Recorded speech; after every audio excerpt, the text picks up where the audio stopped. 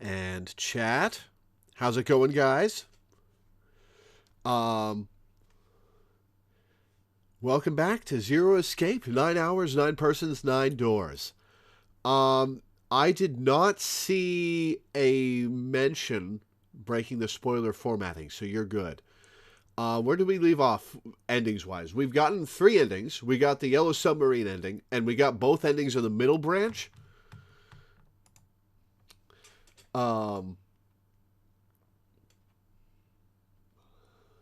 So we've got the 2 left branch endings and what I assume is a golden ending that probably I can't get until I have everything, all the endings unlocked and all the paths taken.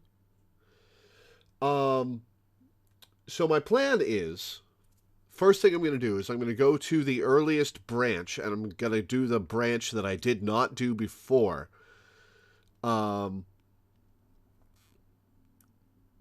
see what's in that branch. And see if there's something there that unlocks. Because there are 2 endings in the leftmost branch of the tree. And I assume it's like the middle one, where one of them you have to go through all the proper pathways. Oh, what's this? Where you have to go through all the proper pathways to unlock it, to unlock one of the endings there. And if you don't go through the proper pathways, it gets the other ending that's there. So we're going to do that.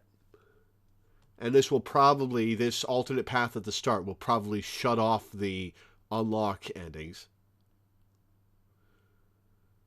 Since you wanted me to instruct you on cleaning up the things you have left, just keep going in the path you're currently doing and choose door 3. I'll give further directions after finishing that. Oh, okay. I guess I'll do that instead. I also have a plate full of pizza bites that I'm going to eat in a few minutes once they've cooled down. Because I realized when I started the stream that I hadn't eaten anything yet today, and it's 2:30 p.m., so I need to fix that.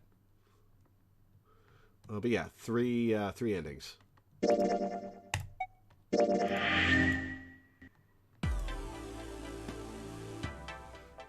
Alright, yeah, we finished this.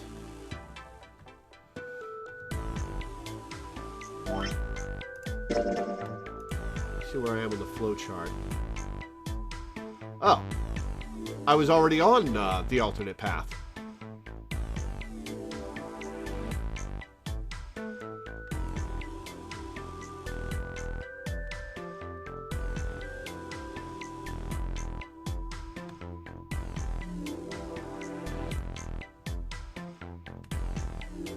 Alright, well, I guess we'll do that.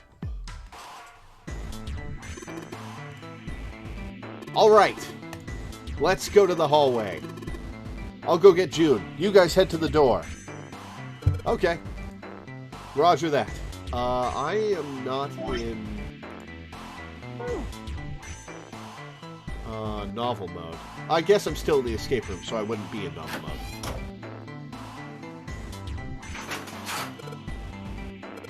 Yes! It unlocked! Good job, Junpei. Good. Now we can get going. Come on, what are you guys standing around for? Let's get out of here. Come on, Jumpy, let's go. I'm trying to go, but you guys won't let me. You keep interrupting. Alright, let's go.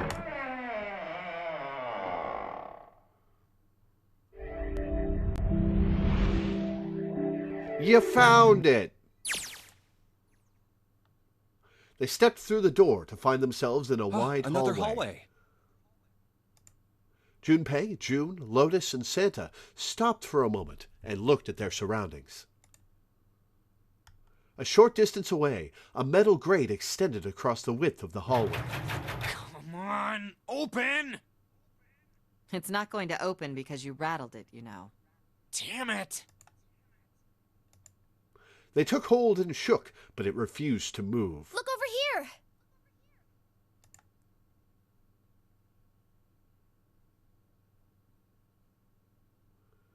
Nearby was a pair of elevators.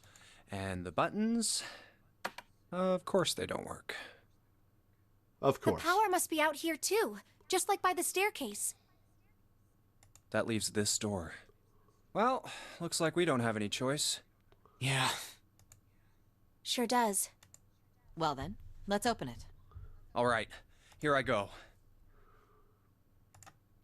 Junpei grabbed hold of the knob and quietly pushed the door open.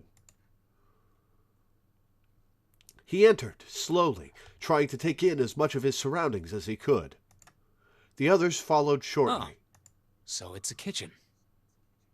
I'm going to do a little speculation. I obviously don't want answers here. But I think the golden ending...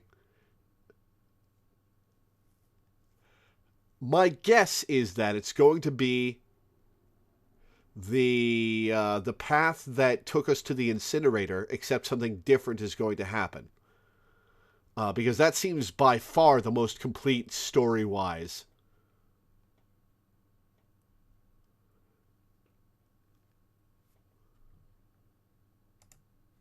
Santa did not look pleased. What were you expecting? Isn't it obvious? The exit? I was hoping this would be the way out of here. You really think it'd be that easy? Yeah, I know. Still. As they talked, Lotus headed deeper into the room. Until at last she stood in front of a door. If we can just get through this door, we should come out on the other side of that grate we saw earlier. Oh, immediately another escape room. All right. But don't we need a key for that? No good. Sorry, I guess that wasn't very constructive. Neither Junpei nor Lotus looked terribly happy about the fact that their vocal lines don't match the text.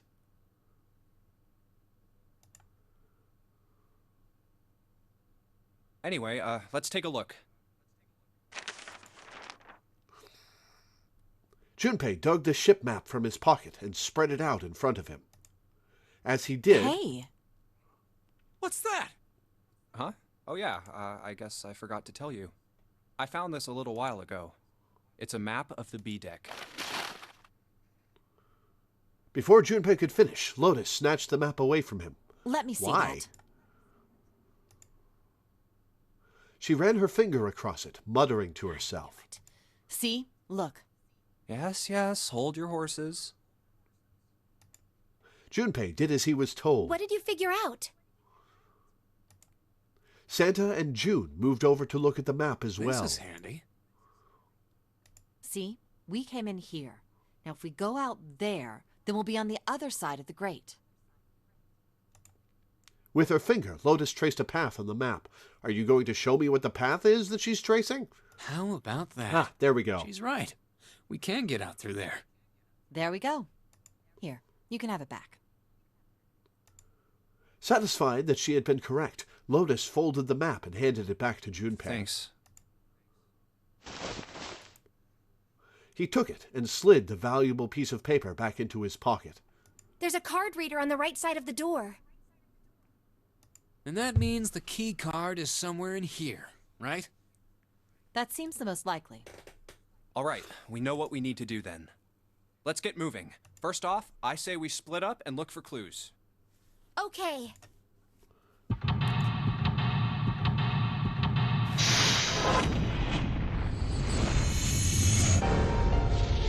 Seek a way out. All right, before we start this, I'm going to eat. Be back in like 2 minutes.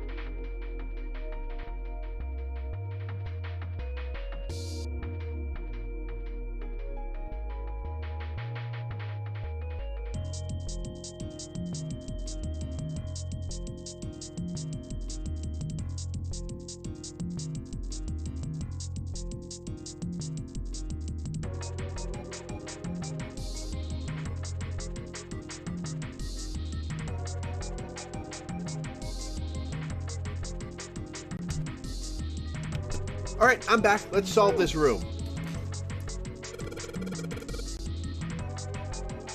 Let's see. Those 9 plates look pretty expensive. Of course there's 9.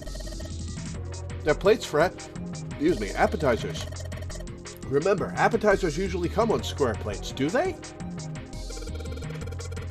Okay. Well, excuse me, princess. No need to be that rude, Junpei. 1, 2, 3, there's 10 of them. If you flip these over, they look like hats. The middle is super deep for a plate. They're soup plates. They're made that way so that the soup doesn't spill. If we ever get out of here, you should treat yourself to a nice dinner out. What makes you think a poor college student has the money to do something like that? I think there are 15 of these plates. I'm assuming they're for seafood. How the hell can you tell that? They look just like any other plate from the 99-cent store. If you ever take a lady out to dinner, you're going to embarrass yourself. I feel sorry for June. What? Why the hell are you bringing up June? The lady doth protest too much, methinks. You are not terribly subtle. There's a bunch of little wavy ridges on this plate. Those plates are for serving meat. You really are ignorant, aren't you? Come on, it's not like I need to know this crap. Jeez. A countertop. We've got a rolling pin and a colander. Nothing useful, in other words. I don't know, rolling pin seems useful. Thwack somebody upside the head with it. There's a tank with a pipe coming out of it. Nothing really that special about it.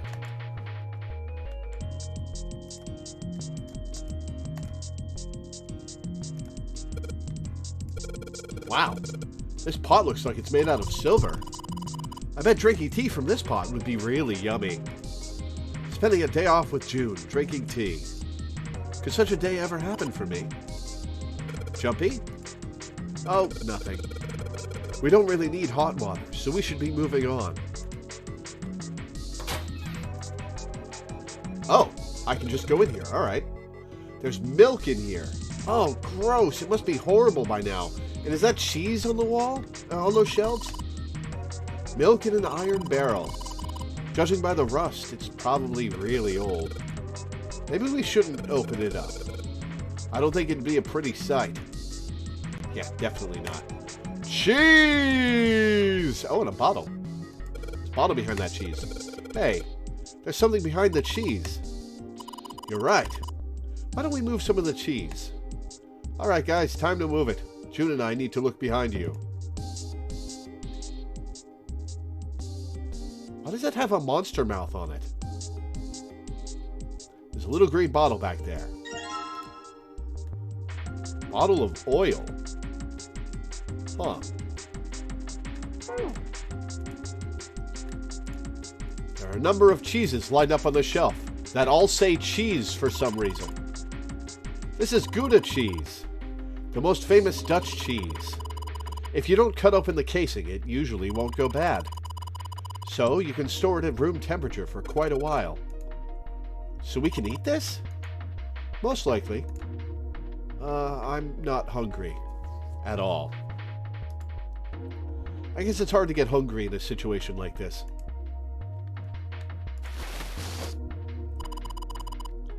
There's so much stuff in here. A whole lot of cans. This is probably a pantry. Oh, gee, you think, Junpei? Cans lining every shelf in here. Wooden box in the second row, though. Oh, a rusty knife. Delightful. A rusty knife? I don't think we'll be able to use it while it's like this.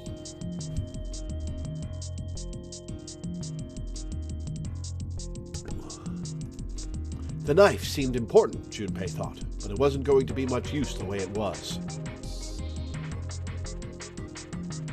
This is not the knife that Ace had. I don't think. It's futile. Futile? You know, a waste, useless, pointless. Oh. Any particular reason you wanted to bring that up? Oh, no reason really. I was just thinking about futility. All right, real helpful, I guess. She wasn't making much sense. Junpei tried rephrasing Why his were you question. thinking about futility? At last, Well, she it has answered. something to do with the Titanic. The Titanic? Yep. Have you ever heard the story that the sinking of the Titanic was predicted? I have, actually. Oh, yeah. I know what you're talking about. There was a novel that had a bunch of stuff in it that described the sinking of the Titanic before it actually sank. Yeah, that's the one. The title of the novel is Futility. Okay, that's much more It was relevant written then. 14 years before the Titanic sank. But I know. I mean, I didn't know the name of the book, but... The story was the same, right? It was just like what happened on the Titanic? yeah, Well, I heard it was all a hoax. a hoax. I heard that the stuff that matched up to the Titanic so well was actually added after it sank. Apparently, the only thing that was the same originally was that a boat ran into an iceberg and sank. But the novel was published in 1898, 14 years before the accident. Yeah, people add stuff to novels all the time in Like later I said, printings. that was the first print of the book. 14 years later, the author heard about what happened to the Titanic. He figured that was his chance, you know? He just went back and changed some stuff in his novel, so that it matched the Titanic exactly. Surprised by Junpei's response, June seemed rather taken aback. Really? Aw, she's Really? disappointed. There's no such thing as premonitions or any of that stuff. For a moment, June looked very unhappy, more so than Junpei thought was normal for such a discussion. But you did just shut her down pretty hard, Junpei. But it lasted only a moment. With no apparent reason, she suddenly looked up at him, alarmed. But that wasn't the only book that predicted the Titanic sinking. Oh, what other one? Wasn't? Yep. There were 2 other similar stories written by a man named William Thomas Stead. Both of them before the accident. One in 1886 and one in 1892. So he recycled his own story 6 years Stead later. wrote 2 stories that had striking similarities to the Titanic disaster. In one, 2 ships collided. Many of the passengers died because there weren't enough lifeboats. In the other, a ship collided with an iceberg and sank.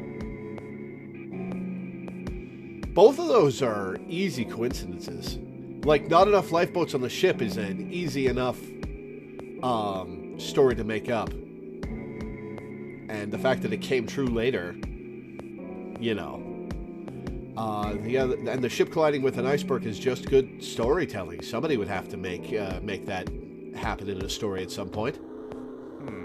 I don't know. I mean, I'll give you that it seems a little weird, but I'm pretty sure it wasn't too uncommon for ships to hit icebergs back in the day, or even other ships. Right, I knew you'd say that. Hmm? But what if Stead had some sort of special powers? To be more specific, what if he had the ability to do automatic writing? Oh, we're getting into it What? now. Great. Automatic writing? Wait, are you? I only know what automatic writing is because of the movie Rose Red, which is fantastic, by the way. It's one of my favorite Stephen King media pieces, up there with 1408. I highly, highly recommend watching Rose Red. It's like a 4-hour TV serial about a haunted house and a college professor who takes a bunch of psychics into it, hoping to jumpstart it.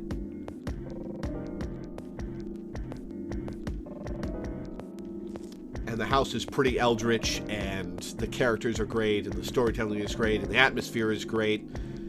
And it's just an excellent piece of Stephen King work all around. Shitposts on Tumblr about this game are so right. The ADHD is pretty strong. Are you talking about when someone's possessed by a spirit and then they write a bunch of stuff without knowing what they're writing? Yes. What do you mean, yes? That stuff's a load of bull. Okay, let's say, hypothetically, that automatic writing isn't a total load. These guys still couldn't have predicted the sinking of the Titanic. When this Stead dude wrote his thing, nobody had died on the Titanic yet. So if automatic writing is about being possessed by dead people, who the hell possessed him so he could write that stuff? Haunted houses are fairly common in horror media. So that's not the unique part of it, but I don't want to get into too many spoilers about Rose Red. Just know that it's very good and one of my favorite pieces of horror media of all time. That's not it. What's not it? Stead wasn't possessed by a spirit. He was doing the possessing. So you're saying he possessed the captain of the Titanic and had them sail it into an iceberg? Oh. What are you smoking? I'm with Junpei on this William one. Thomas Stead was a passenger on the Titanic. He was? That's an interesting coincidence. He just wrote down what he saw with his own eyes 20 years before it happened.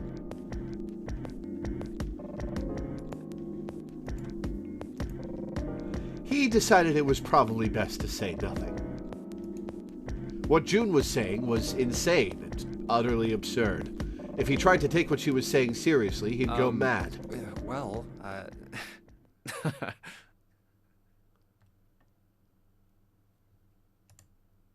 Junpei smiled uncomfortably. why don't we talk about this some other time, okay? Huh? But Her voice trailed off, and she glanced at the floor, Come on, troubled. let's get back to it. Junpei tapped June gently on the shoulder and awkwardly reached around her to pick up the knife from the box. And passed it behind her head, which is super creepy and uncomfortable. Rusty knife.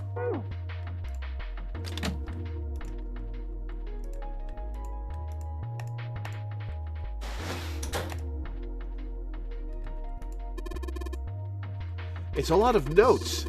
They've got a bunch of stuff written on them, but it doesn't look like a code or anything like that. Oh, I just passed over the counter. All right.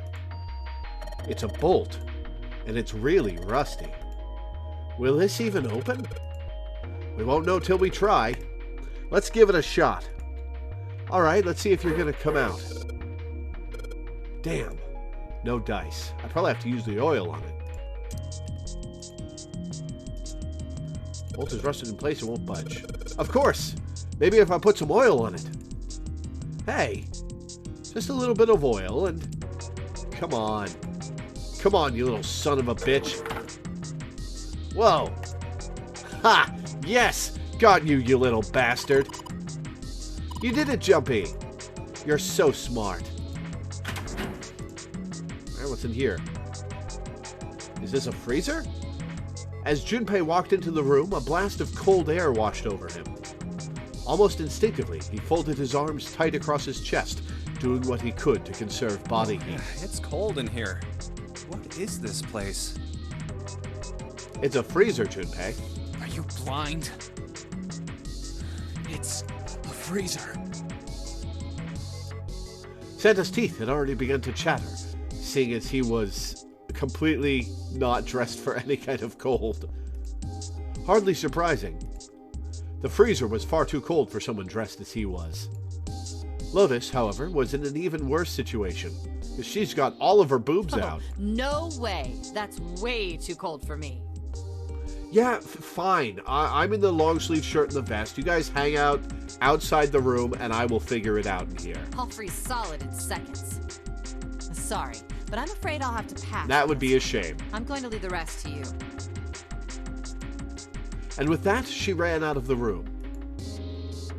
As Lotus left, June came in. Whoa. It's really cold in here.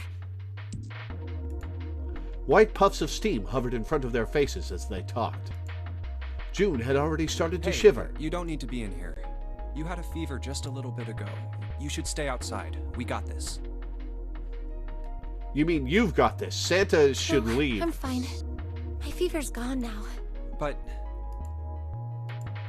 Junpei had scarcely opened his mouth. Huh? Oh, uh-oh. Oh, that seems bad. When the thunderous sound of metal upon metal rang out from behind them. In unison, they spun around to find that the door they had only recently come through was closed.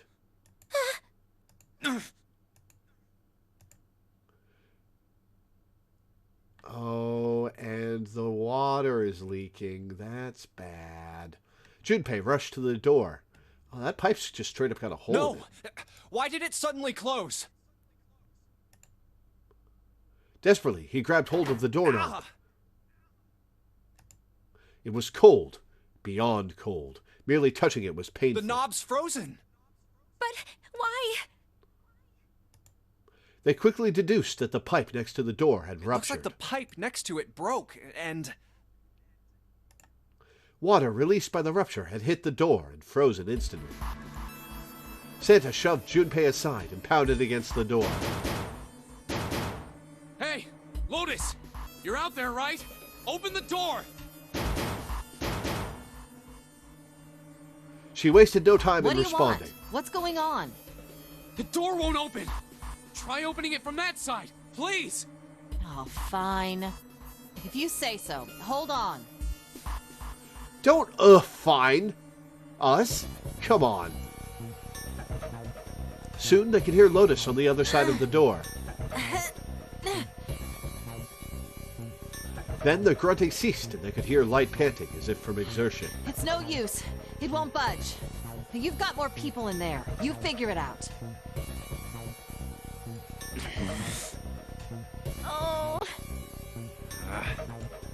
God damn it. Santa was shaking like a newborn deer. June was hugging herself and was shivering violently. Even Junpei, with the heaviest clothes of any of them, was clearly feeling the cold. With every breath they took, they could feel the cold working its way deeper and deeper into their bodies. Anyway, let's find a way out. If we don't get moving, we're going to be permanent residents. Two heads are better than none. Well, seeing as there's 3 of them here... I'm sure we'll figure something out. Yeah, you're right. Let's just take a good look around this room, okay? Right. They pushed in close to one another and began to search. What's in the bags? There's some frozen meat up there. Looks like pork. Huh? What's this? It looks like a tag or something. A chunk of pork with a tag on it? Is this fake? Jumpy, is there a slip of paper in that meat? I think there's something written on here, but I can't read it like this. If we try and pull it out, it'll probably rip. You need to defrost that. Don't think we're going to be doing that in this room.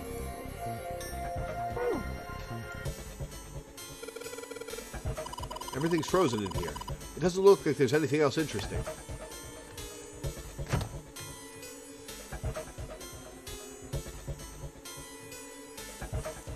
Fish.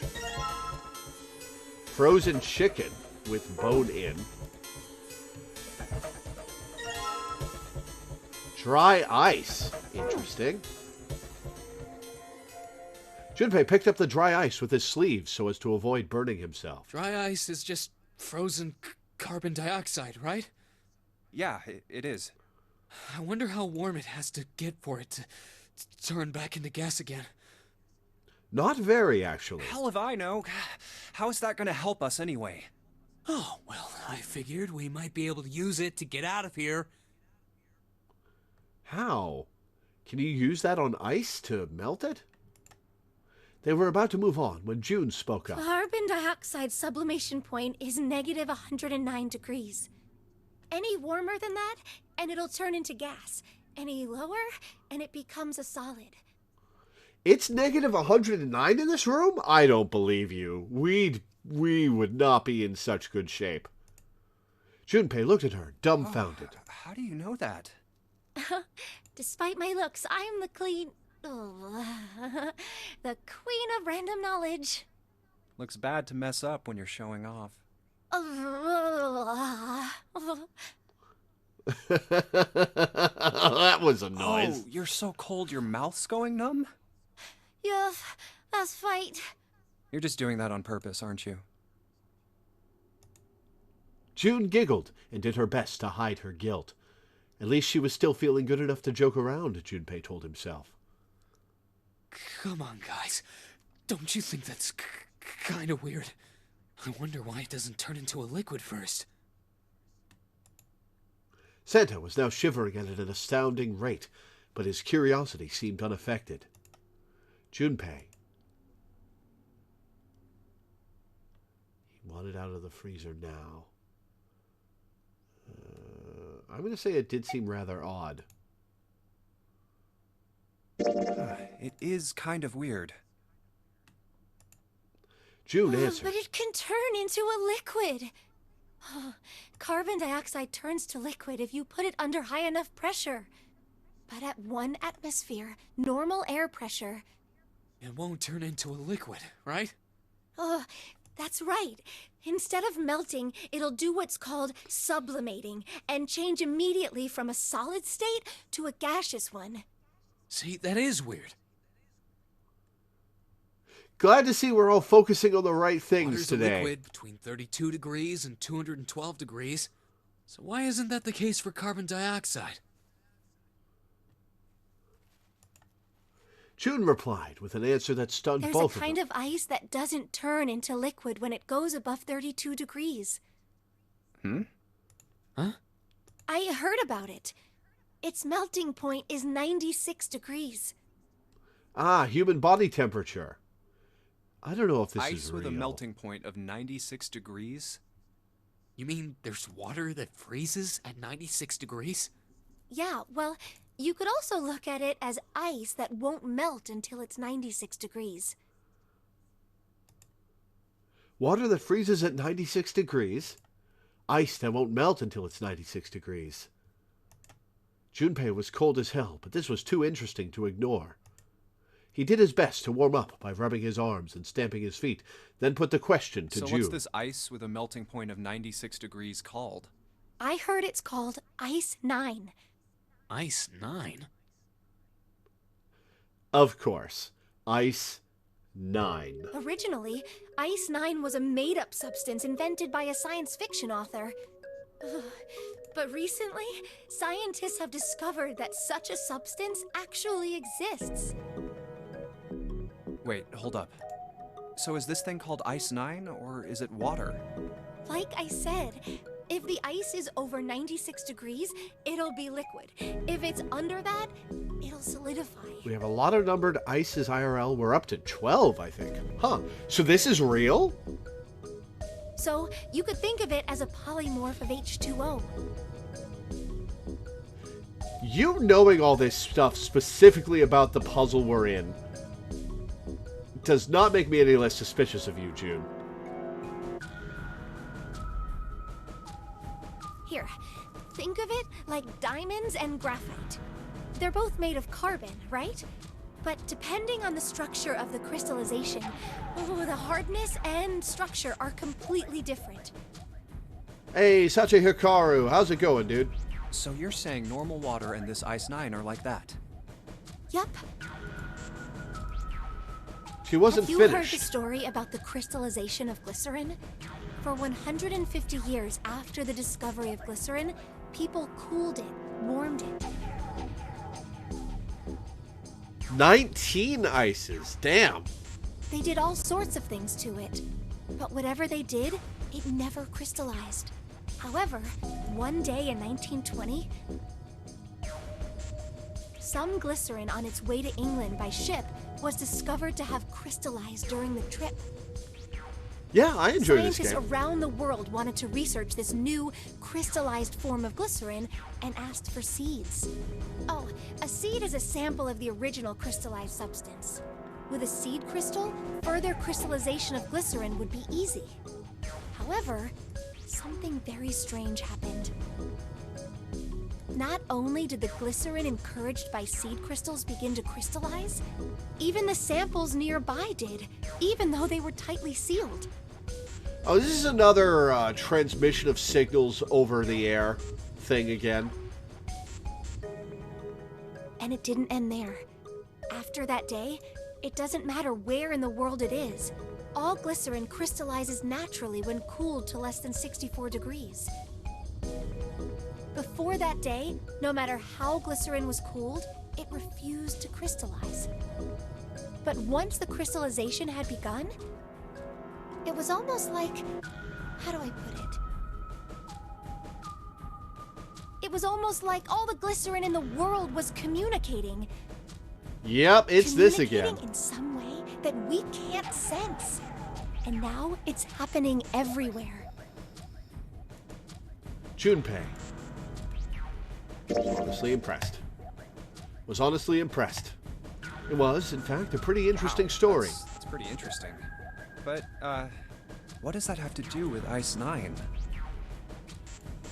To his surprise, it was Santa and not June who answered. What she's saying is that it's a lot like Ice 9. What happened, I mean. A lot like? Oh, that would be bad. If water everywhere started freezing at 96 degrees, man. It'd be the end of the world. That actually is true. It would be the end of the world. That would be awful. That would be...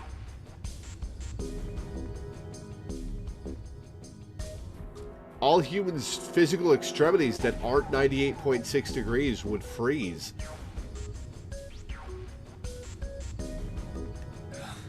At any rate, we're not gonna have to worry about the end of the world unless we can get out of here pretty damn quick. He was right. Junpei All right, guys, shivered. I think that's enough of that. I didn't think we'd get quite this far off topic. Oh yeah, I didn't read that line. Junpei thought Santa might not be treating his impending death with the proper concern. I mean, I know I'm kinda at fault here, but we can't be screwing around anymore. Yep, I'm on the same page as you. Seriously, I might go by the name Santa right now, but I didn't grow up in Iceland. Iceland's actually pretty green. I freaking hate the cold.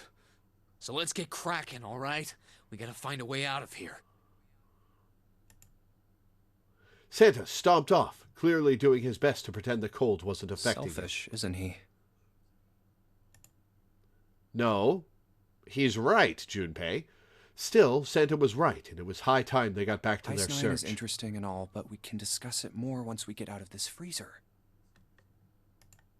Junpei looked at June, nodded, and resumed his search of the room. There's water dripping from this pipe. It looks like when the pipe burst, the water hit the doorknob and froze it in place. This water actually seems almost warm. Warm water, huh? There's warm water flowing from the pipe. Okay.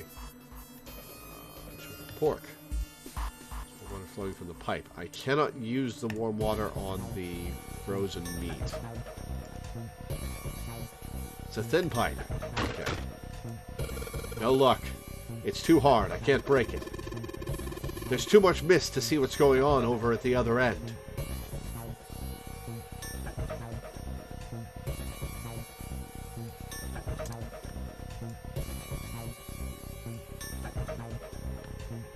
Oh, what's this? Sturdy rope. There's so much stuff in here. Why don't we take some of it out, Jumpy? Water bottle. Alright. There isn't anything else here that looks useful. Alright. Alright, so we got items.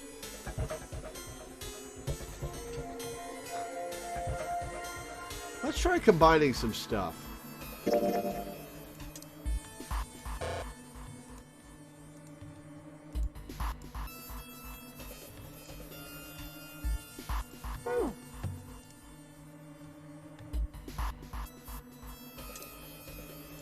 This is frozen, and this knife is rusty.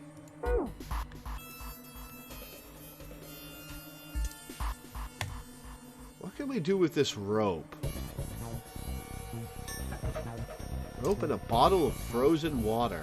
No, it's an empty water bottle.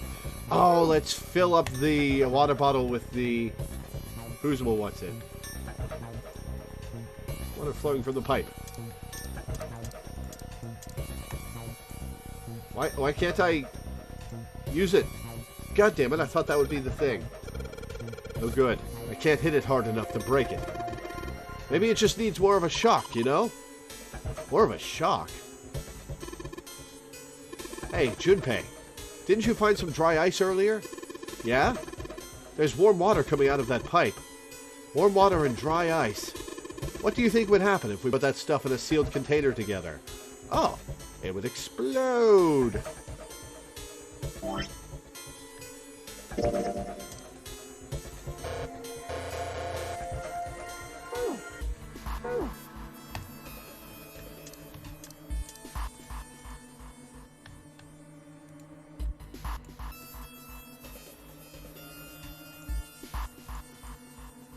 Okay.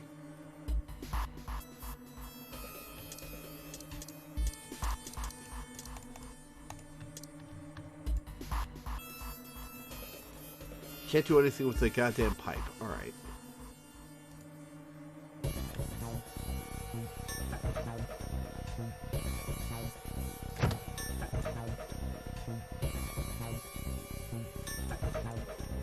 Sealed container.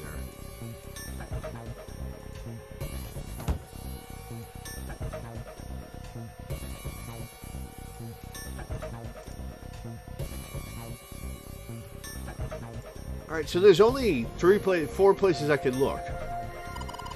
What's this? This thing is covering something. It's frozen solid. I can't flip it over.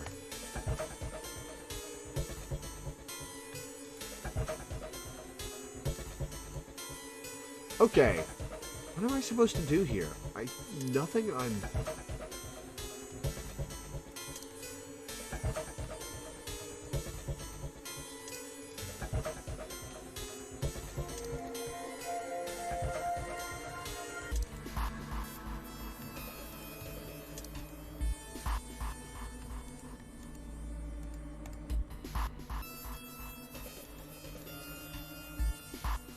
Okay, clicking on the specific pipe doesn't do anything.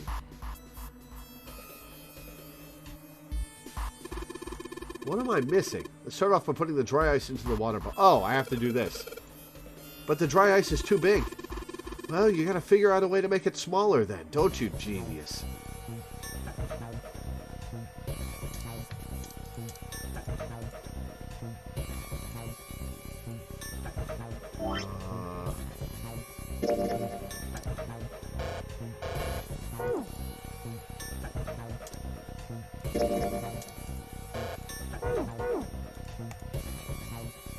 Need to crush the dry ice if I want to get it into the bottle. Crush it.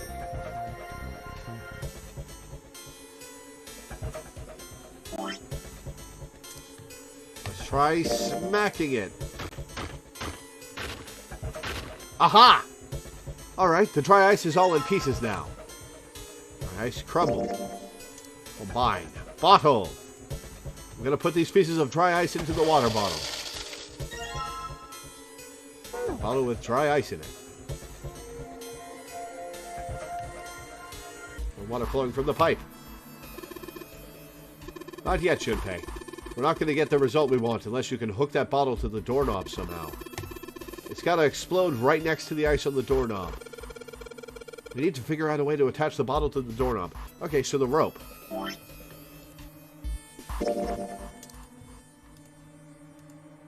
And let's just tie a rope on here.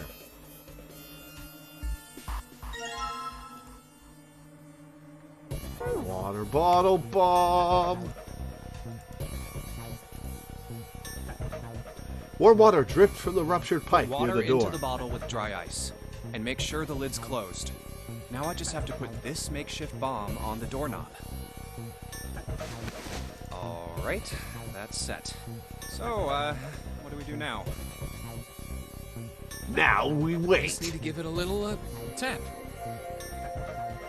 Oh, who's gonna get right up on it and Bottle's do already that? about to pop. If we just throw a rock or something at it, it'll go off all on its own. A small rock. Huh. A small rock. Junpei looked down at the floor. Scattered across it were pieces of dry ice left over from the larger chunk he'd crushed earlier. This ought to do the trick. Is this a thing you can actually do? Does a bottle full of dry ice and warm water explode? I guess the dry ice would be expanding into gas. He pulled his sleeve down over his hand to keep from getting burned and grabbed the chunk of dry ice. Some dry ice, huh? Not a bad idea. It was a pretty good size. About as big as a pool ball. Alright, guys, stand back. Actually, we should probably hide somewhere. Where? Both Santa and June looked at him with new Where concern. exactly do you expect us to hide, genius? There isn't really anywhere big enough. Oh yeah, the normal ice in a deep fryer does explode, doesn't it? Yeah, there is. The hole in the Look, ground? right here. We can hide in there. Junpei pulled open the door to the small cellar. Are you sure you want to be locked in there? Come on, get inside, quick. Santa and June nodded and jumped down into the hole. Junpei quickly followed. In his hand, he could feel the chill of the frozen carbon dioxide, even through his sleeve. He tightened his grip, took aim, and prepared to throw. All right, here I go. 3, 4, 5. You're counting the wrong way. Oh, oops. Just throw it, That is Junpei. a really sad excuse for a joke, man. Sorry, dude. All right, for real this time. You guys ready? Yes, whenever you're ready. Just throw the damn thing. All right, here I go. 3, 2, 1. Junpei threw the chunk of dry ice as hard as he could. With the same motion, he ducked down into the cellar with Santa and June, just as...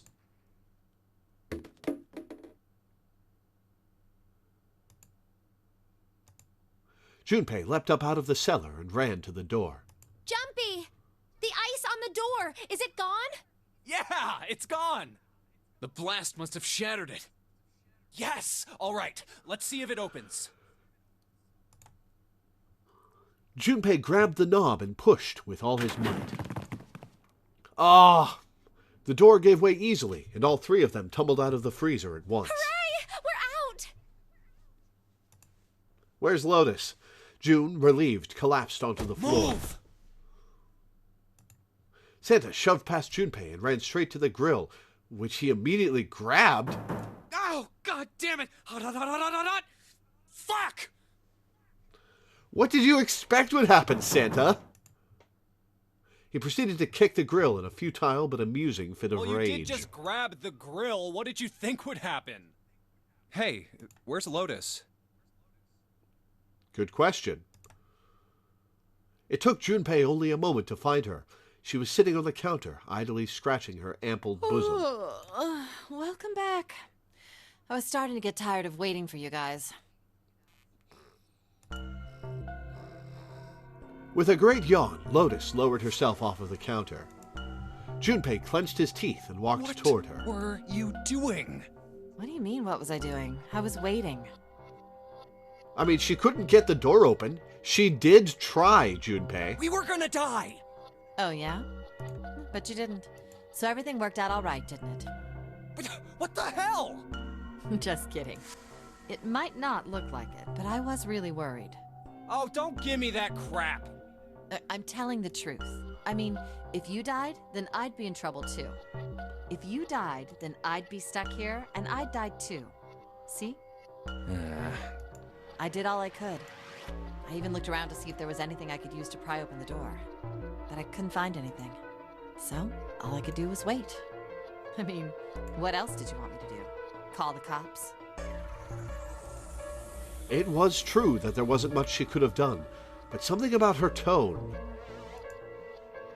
Junpei gritted his Fine. teeth. But there's one thing I have to ask you. What's that? You didn't close the door, did you?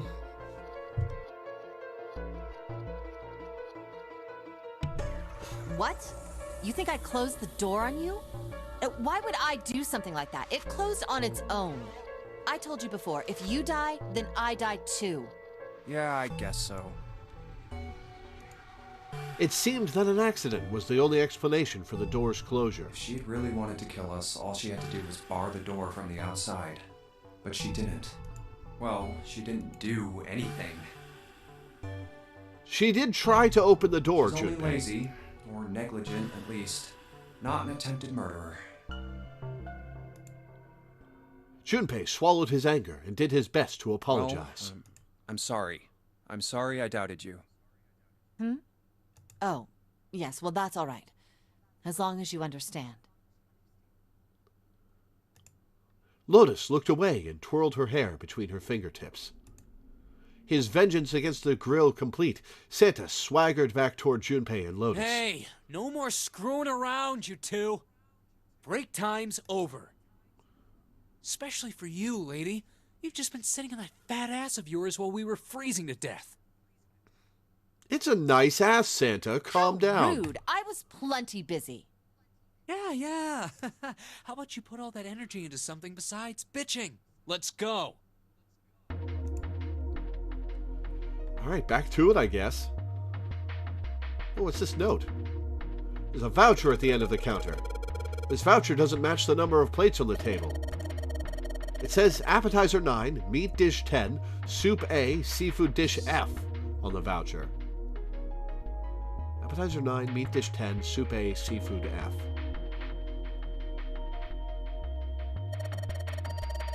And the plates on the table are 9 appetizer, 16 meat, 10 soup, 15 seafood.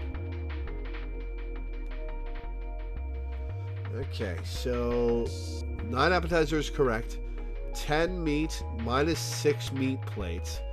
A in hexadecimal is 10. And F in hexadecimal is 16. No, F in hexadecimal is 15. If 0 is 0.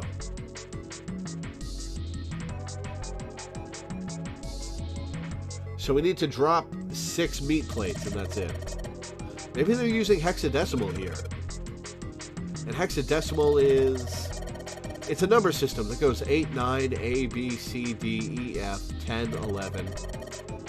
You're familiar with base 10, right?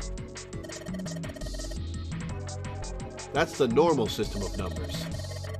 The base 10 equivalents for hexadecimal numbers would go like this. A equals 10, B equals 11, C equals 12, D equals 13, E equals 14, F equals 15, and 10 equals 16.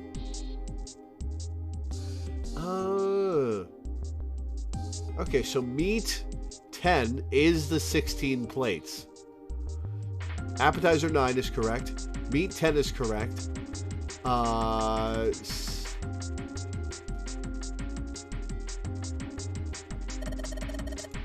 The 10 becomes 16 in base 10.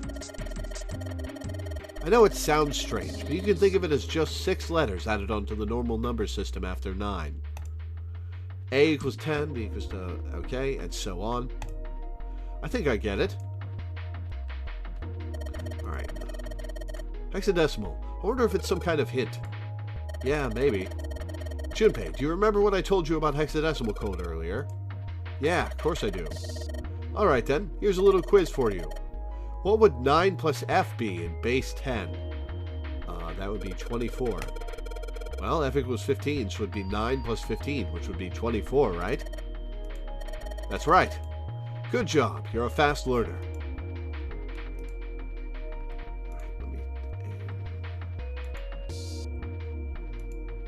I know how hexadecimal works. I want to know what numbers each plate was. God damn it. I guess the numbers matched the number of plates. There are 9 plates for appetizers. 9 is 9 even in hexadecimal and decimal. There are 10 soup plates. 10 is A in hexadecimal. There are 15 of these seafood plates. It says F on the voucher. There are 16 meat plates. 16 is written as 10 in hexadecimal. That is nuts.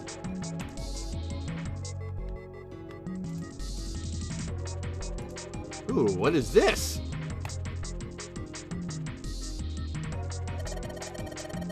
This is probably what you're supposed to use to enter the password.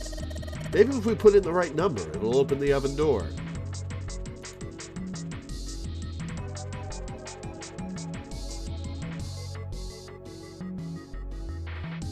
Oh, what order were they in? Hang on. 9, 10...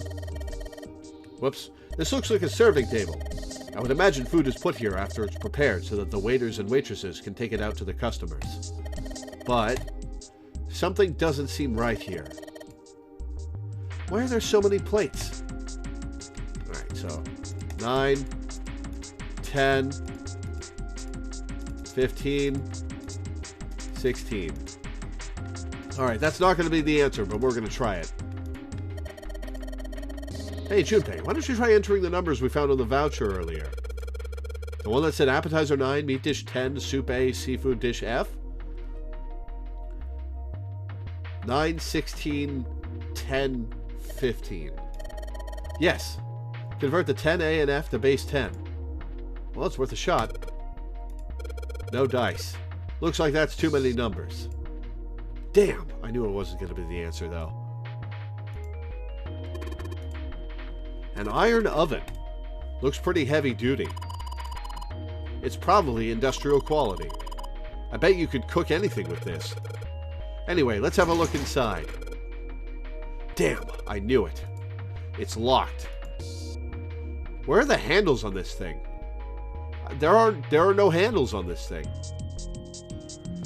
Alright, where's that grill?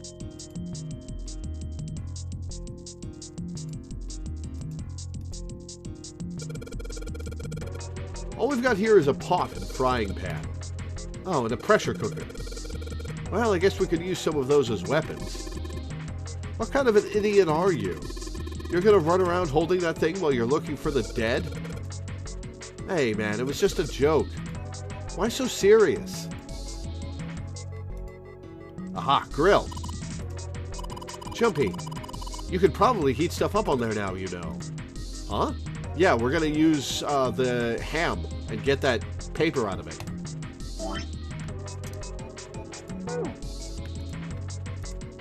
Guess I'll put this meat on the grill. Hey, what are you doing? What are you going to do if the paper burns? Come on, it'll be fine. I mean, it's not like it's gonna burn right away, right? We just gotta keep an eye on it, and the paper will be fine. Well, they can argue all they want. I'm gonna keep an eye on this port. Cool, looks like it's about time. Oh, I'm starving. I'm gonna try taking the paper out. Jumpy, be careful. Sweet of her to care, but I know what I'm... Ow! Ouch! See? I told you. Hey, what the hell are you doing? Hurry up and take the paper out. It's not coming out. This thing's frozen stiff. I can't get it out. So are we going to have to cut the meat? With the knife? Yeah, looks that way. We probably have to sharpen the knife first, but we've got to cut open the meat to get to the paper. I should be able to use this knife to cut it. It's not working. This knife is too dull. Well, that's probably because it's all rusty. If we had something you could sharpen the knife with... I wonder what this drawer is. You see the metal grate on top of the grill? They make it like that so the fat and juices can drip off of the meat while it cooks. Alright. There are some bottles of seasoning in here. Okay. There's a pot on top of the stove. If there are some ingredients around here, I could cook something up for us. Lotus, you can actually cook? Who the hell do you think I am? You'd better believe I know how to boil hot water and put in my instant noodles. And I can boil eggs too.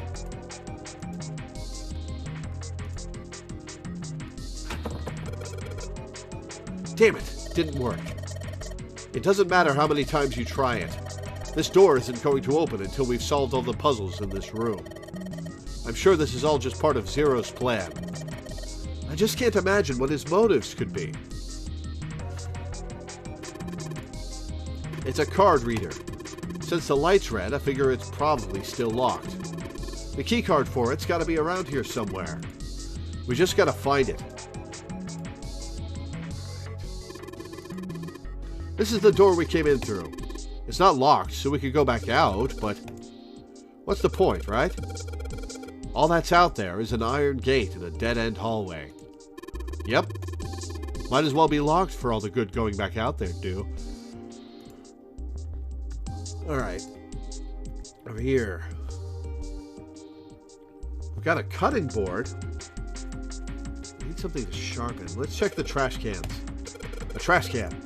There's nothing inside of it. Well, better than being full of rotten food, I suppose. What about this one? Damn it, there's nothing in here. Hey, Santa, digging through the trash really suits you. Oh, shut up. What the hell did you say? Listen, lady, I did you a favor. I knew you'd just piss and moan, so I did it for you. Oh my. I don't recall asking you to do anything. Ugh. I ought to throttle you. Excuse me. Does it feel colder in here?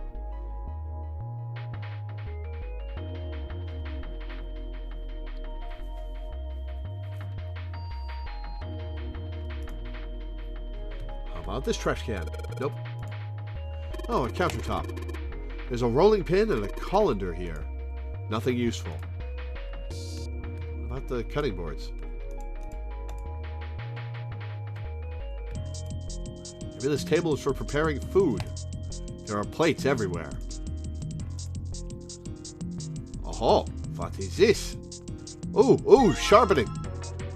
Whetstone. A sink. It's still got water in it. There are a couple of plates in there, but I don't think they're going to help us much.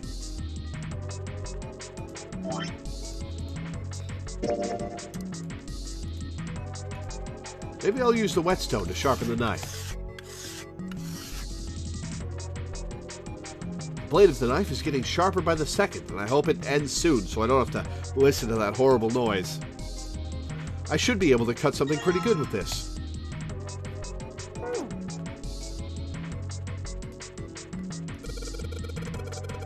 Alright, now that I've sharpened the knife... Yes, I cut the pork! Awesome, Junpei. Now we can cut out the paper. C plus 10 plus F. Okay, so A, B, C is 12. 12, 10, 15. Which is 12, 16, 15. Is 12, 16 is 28, 15, 30, 43.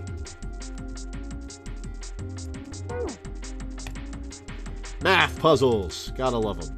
Can we eat the pork? I'm hungry.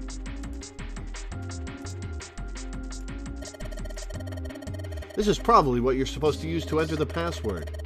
Maybe if we put in the right number, it'll open the oven door. Junpei, maybe the note you found earlier. Yeah, I know.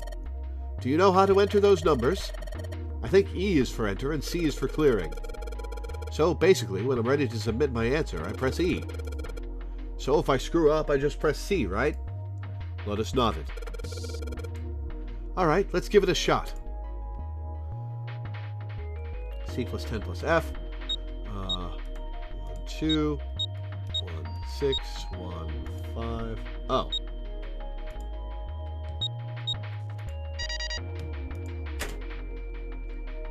I didn't realize it only had 3, so my first idea was the correct one. Sounds like metal is falling. Well, I guess that went well. Yeah, keycard! The door opened. Good job, Jumpy.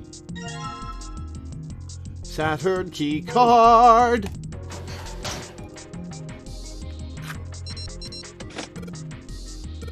Yes! I think it's unlocked now. You did it, Jumpy. Let's get out of here.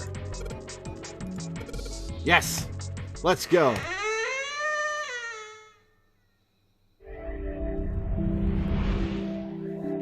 You found it! I think we've been here before. A metal grate stretched from wall to wall. Yes. Junpei, of course you've been here before. Literally, you were trying to get from that room to this one. Or that side of the room to this side. Beyond it were 2 elevators and the entrance to the kitchen. Elevators are over there, so that means... We went into the kitchen through that door and came out on this side. That means the map was right. Looks like. Then let's use it to plan our next move. Next move? Yeah, we need to decide where to go from here, don't we? He's right. Let's get started. From the looks of it, there are 4 possible routes. Let's just keep it simple and call them A, B, C, and D.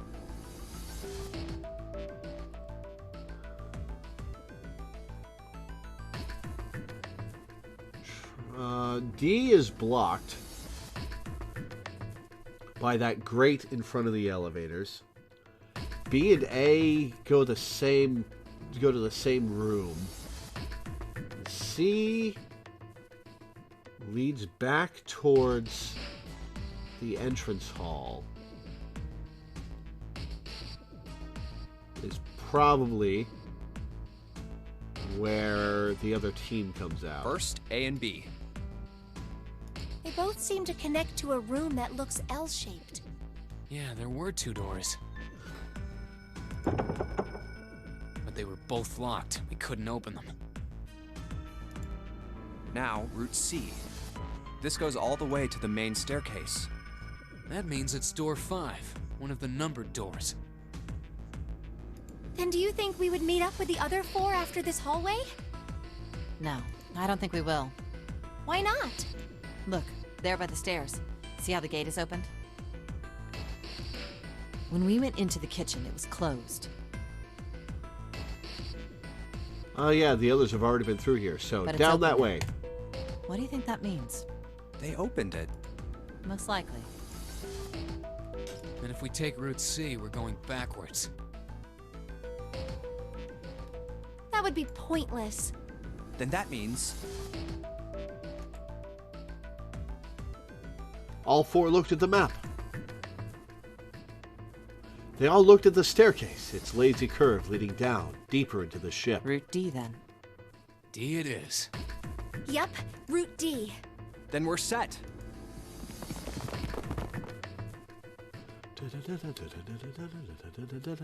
They jogged down the stairs until they reached the C deck. Everything looks okay here. Let's check the next deck just to be sure. Yeah, just like I thought. D-deck is totally underwater. Just like the bottom of the central staircase. The water gazed back at them, its smooth surface like a great mirror. Okay, so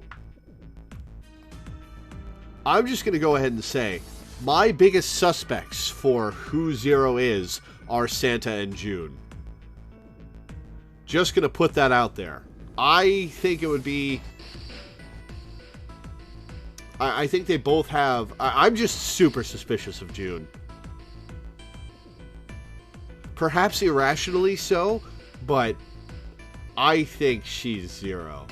But Santa has a good story for being Zero as well. The water gazed back at them, its smooth surface like a great The mirror. water level hasn't really changed. Small comfort. May as well head back to C deck. What else is here? There are 2 elevators over there at the top of the stairs. Just like the floor above. Hold on, these are kind of different. See? There's a card reader on the side. Another strange mark. That's not Saturn, that's Mercury, I Hey, think? look, it's Lotus's symbol. Oh, we're making the joke to her face this time? This path? Junpei said it to 7 on the other path. See? It's the woman symbol with horns on it. That seems like... Oh, ouch, ouch, ouch, ouch, ouch, ouch. Lotus had taken hold of Junpei's hair. She began to shake him violently, and he thought he heard a low growl coming from her throat. What was that about the mark again? Nothing. Yeah, you kind of had that coming, Junpei. Such violence. Junpei began to wonder if she was not the devil itself. With an uncomfortable smile, June spoke This is up. a Mercury symbol. Yep, I The thought it was horns Mercury. symbolize the wings on Hermes' staff.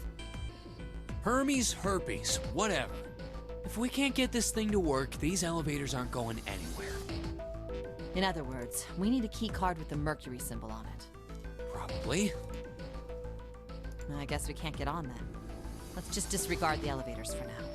How about this hallway on the left? Whoa, there's so many doors. They weren't sure how many, but certainly enough to be discouraging. Damn it. If we try and search all these, the sun's gonna go down before we've done half of them. I think more of a problem is the sun's going to come up before you've done I half think the of them. sun already set. I have a feeling this ship is the only thing that's going to be going down anytime soon. That's even worse. Well, we can come back to this hallway later.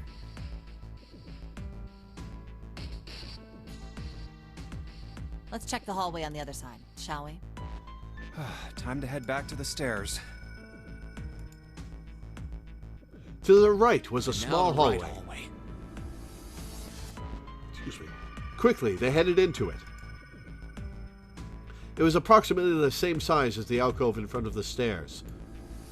The hallway led toward the stern, and at its end was a set of double doors. There are doors here too. Well, I guess it's just 4 this time. Let's open them. All right, let's start with this one. Junpei nodded and grabbed the one closest to him. He gave it a small tug and felt it move. It isn't locked. I'm going to open it. Thrilled to have found an unlocked door, he threw it open. Into the medical room. Right? Junpei didn't know what to make of what he saw. What? Yep.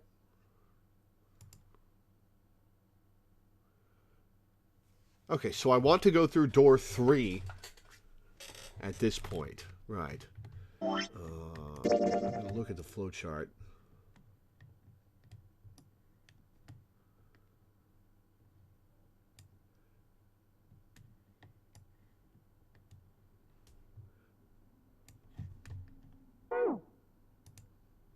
He simply stood, unable to speak. The others simply stared, open-mouthed. After a few long moments, Santa managed to speak. What the hell is this? This place is huge. A massive room stretched out in front of them, more a cavern than a room. Its vastness was oppressive, and it bore down on the 4 companions. It was not empty, however. The entire room was filled with lines upon lines of beds. Oh, there are beds everywhere. They were simple things, little more than pipe and thin mattresses. Is this a hospital? He had at last been able to put a name to the harsh scent that pervaded the room. It definitely has the smell. Could be. I see medicine cabinets and surgical tools. Hey, look there. The 4 doors at the end. 3 of them were emblazoned with large single-digit numbers made with thick, red paint. The left door says 3. The second door is blank, but the third has a 7. And the rightmost door is 8. There's no doubt. They're numbered doors. Why is the second door blank?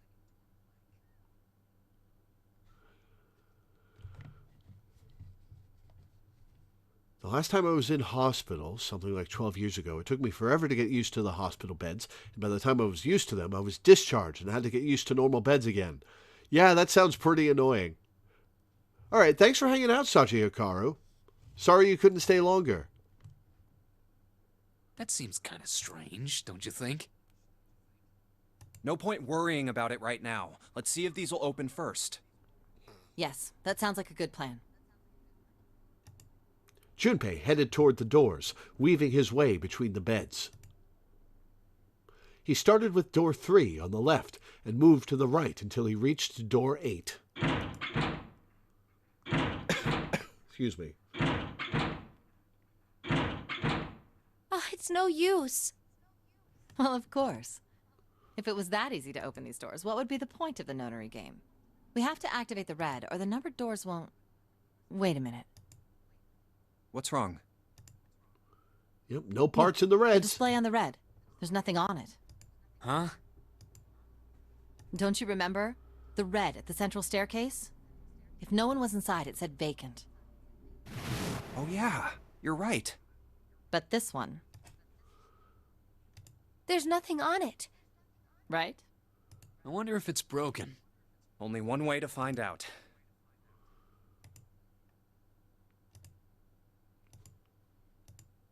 It's not responding. All 4 took turns placing their hands over the red, but it refused to respond. They pulled at the lever, and still it did nothing. As they soon discovered, it wasn't only the red for door 8 that was behaving strangely. How about the red on door 7? And door 3? None of them are working. What does it mean? I knew it. They're broken. Zero sure sucks at maintenance. No, that's impossible. You really think Zero, who prepared all of this, would make such a stupid, simple mistake? Maybe, but that doesn't explain why this thing ain't working. It was at that moment that they heard a voice from behind them. I believe the bottom of the device has been removed. Hey, sup, Taliesin? They spun around to see... Snake! But it was more than just Snake. Ace! Clover! 7! Although they were glad to see one another, it wasn't terribly surprising that they had. If it had been the other party who'd opened the gate in front of the kitchen, it wasn't unreasonable that they'd bump into one another eventually. The rest of Snake's team, however, did look rather surprised. How did you end up here? That's my line? Perhaps we should exchange information.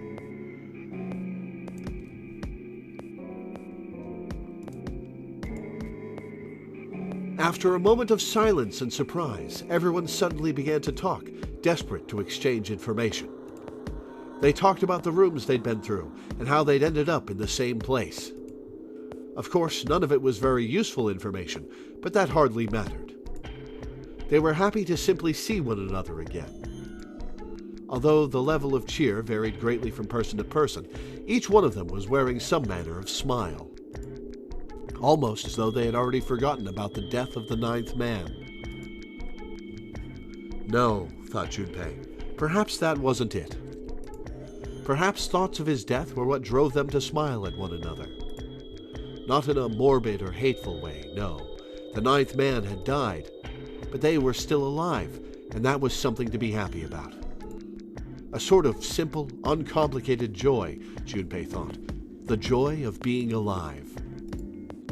Still alive. 1 second. Okay. He felt sorry for the 9th man, but more than anything, Junpei was just happy to be alive.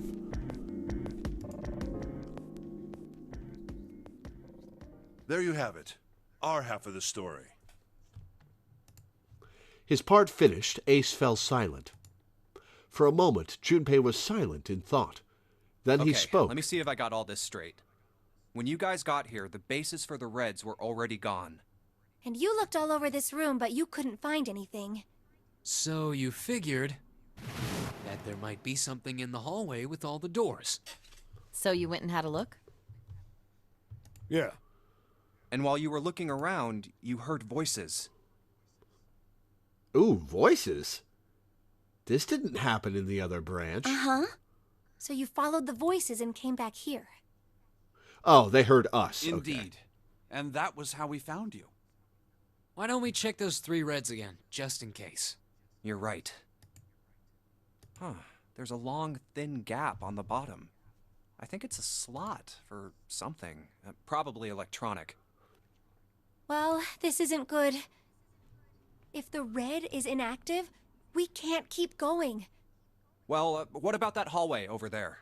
Isn't there anywhere else we can go? No, there isn't. There are plenty more hospital rooms, but nothing else. Hospital rooms. That's what's behind all those doors?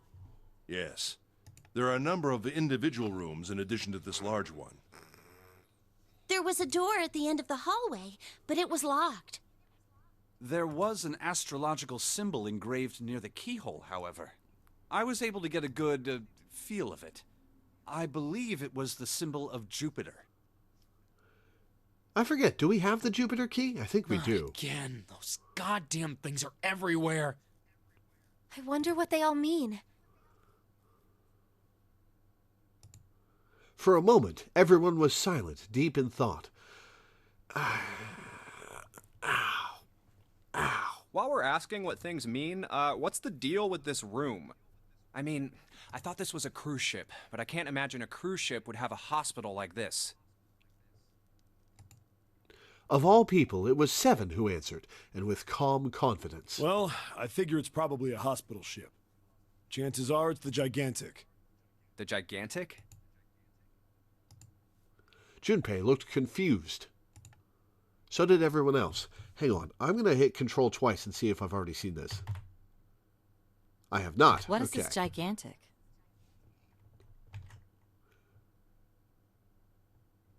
Seven knit his brows for a moment, then began to explain. The Gigantic.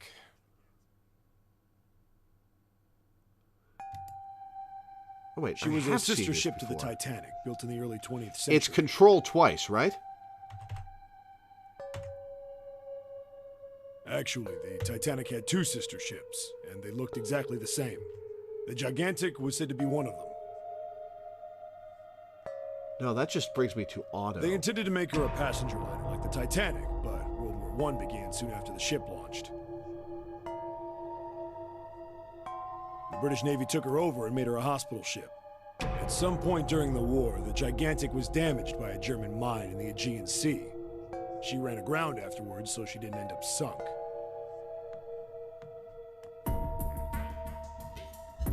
What happened to her after that? One theory going around is that a man named Lord Gourdane bought her. Seemed like he'd been one of the few to survive the Titanic sinking.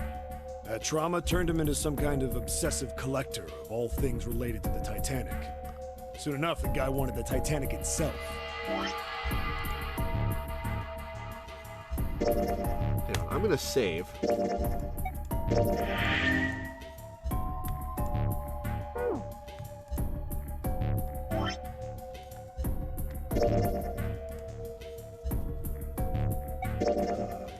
Story section. Fast forward is enter, hold. Skip mode is control. I guess.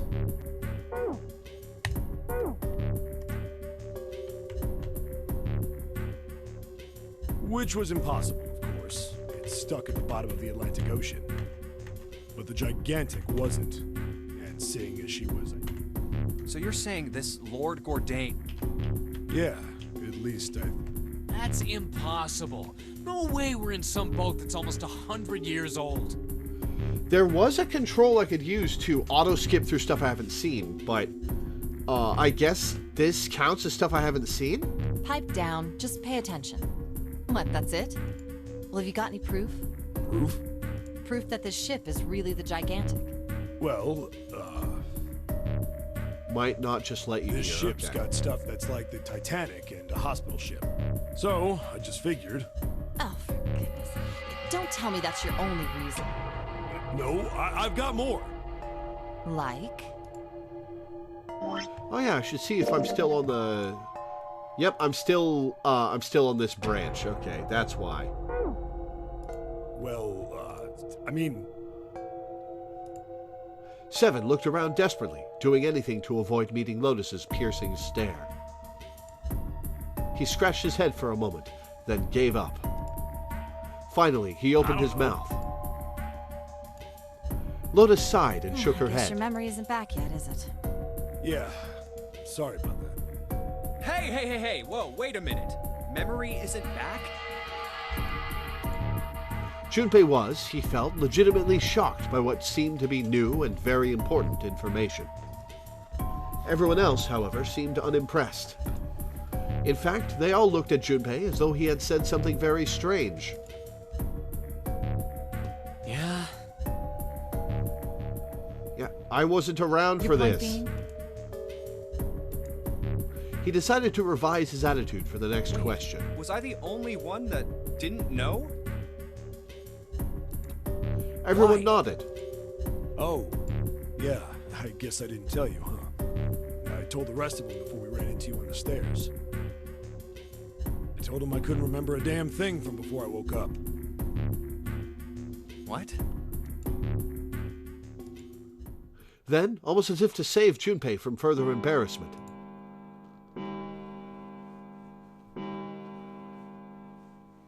a bell began to ring from far away. A bell. It sounds like the clock in the main stairway. Junpei counted each chime carefully. 10, 11, 12. 12.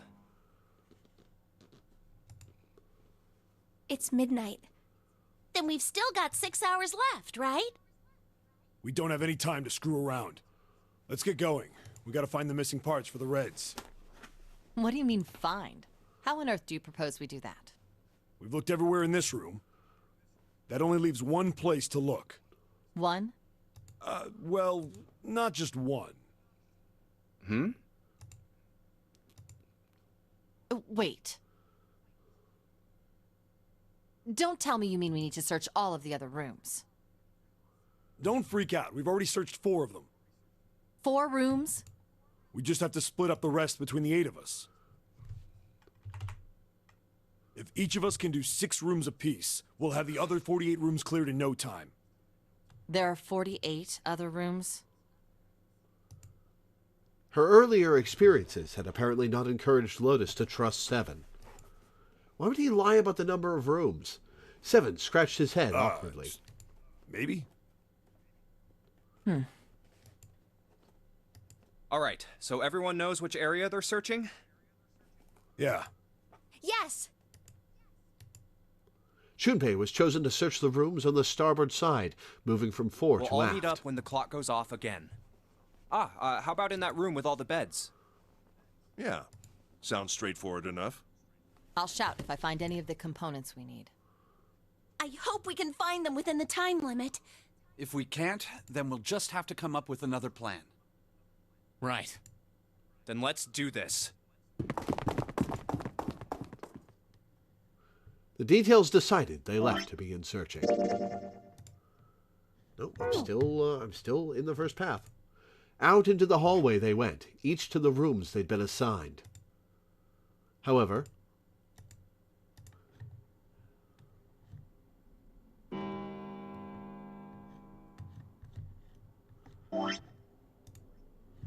hang on. Aha! I've made it.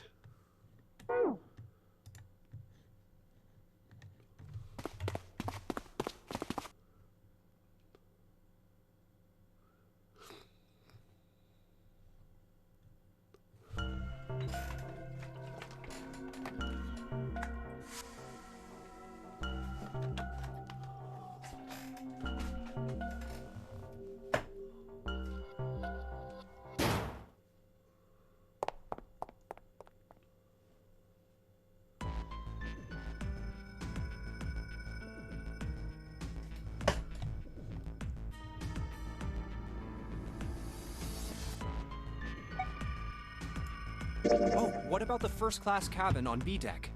Okay, let's go, Jumpy.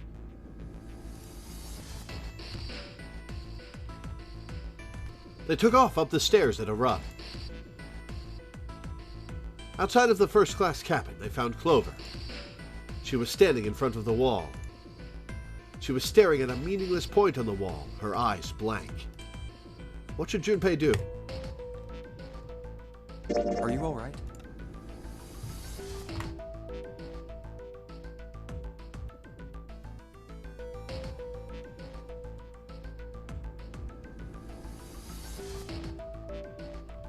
How about the casino? Let's go take a look. They turned and headed off down the hallway to their right at a jog.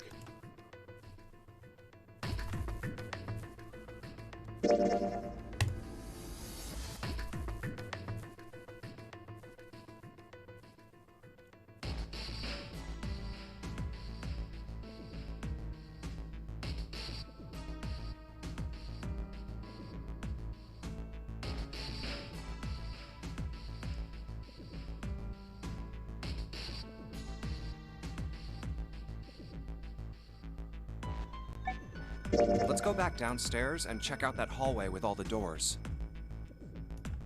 Together, they ran down the stairs. Oh, it's Ace.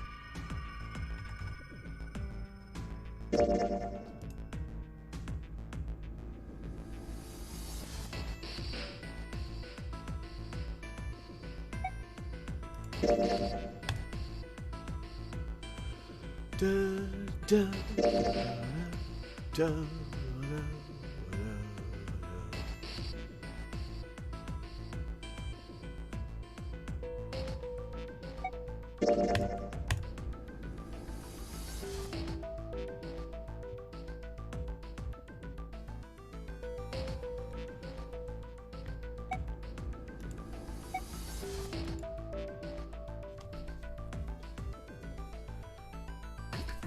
Okay, these are... Why don't I we didn't check go to out the first-class cabin? cabin. All right, let's go. Right, last time I didn't talk to Seven. They quickened their pace and headed for B deck. No one's here. Maybe we'll have more luck somewhere else. But where? Let's head back to the large hospital room. All right, that's probably the best idea.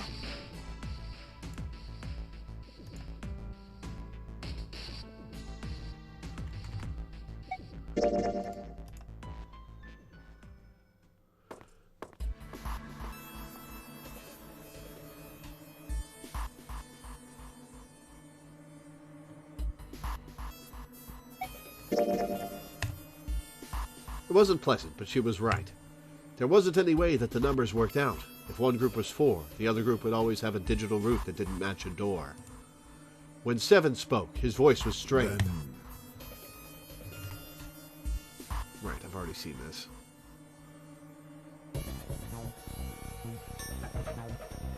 Alright, so we're going through door 3.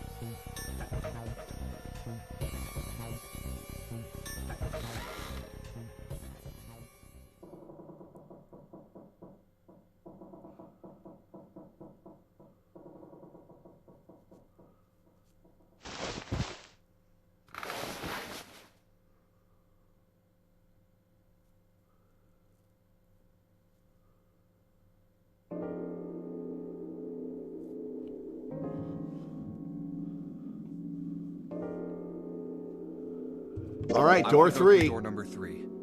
Nope, you can't. Huh? Why? Because it's impossible. If we split ourselves into 3 and 3, then we give up on going through door 3. Why? Bracelet numbers for the 6 of us are 3, 4, 5, 6, 7, 8. There are 2 combinations that can go through door 3 with 3 people. 3, 4, 5, or 6, 7, 8. That's it. Of course, 2 teams can't go through the same door. I see. That means one team would get left behind. That's right. That doesn't happen if we go through door 7 or 8? Junpei did not do the No, math they're here. fine. We've got 3 options. Santa began to explain. Option A, have 3, 5, and 8 go through door 7, and 4, 6, 7 go through door 8. Option B, 4, 5, and 7 go through 7, and 3, 6, and 8 go through 8. Option C, 3, 6, and 7 go through 7, and 4, 5, and 8 get 8. Those are the only 3 options. That's it. At least if we want to get all 6 of us out of here. Wait. That was when Junpei realized. Plan A divides into 2 teams, 3, 5, 8, and 4, 6, 7. Plan B divides into 2 teams, 4, 5, 7, and 3, 6, 8. Plan C divides into 2 teams, 3, 6, 7, and 4, 5, 8. There was one thing they all had in common. 6 can never be on the same team. If we want all 6 of us to go through a door, then June and I can't go into the same one. June and Junpei had been friends when they were kids. He trusted her more than anyone else on the ship. If he chose 7 or 8, he'd be taken away from her. Was that something he was prepared to do? Have you mulled it over enough, or do you need more time? Anyway, that's the deal, so think it over. You've got 2 choices, 7 or 8. You can't choose 3. If you choose 3, you're gonna be leaving 3 people behind to die. So what are you gonna do? 7 or 8? Time to choose. Junpei thought hard. After thinking it over, his conclusion was... So, take the risk and choose door number 3?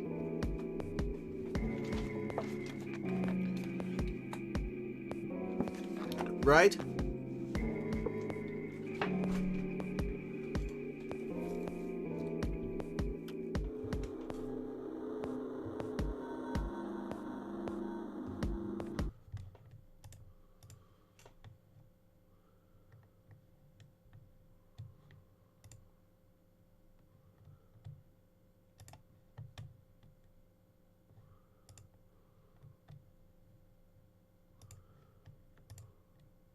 Keep going for 3. Okay.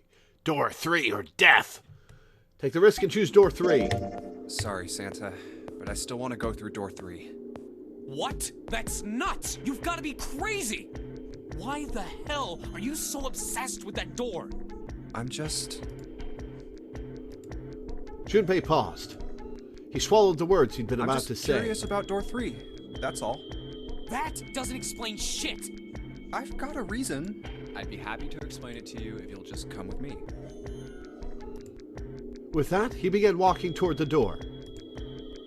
Oh, is he going to force Santa to use the door? Their curiosity likely getting the better of them, the others followed. A few of them looked a little suspicious, but Junpei told himself that wouldn't matter. He kept walking and kept silent.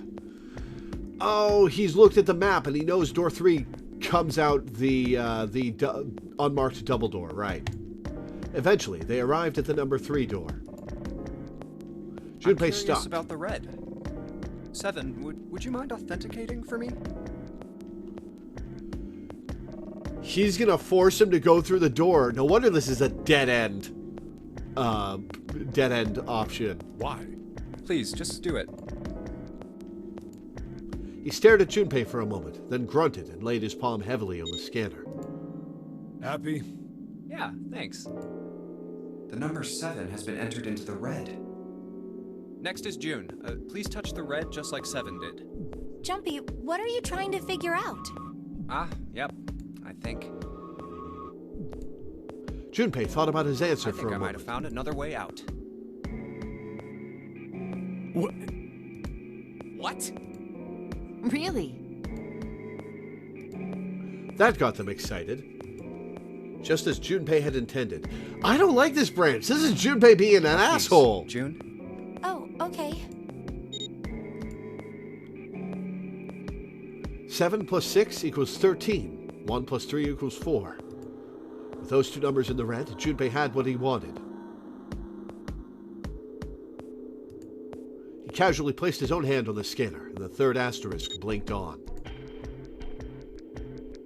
4 plus 5 Right. equals The only 9. people who haven't authenticated now are Santa, Clover, and Lotus. So, what's your point? Wait.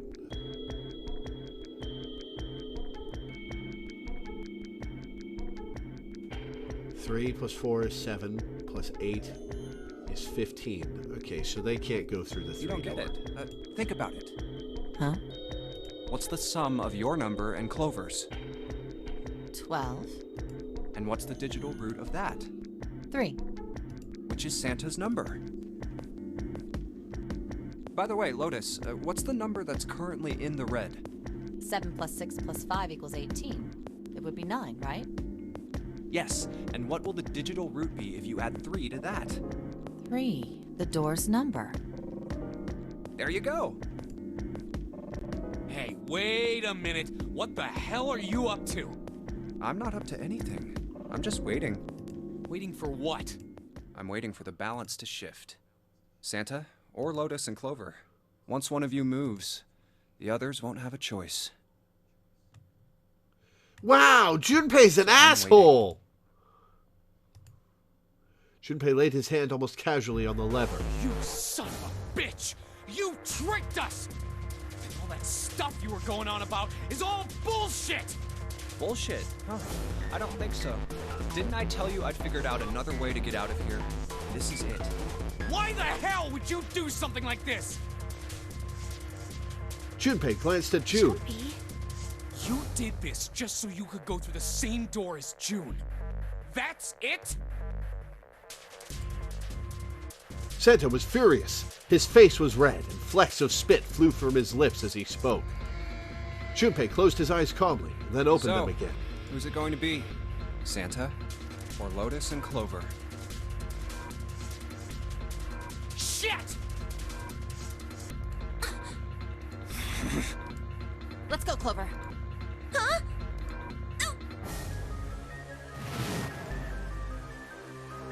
Lotus leapt forward. She grabbed Clover by the sleeve and ran for Junpei in the door. Yeah, no, this sucks. Fuck you, Junpei.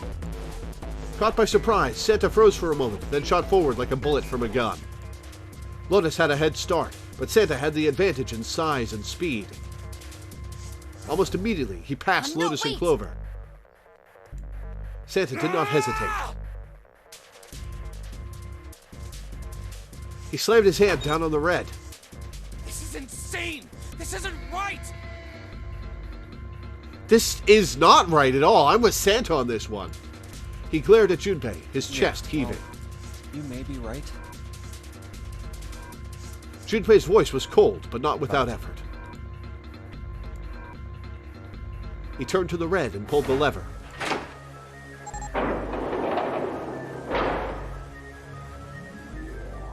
With the sound of metal on metal, the door opened. It would only remain so for 9 seconds. There was no time to think. Junpei and his 3 reluctant companions jumped into the door's gaping mouth, one after another. No sooner did they enter than an all-too-familiar noise sounded from their left wrists. The detonators had activated. Junpei looked back only once and saw Lotus and Clover on the other side of the closing door. No. They stood still, stopped where they had been when Santa reached the red. The defeat and desperation on their faces tore at Junpei's heart. Then the door closed and they were gone. This sucks! You son of a bitch, Junpei! This isn't fair! Santa rounded on Junpei, lightning crackling in his eyes and his knuckles You realize white. what you just did? You leave them out there, and they can't... Shut it! That's enough! It hadn't been Junpei that spoke, We but gotta find the Seven. dead or none of this is gonna matter! The clock was ticking. The dead was their only chance at survival. Unless they could find it and deactivate their detonators, the 4 of We them got would less be... than a minute left! No time for screwing around! Get moving! Damn it! You and I are not done yet, bastard! I'm with Santa on this one. They scattered and began to scour the room. The deactivation device was nowhere to be found. Where the hell is it? Corridors stretched out in 3 directions, but every one was blocked off by a wall of metal. There was only one way out. One other Over there. door. It's gotta be behind the door! 7 ran for the door, a rusty iron thing. His large hands grabbed hold of the handle and pulled.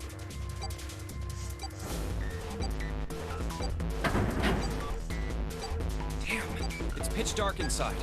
Can't see a thing! Junpei stuck his head through the door and looked around the room. Wait! Almost immediately, he spotted the blinking red light on the right wall. Matto, Teddy was saying that 7's his type. And he most certainly is Teddy's type. I found it! The dead's right over here! 7, not 7, Santa better deck Junpei once they get to the dead, and get the bombs deactivated. He stepped into the room. Ugh. Oh, this is the room where, this is the bathroom with, the stranger's corpse in it. What? The floor's slippery! He stopped and glanced down at his feet. Hey! What was- the hell are you doing? There's something... Get over there! Junpei felt 7's heavy hand against his back and stumbled across the room. Yup, the other 3 piled in behind him. They all felt immediately that something was wrong. Nothing that could be easily identified, only a sense that something terrible shared the room with them. But there was no time to say so. Quick! Get to the dead! They all started running. In the dark, it was hard to tell where the wall was. All they could see was the tiny red light blinking at them over and over and over. There it is! In quick succession, they all slammed their hands against the scanner panel.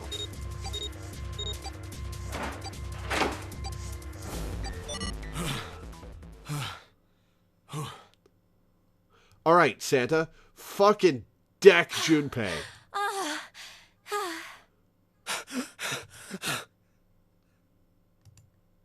Seven leaned against the wall, gulping air.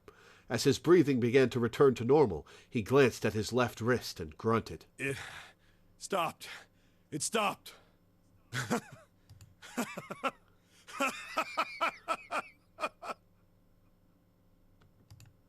Junpei could hear him laughing in the dark, but could barely make out the larger man's face.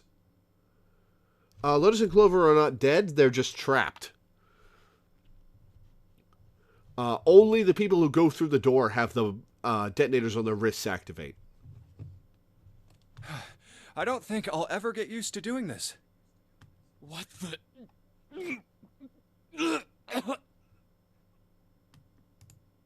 The sound of retching came from Santa's direction. What the hell is this smell? This is vile. I'm gonna puke. So desperate had they been in their race to the dead that no one had noticed the horrible smell that pervaded the room. It was a terrible, nauseating stench like burnt and rotten meat. Adrenaline had drowned it out, but now it rolled over Junpei in waves, forcing itself into his nose with every breath he took. You're right. This is... He felt his stomach clench and bile rise up in his throat. Let's get the lights on first. There's a switch over here. The light that spilled in from the door barely illuminated a small switch plate next to the door. Slowly, with the toll of the last few minutes apparent in his gait, Seven walked toward it. Oh, squidging, stepping noises. Ugh. He stopped as he got close and extended his fingers toward the switch. Guys, I'm flipping it on.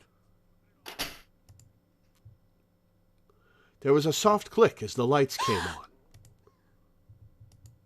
Just as the light turned on, June took in a short breath and... A scream echoes through the room. Junpei's breath stopped in his throat. His heart ceased to beat. Time froze. His mind scrambled to make sense of what he saw before him. Hey. Oh, this is... What was left of the body sat in a sea of blood. Chunks of flesh, torn from the body, sat in the blood like tiny islands in a great red sea. A vast, ragged hole had been torn in the torso, and what remained of his intestines spilled out of it like fresh spaghetti.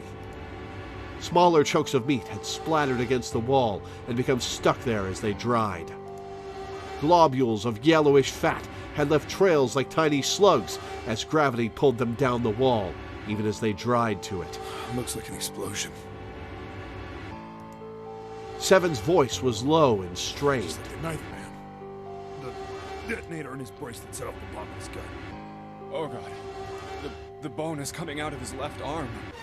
It's definitely an open fracture. It looked as though the explosion had been quite powerful. His legs were both bent in an odd, unnatural way, and his left arm had split open, exposing the painfully white bone of his ulna. Okay, so this... Hang on.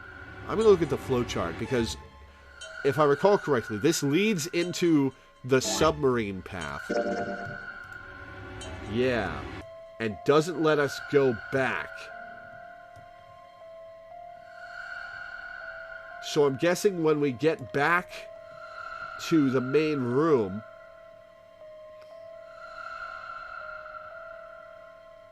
only Seven and Lotus are going to want to go with Junpei.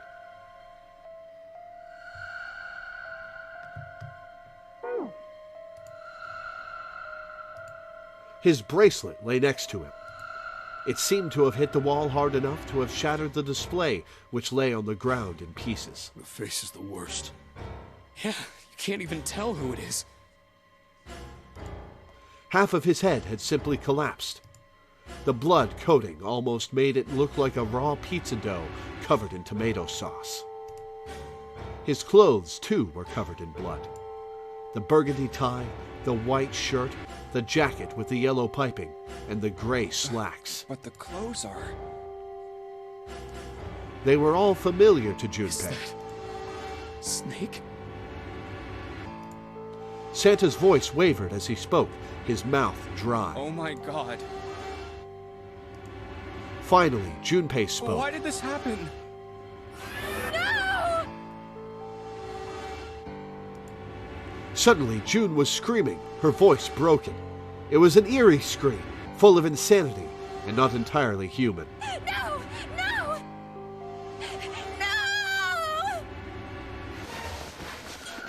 She shook her head violently and grabbed fistfuls of her own hair. Junpei could hear the sound of hair tearing. Stop. Calm down. He grabbed for her wrist. Hey! But as he did, June leapt up and ran toward the exit. Please! Get me out of here! You have to let me out of here! She screamed at the door, and her fist slammed against it with a hollow sound. Junpei could see drops of blood on her knuckles. Why are you doing these horrible things to us? What did we do to deserve this? Later, Maddo. Thanks for hanging out. She screamed again, a desperate, mindless cry. Her fists flailed against the door. Get me out of here! Please! Please! Just let me out! This is the most animated she's ever June. been. Junpei couldn't watch anymore. He ran to June and wrapped his arm around her, pulling the screaming girl away from the door. I don't think she's going to be very comforted by your presence, Junpei, after what you did, you bastard. Calm down. No! Get off of me! Let me go! Let me go! This is some good voice acting from June's voice actress. Please, calm down. She scrambled for a moment, her legs skittering across the floor, but her resistance didn't last long. As suddenly as her outburst had begun, it was over. The manic energy disappeared, and her body went limp in Junpei's arms. June collapsed toward the floor, and Junpei knelt down with her.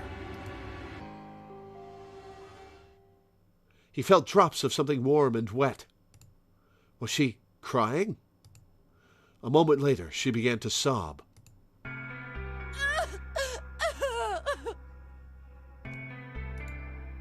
Her shoulders shook, and great hot tears rolled down her face like rain.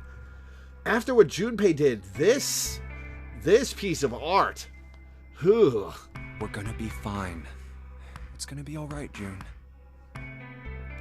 It most certainly It's going won't. to be okay, Connie. Her name I'll was be a here whisper. with you, okay? She nodded once. Thank you so much, Jumpy. Her trembling voice pulled at Junpei's heart. He stroked her hair gently. His face was so close to her. The scent of her hair was nostalgic. Do you feel better? Yes, but I'd like to stay here. For a little while, at least. Jumpy's body is so warm. This is not the situation to get romantic, June. Several minutes passed before June's tears had dried. Junpei stood up. He bent down, put his arms under June's, and helped her to her feet.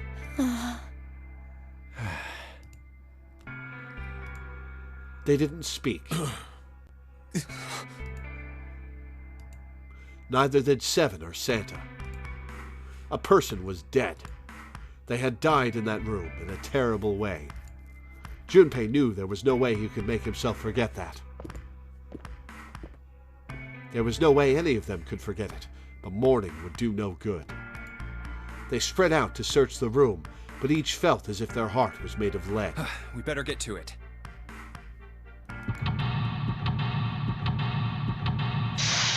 Oh, this is the escape room. All right. Seek a way out.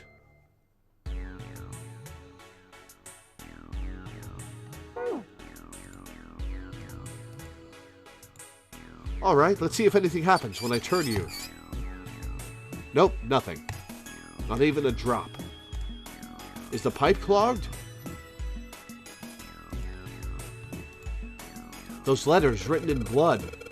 LLR. Do you think that might be some sort of dying message from Snake? No, that's impossible. You saw the body. You aren't doing anything after something like that happens to you. Then this, the way the blood's dry, tells you it's real old. Whoever's blood this is, it ain't Snake's. Finally, we get to find out what this is. Then you're saying this blood was put here a long time ago? Yeah. LLR.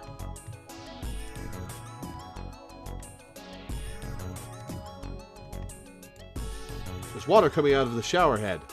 Let's see if... Shit, that's hot. Really hot. Man, that water must be just about boiling. Oh, what's this? Oh, water heater puzzle. All right. There's a piece of paper tied to this pipe with a wire. 6 valves. Notice, drainage valve operation.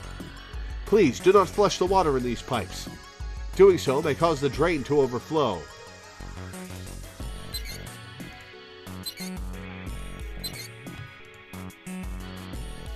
Alright, we'll get back to the pipe puzzle in a minute.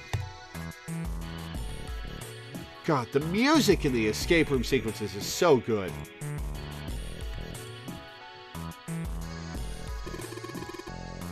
The password is 4 digits. Lock, huh? There's a blue light right next to it, but it's off. And a red light next to this one. It looks like the red light is off.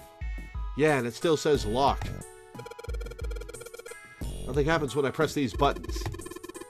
Well, it looks like the power's on. I'm wondering what the deal is with those things that say lock up there, though.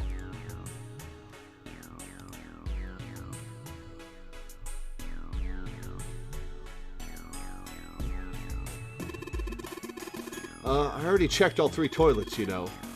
Nothing unusual there.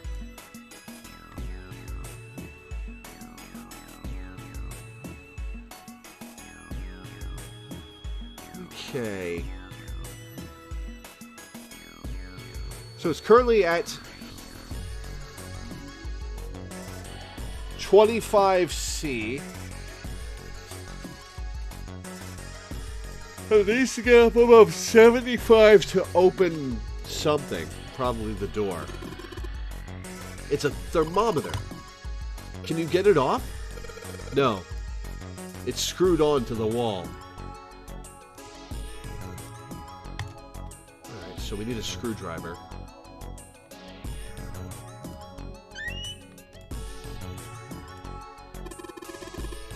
There's nothing in the toilet. If there was, that would be gross. There might be something in the tank, you know. Let's open that shit up. Aha! Red key card. The tank where the red card was. Nothing here now. Alright. The dividing wall that separates the toilets. Alright. There's some toilet paper on this shelf. Blue? What do you think this is? It looks like tar. It's kind of sticky. I don't think we can just wipe it off. I doubt just pouring some water on it's going to help much either. What about hot water? Hot water? If we had some really hot water, like boiling hot, then maybe that would wash it off. Alright, noted. It's a water tank for a toilet. I've seen a lot of OC guys try and hide a piece in something like this, usually for a 187 or something. Guess they think it's clever. Don't know when they'll figure out everybody else thinks it's clever too. Huh? I mean, I know peace, but what's OC? Organized crime. What is that, some kind of police slang? How do you not know what organized crime is, Junpei? It's like the Yakuza. Surely the Japanese describe the Yakuza as organized crime.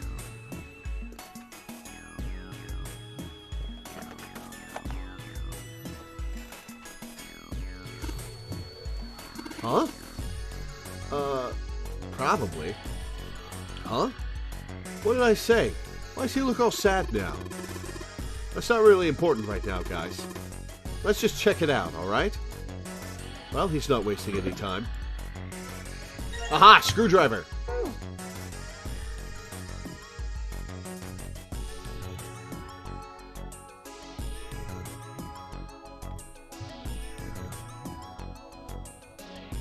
Excuse me. The toilet tank.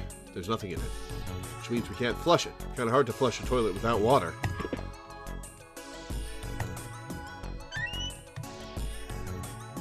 Ooh, a bucket. What's up here? Toilet paper with writing on it. Ooh. Stack of toilet paper. All right. A wooden box. There's something in here. Luminol. What the hell is luminol?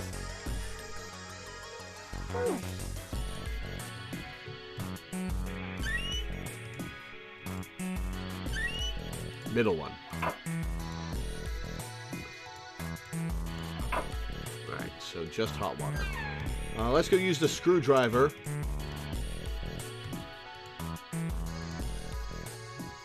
The thermometer was screwed onto the wall. That meant that Junpei needed to take the screws out with the screwdriver. Makes blood spray glow under light. Huh. Well, he was so engaged, Santa suddenly spoke. Junpei, you know why thermometers only go up to 107 degrees Fahrenheit? Junpei answered without taking his eyes off the screw. No, I can't say I ever thought about that. At 107 degrees, the cells in the human body start to die, and the organs begin to shut down. The proteins in your cells start to harden. It's like when you hard-boil an egg. Even if you cool it down afterwards, it won't go back to being a raw egg. In other words, it's dead. That's why thermometers don't go past 107. There's no point. Are you thinking of what you're going to do to me, Santa? Why had Santa brought that up, Junpei wondered. He continued to work at the screw. It's pretty rare for a fever to get that high. Even viruses and stuff don't usually drive the body temperature up to 107. Of course, there are other external things that could. Like what? Well, let's see. Something like getting locked in a sauna. Or getting thrown into an incinerator and burnt to death. You are thinking of how to kill me. Yeah, I guess that would get a little hotter than 107 degrees Fahrenheit. Junpei gave a short, barking laugh. A moment later, the screw fell off. With a small tug, Junpei pulled the thermometer from the wall. I got it! He looked up and saw Santa glaring at a blank section of wall. What's up? What do you think is up, Junpei? Nothing. Forget about it. Santa spun around and walked off, away from Junpei. What was that all about? What do you think it's about, Junpei, you dipshit? But as Junpei watched him go, he didn't look angry. He looked very, very sad.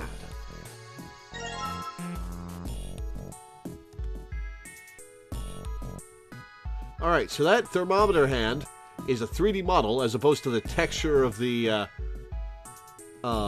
gauge. So we're going to have to spin that thermometer hand.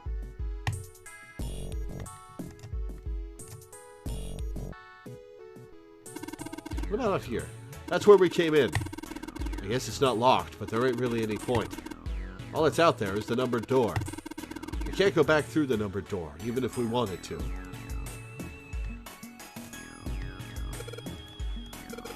Yeah, if I could get this hot water on the thermometer, then maybe... Alright, thermometer, let's get this party started.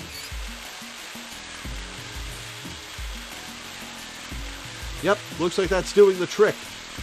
There goes the gauge. And now it's at the open mark. Huh. It opened. What's this? Looks like there's a piece of paper in here. 957 plus. Just a piece of paper. 957 plus. Okay.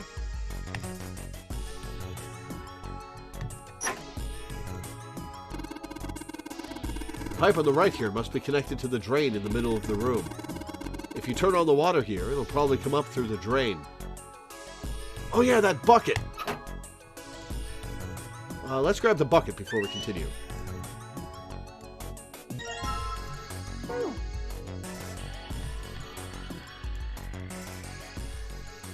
Junpei reached for the broom and as he grabbed it, he heard a soft voice from behind him. It was The June. rabbit hutch. Huh? He turned around. June still looked sadly pale, but there was a smile on her face. You just reminded me of it. The rabbit hutch, I mean. How did I remind you of something like that? Jumpy and the broom. You're always playing around with the broom in front of the rabbit hutch. I was. Don't you remember? Junpei stared at the broom in his You mean- hand. You don't remember that summer either? She looked very sad. Everybody's disappointed in me. For very good reasons. He shook his Of head. course I remember. How could I forget something like that? It was terrible.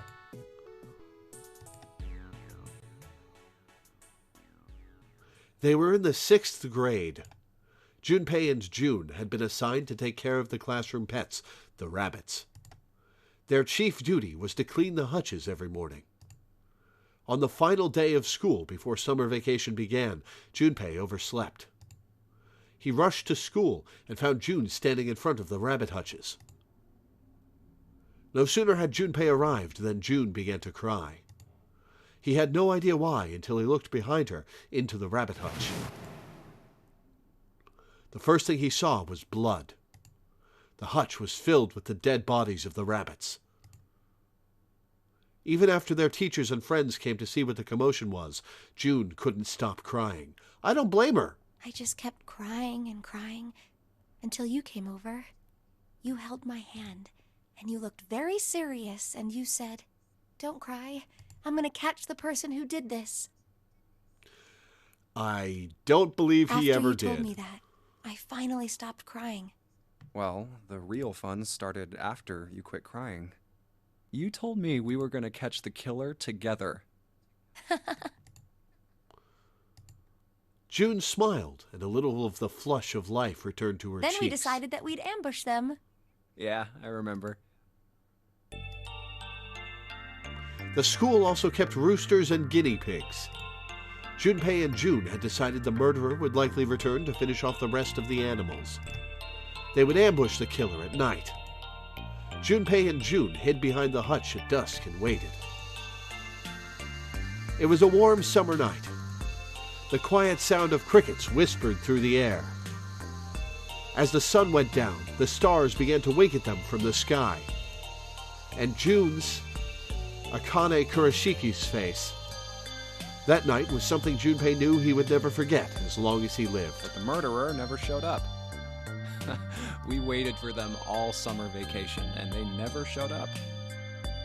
Yeah, but the animals didn't get attacked either. I think all that work amounted to something, you know? He'd felt the same way, but it was good to hear Although, her you know, say it. if you think about it, we were probably taking on a lot more than we could handle. What do you mean? She looked up at him, confused. You were 12. You're not going to catch and defeat whoever killed all the rabbits. Come on, we were just kids. If whoever killed the rabbits had actually showed up, they probably would have had a knife or something. I mean, you must have been pretty worried, right? You're souring the memory of this for her, I Junpei. wasn't worried. Because you were there with me. She blushed furiously. You know, no one else wanted to take care of the animals. Clearly embarrassed, she tried desperately to change I the was the subject. only one who asked to do it at first. Yeah, well, boys don't really want to bother with taking care of animals, you know? Well, yeah, but you asked to do it after I did, didn't you? If it wasn't the rabbits, they were going to make me do something else. You know how that school was. I figured it'd be better if I was working with somebody who wasn't too much of a loudmouth, right? Somebody who wasn't going to tell on me if I felt like blowing it off. Really? That's why you volunteered? You are souring this memory for her, Junpei. Yeah, it is. He nodded quickly and much too earnestly, and then quickly looked away at something very Really? important. Of course. That hadn't been the reason, of course. He had asked to take care of the rabbit so that he could be near June. But it had been so long ago, He couldn't bring himself to tell her how he'd felt back then. It would be embarrassing. He took a quick breath to clear his head, tossed the broom up, and then snatched it out of the air. We don't really have time to be walking down memory lane like this, you know? We've got to figure out a way out of this room. Otherwise... Yes. I'm gonna look over there. June nodded curtly, then turned and walked I should away. get back to it myself. Ah! Ugh. That's right. The pool of blood. Junpei turned around and looked at the room. At Snake's body. Chunks of flesh and organs still lay on the floor. What are you going to do, sweep it up? Going on and on about old times right next to a corpse? What were we doing? Well, maybe it was because we're in this mess. Despite such a situation, or perhaps because of it, the mind turned to the farthest thing from death that it could find. Sex! Still, Junpei couldn't help but feel a twinge of guilt at wanting so desperately to live when Snake lay dead before him. I have to survive, no matter the cost. I need to make sure she gets out too. As he stared at the clumps of blackened flesh, all Junpei could think of was how much he wanted to live. Broom acquired! Alright, what the hell am I going to do with the broom? A thick pipe that stretches across the floor. Alright.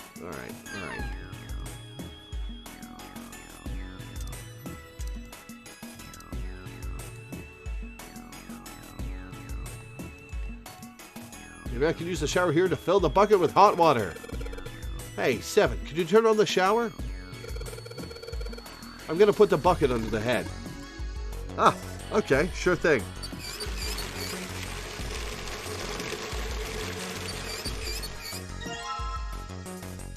Bucket filled with hot water.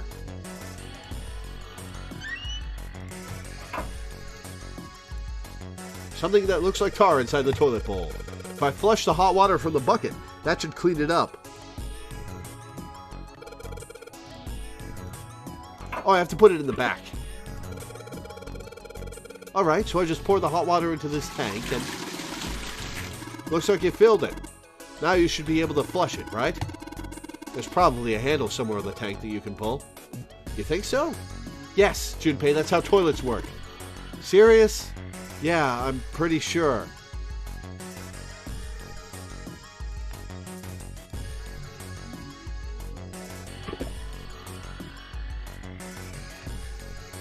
Some pipes.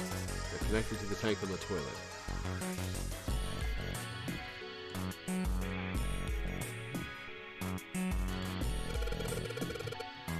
Alright, let's flush the hot water.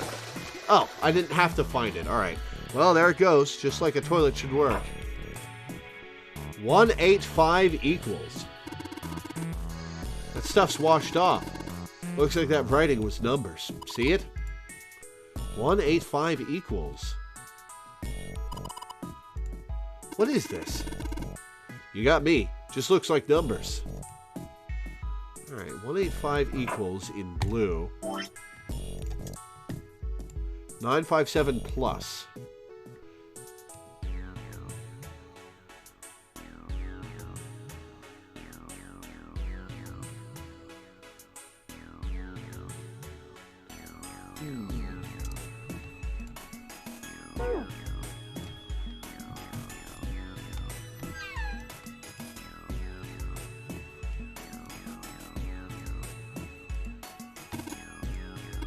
Wait, you don't really think we're supposed to use the luminol here, do you?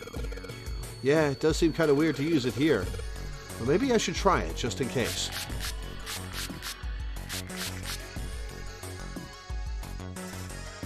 Okay, I've sprayed the luminol on the wall. What's next?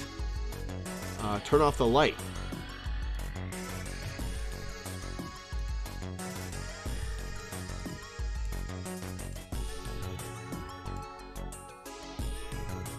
Where's the light switch?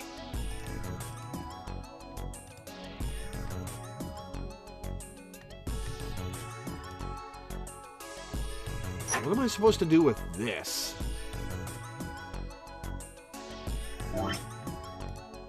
I no longer have the bucket.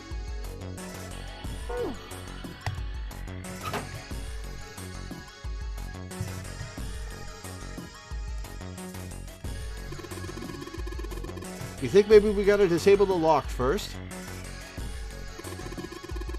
I think we have to do something else before it's gonna let us enter a password. Maybe we have to disable those two things that say lock first, you know? Alright.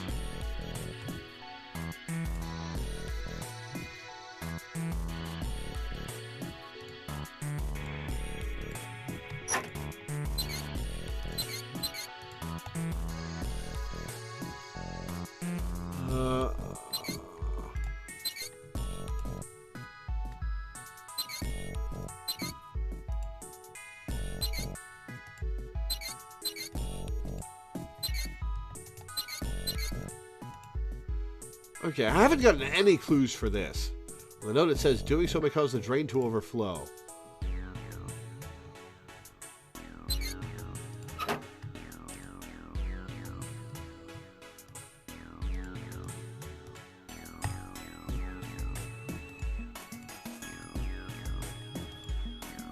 Oh, I see. Huh? It looks like there's something down there on that grate. I think it's a card. Yeah, it's the blue card. Can't reach it, though. It's too deep. So now we have to make the drain overflow. Oh. I just took the drain off. Hey, Junpei, isn't this card kind of like that red card? Yeah, it looks similar. You're talking about the one we found in the toilet, right? Yeah. The red card floated, didn't it? Yeah, it did. So? Well, then this blue one probably floats too, right? Float. Yeah, it might.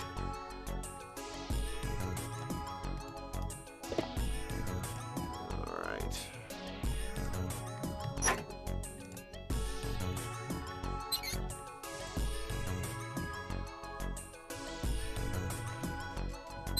Alright. Actual question, because I can't see it in the room. How do I shut off the lights to look at the glowy...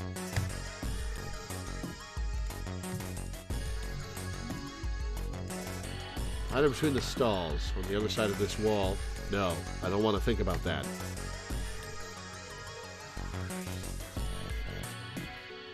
Oh, I see the light switch. LLR, LRL. Just like you thought, Junpei. There's some more letters showing up after the LLR. See? It says LLR, LRL. Left, left, right, left, right, left.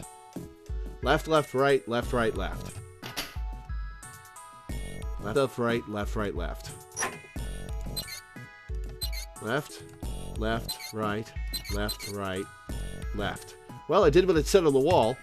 I wonder if it actually did anything. Hey, this drain's acting up. What the hell did you do? I just messed with the valves a little. Nothing big.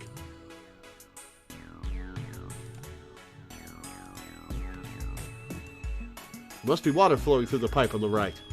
There's water pouring out of the drain. Blue keycard. Alright, so what do we do with the toilet paper and the broom?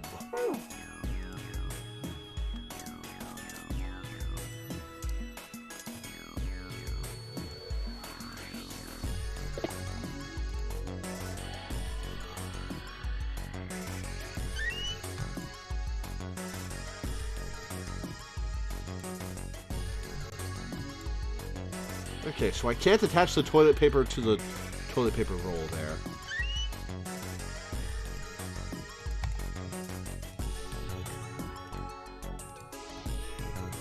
Okay.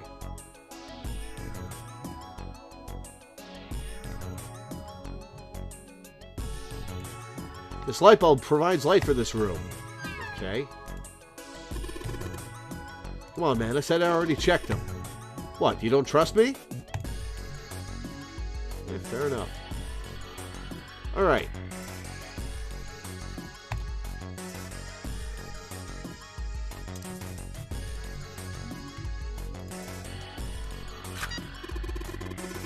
Aha! Oh hey, the blue light just came on. Huh? The blue light was just on, but it's off now. And the red light's on instead. I guess we have to swipe the red card first and then the blue card. No, we have to swipe a card and then enter the buttons. Oh, I guess I'm wrong. Great job, Jumpy. Both of the lights are on now. Now you just need to put in the password.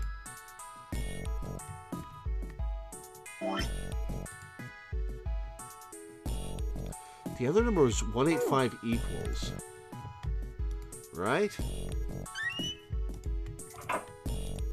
185 equals. Okay. So I'll put in 185 and then the digital root. 14 is 5. Both lights are on. We should be able to enter the password now. What's with these E and C keys? You know what E and C do.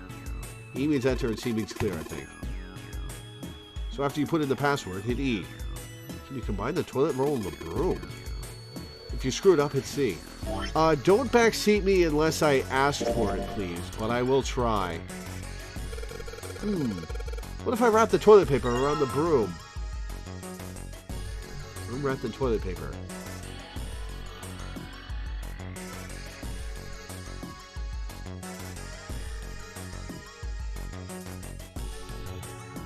What is that? Oh, so you wrap the toilet paper around the broom, huh? Looks like the symbols line up perfectly. It says 634 plus.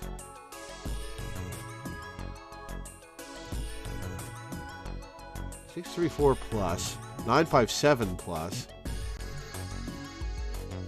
185 equals. 634 plus, 957 plus, 185 equals.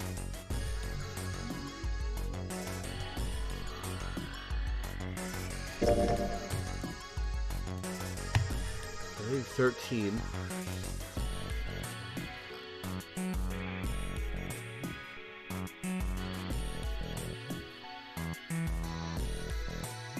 $957 plus 634 plus 185 equals. 957 plus 634 is 15,858 is 1,591. 1,591 plus 185 is 1,691.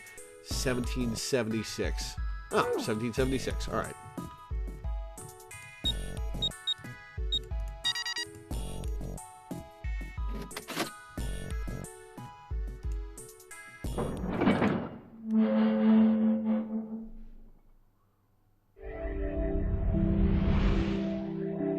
You found it! There's a large iron door at the end. Outside of the shower room was a hallway that extended off to the left and right. I'm actually going to take a quick break, stretch my legs, and have a snack. So I'll be back in a minute, guys.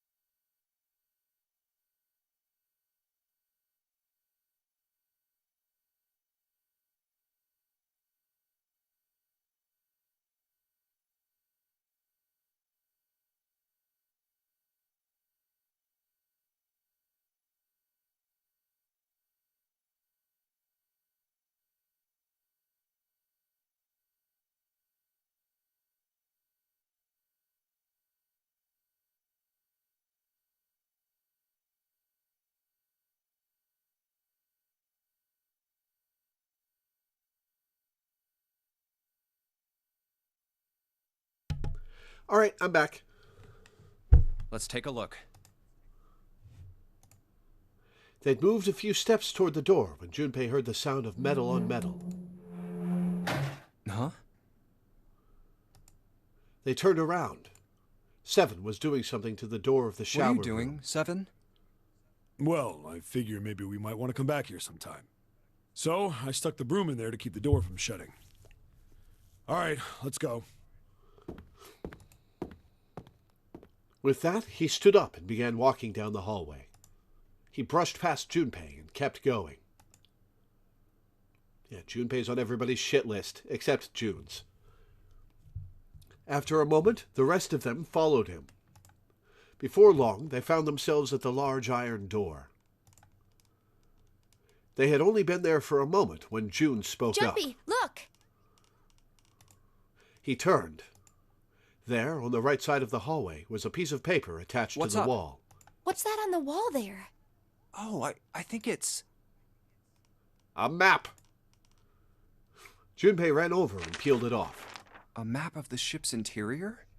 It says sea deck. So it's the map for this floor, then.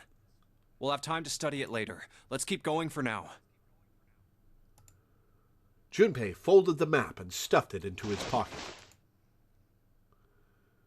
Back at the door, the four of them lined up in front of it. Santa stepped forward. He grabbed hold of the door and then turned to look back at the rest of them. Ready? I'm gonna open it. They nodded.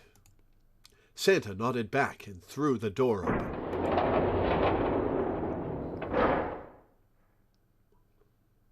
All four of them leapt through. What the? You're shitting me.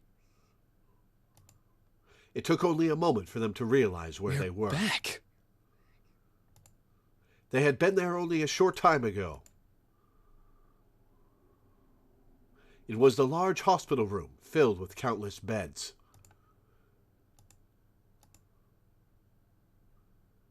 Lotus and Clover looked up as they entered. Ace was there as well, although he looked as though he had only just woken up. Clover! Lotus! And Ace! I'm glad you're all okay. We've been gone for half an hour, June. Lotus? What are you... Yep, walk up to Junpei and slap him. The moment they spotted Junpei, Lotus and Clover headed straight for him. As she neared him, Lotus drew back her hand and slapped him open-palmed across the face. How could you do this to us? Her face was furious. She grabbed Junpei by the collar and shook him violently. Clover didn't touch him, but the hate in her eyes was no less potent. It was Seven who stopped them. Knock it off! We got bigger shit to worry about right now. Do we? Junpei's a liability now. His deep voice echoed across the massive room. Lotus glared at Seven, but let Junpei go after one last vicious shake. What? Go have a look. I stuck the screwdriver in the door. That door over there, the one without a number. As long as the screwdriver's there, it can't shut, so you can get in there. There's a shower room past there. I stuck a broom at the door there too. Anyway, go take a look. Then you're saying we can go in there without passing through the numbered door? Yeah, it's about the size of it. Wait, what the hell is in there? Oh, Lotus, you're about to find You'll out. know when you see it. You're gonna make Clover do this? Fine, let's go. Lotus and Clover looked at one another for a moment, then nodded and stepped through the door. By then, Ace had made his way to them, moving with the stiff, shuffling steps of someone who has only just awoken from a lengthy slumber. My goodness. I know I said I was sure you'd come back for me. I didn't think it would happen so soon, though. Ace shook his head Should I weakly. go as well? Yeah. Seven Very well. nodded. Ace followed Lotus and Clover with his stiff, tired gait.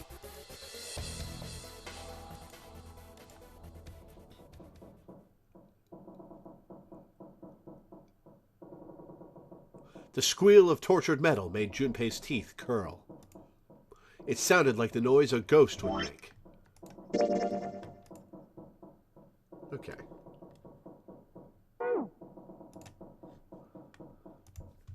No matter how many times he heard it, he never got used to it.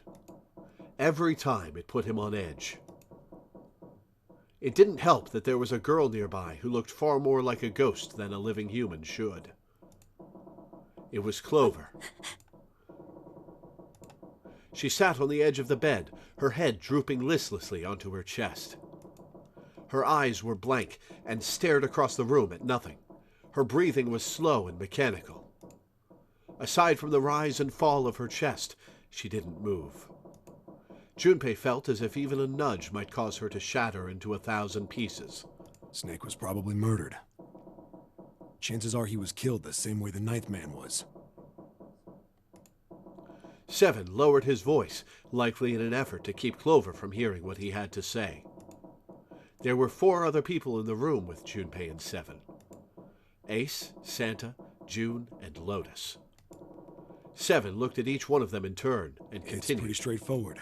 Not that hard to figure out how they did it. First, the killers got Snake to authenticate on the red to open door 3. Then they shoved him into it. Alone. And waited 9 seconds for the door to shut. Once that door shut, it was all over for Snake. But he didn't give up. He probably knew it wouldn't do him any good, but he probably ran into the shower room looking for the dead. It was a small chance, but it wasn't like he had anything to lose. Unfortunately, it didn't work. The detonator is only deactivated if everybody who authenticated when they went in uses the dead. Snake was the only one who went through the door. And then, 81 seconds after he was shoved in, that happened. I see. So that's what you meant by killers, huh?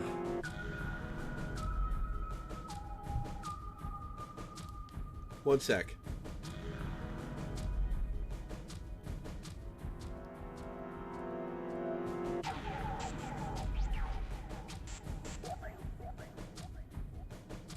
Oh, damn. I need to make a call real quick. I was expecting a text and I need to make a call. This will only take me like 5 minutes. I'll be right back.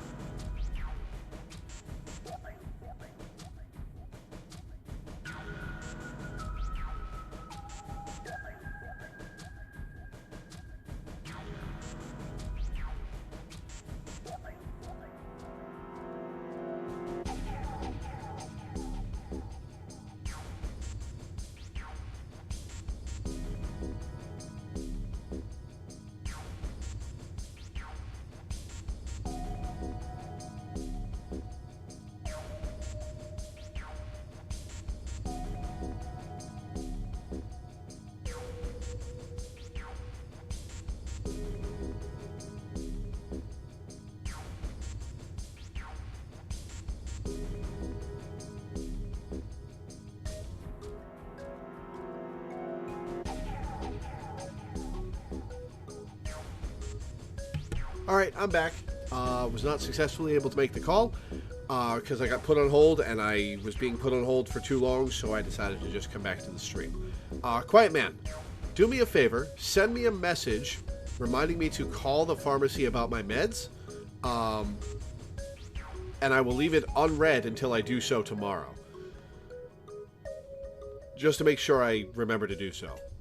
Alright, Shy Monkeys. Alright, for further instruction, once you get to a point where you think you can skip everything, head back to the door 4 puzzle room. You'll have to change something so you can get the other non-true route ending. There will also be an extra thing to do for funsies. Yes, on Discord, please. Okay. Get to a point where I can skip everything. Back to the door 4 puzzle room.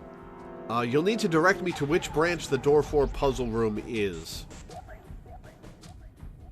Also, there are 2 non-true endings left to do. There are 2 branches in the leftmost branch, and I haven't done either of them. Okay, yeah, I've got to the point where I can skip everything. Oh, the branch I'm on.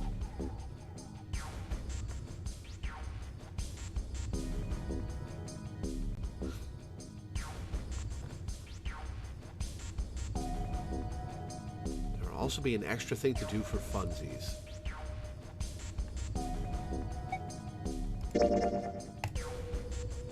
Of course he was.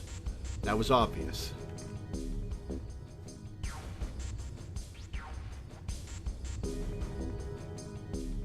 For door 4 puzzle, I mean the second class cabin, not the kitchen.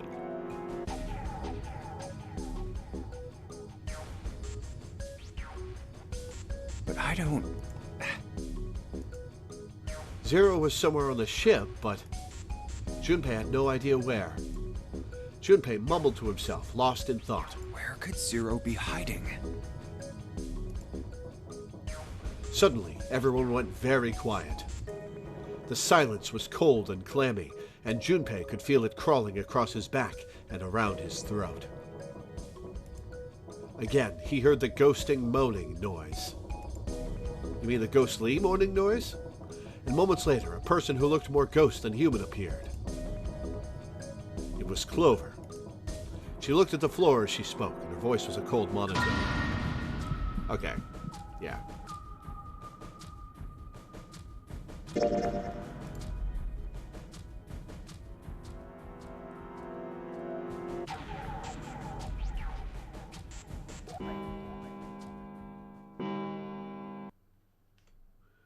Okay, so I zoom through, or I could look at the flowchart.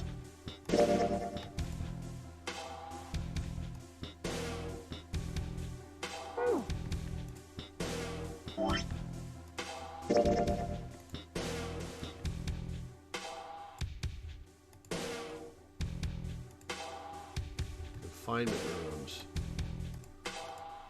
Torture room. Okay, which of these do I do?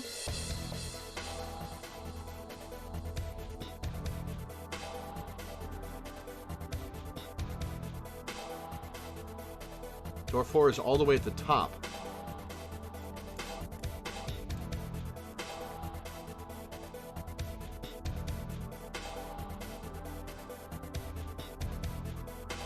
So I have to switch back to this branch, you mean?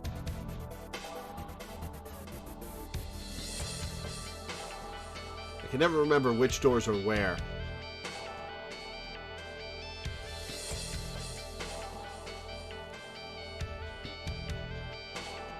The green one. So this branch?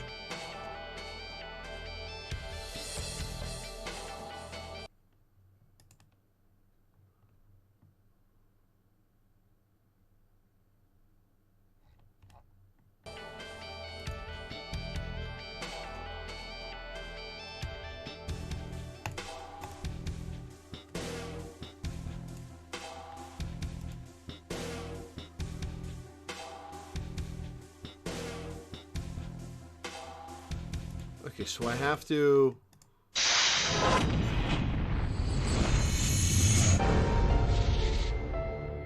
have to change something so I can get the other non-true root ending.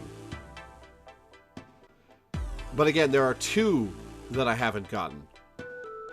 Both branches on the leftmost fork.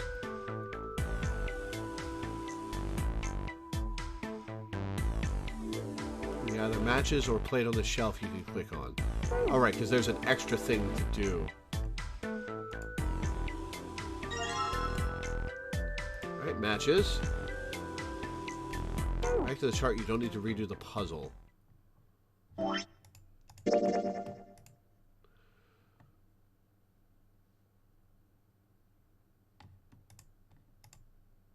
Oh, I see. Okay. Junpei looked down blankly at what he was holding. Oh yeah, how's your fever? You feeling better now? Yes, I'm fine. June certainly looked fine. Or wait, I've already seen this, so do I just fast forward until I get a choice? Sorry for asking for guidance the way I have been. What name for his plate on the shelf? Okay.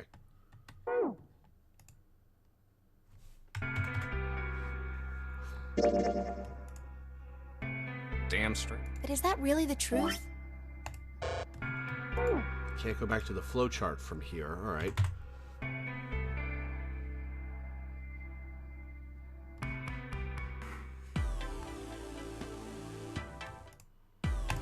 Hey, Junpei, you got a minute?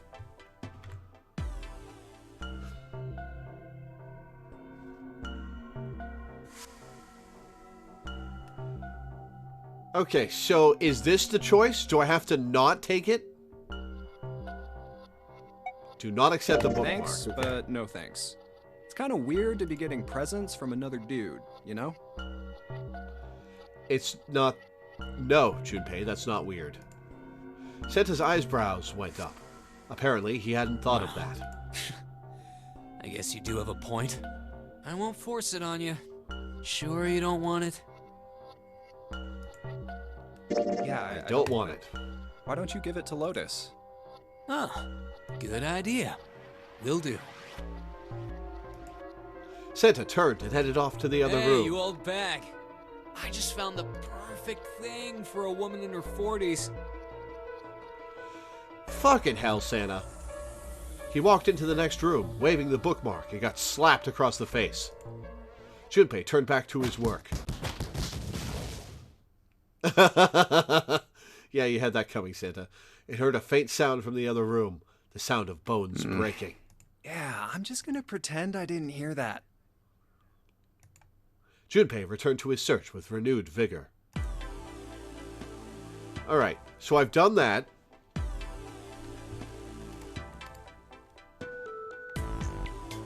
One for funsies is the last one of the chart option for this room. Choose to the last. So, picture of a dog.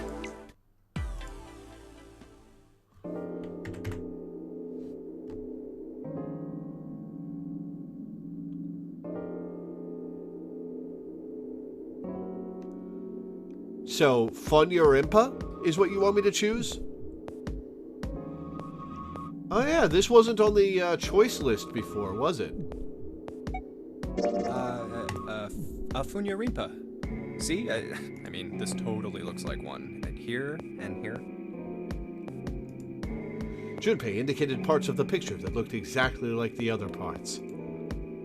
After 3 seconds of silence, Lotus looked at Junpei. What the hell is a Funya Rimpa? What do you mean? What the hell is a Funya Rimpa? You mean you don't know? How the hell would I know? How could you not know? That's practically blasphemous. Oh, say you're sorry. Apologize to the Funya Rimpa. Goodness, you are such a rude woman. What is happening? Another 3 seconds of awkward silence went by. Lotus opened her mouth as she shook. Are you just screwing around? Forget it. I'm just gonna tell you. This is a dog. See? Like this.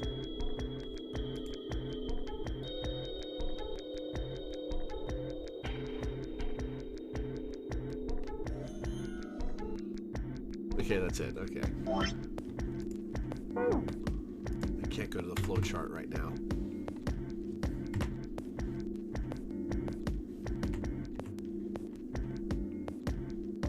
Oh, it's counting this as not new. It looks as though she had a point. It was a dog. Santa also nodded in agreement. Now we know what it's a picture of, but I don't see how that helps us. Let us A not. TV show from Great Britain. They took both, but these for the other. Let's just say it was this picture. 10% of the people saw the lady in the lady picture.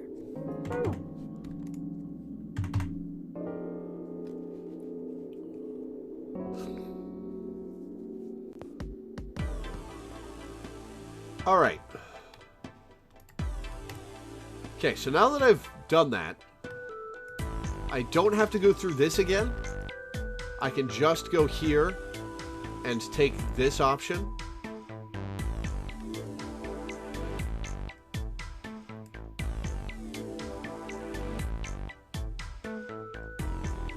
Into door 7.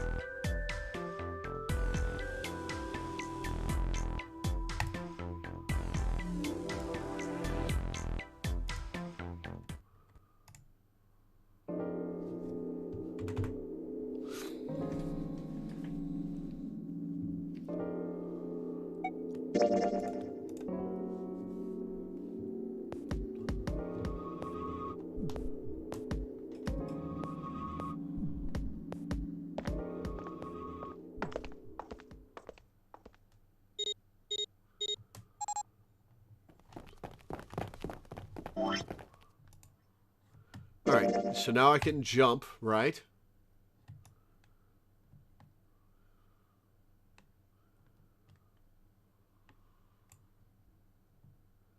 Now that I've chosen that, choose door 8.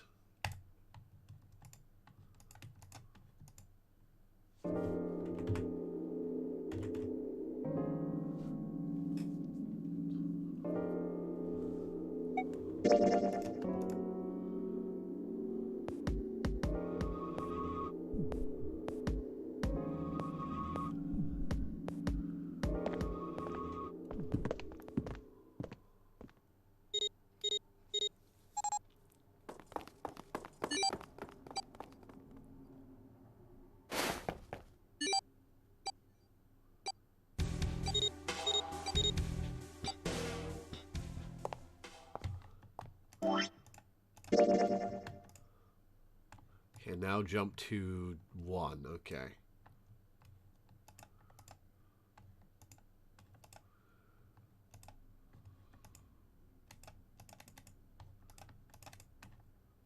One, two, three, four.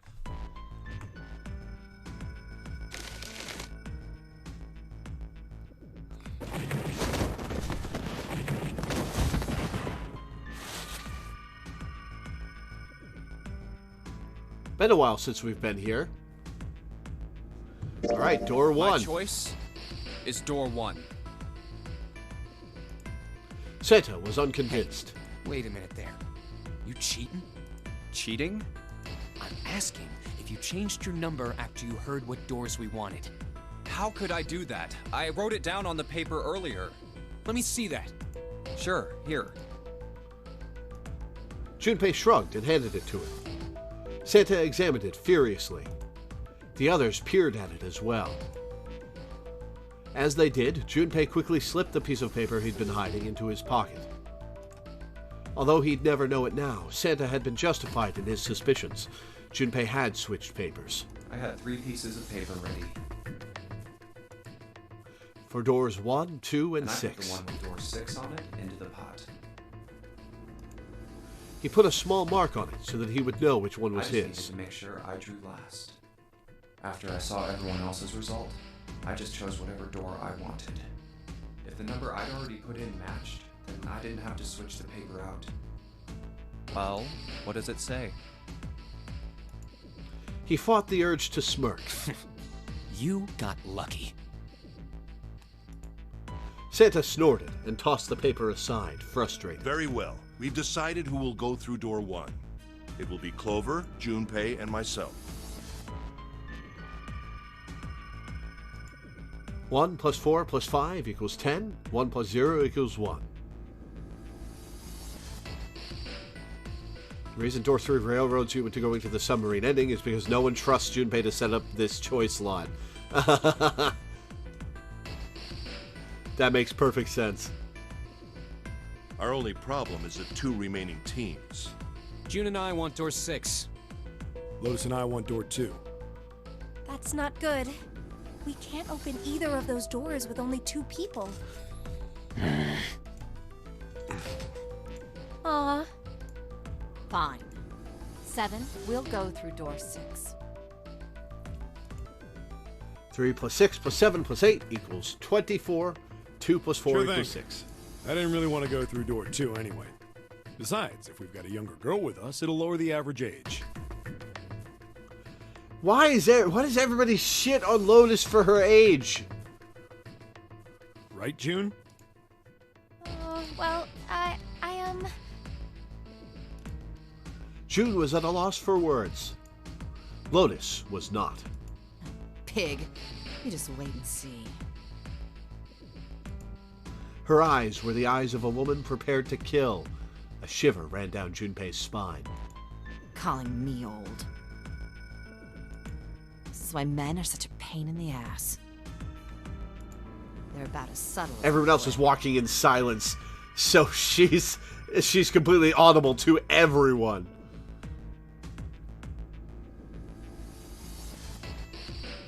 And they're at it again.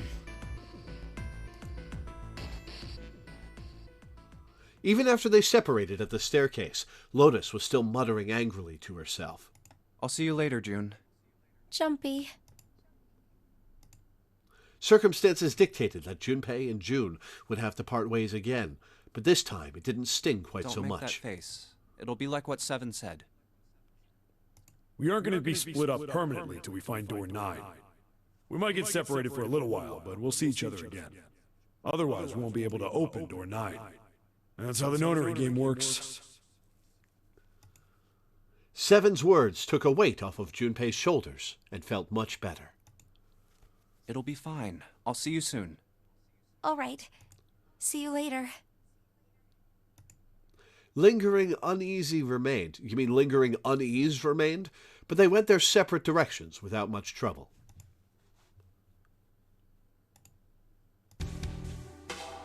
Junpei, Ace, and Clover headed Here's toward A deck. It was the door on the left, right? That should be it, yes. Then here we go. It opened, and they walked through. It's just as Santa and Lotus said. At the end of the hallway sat a door with a large red wand Numbered upon it. door. To the left of it, bolted to the wall, was There's the the red. red. I'll go first. Ace went first and waved his wrist over the scanner panel. Now the 2 of you, if you would. Junpei was next. Finally, listlessly, Clover lifted her arm. She leaned toward the scanner panel. The third asterisk clicked to life, shining brightly. Ace took hold of the Now. lever. He took a deep breath and turned to Junpei and Clover. Are you ready? Shall I pull it? Yeah, anytime. Clover said nothing. She nodded, little more than a lethargic twitch Very of the well, head. then. Let's go. 3, 2, 1.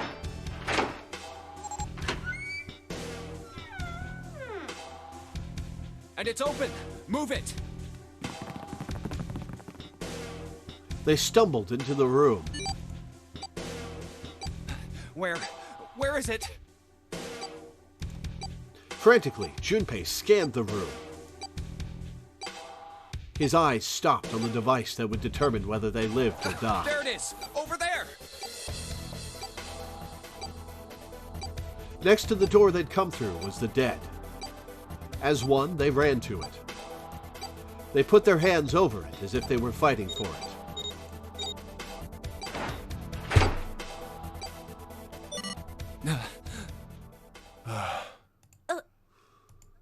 stopped. Yes, it did. Junpei could feel his heart pounding against the inside of his ribs. Ace and Clover were breathing hard and fast. And Junpei plus Clover is 9. So Ace is thinking he can kill us and take our bracelets and make it out the 9-door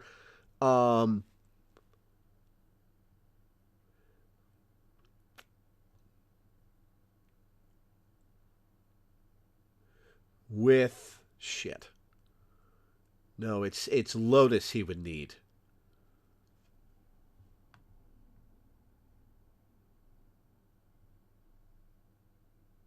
Whew. I don't believe I'll ever get used to that. I'm not sure it's something I'd want to get used to. We should finish this game before imminent death becomes a normal thing. I agree. Now then. Junpei looked around again, this time more slowly. There's another door. Let's try opening it. He took hold of the knob and easily, gently pulled it open. So, this is the wheelhouse? Oh. This is where the ship is steered from. He closed the door again and turned to Ace and Clover. He fixed each in turn with a meaningful stare, then Ace, spoke. you investigate the wheelhouse next door. Very well. Clover, you're in charge of this room. Say something. Okay, I will. All right then, let's get started.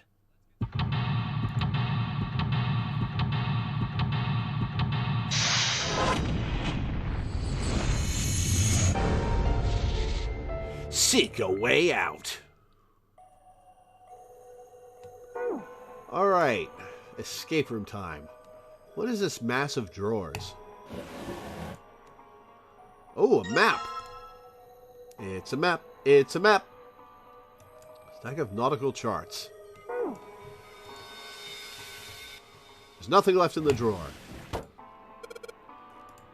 A chair. A chair. Clover isn't talking much. Well, I guess that's understandable. I mean, she's been through a lot. Really, it's more surprising that she's still together enough to talk at all. A light. It looks kind of like a wilted flower.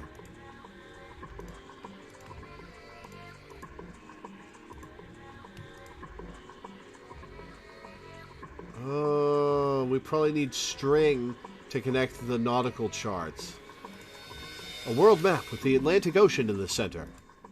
There are a number of red pins in several locations. No. The far upper left point works. As does the Australia point.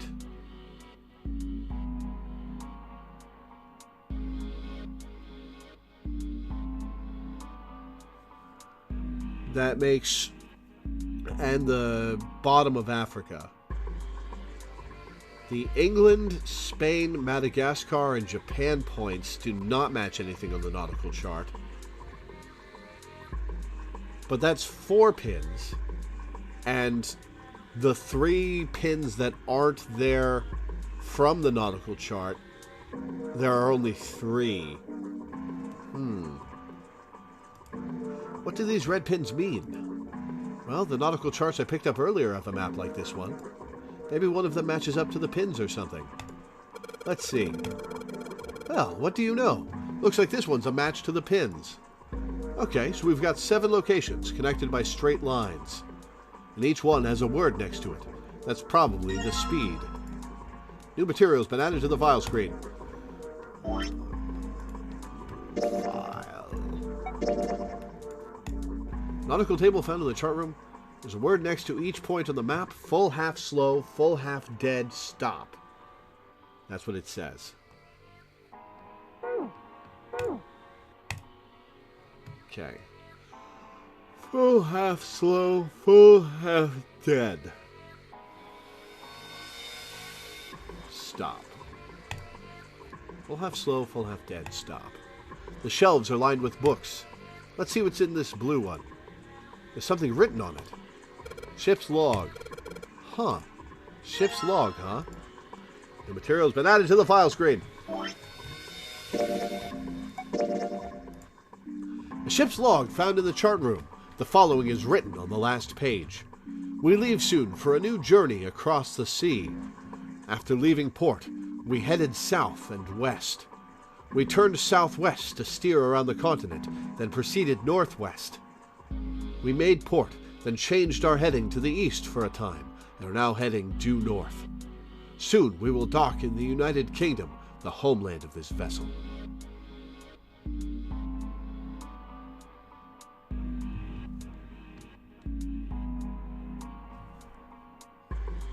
Alright, so starting in Japan, south and west.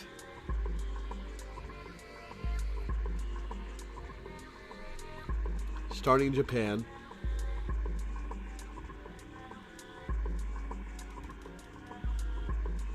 Steer around Africa. Head north to America. Head east to Spain. Head north to England.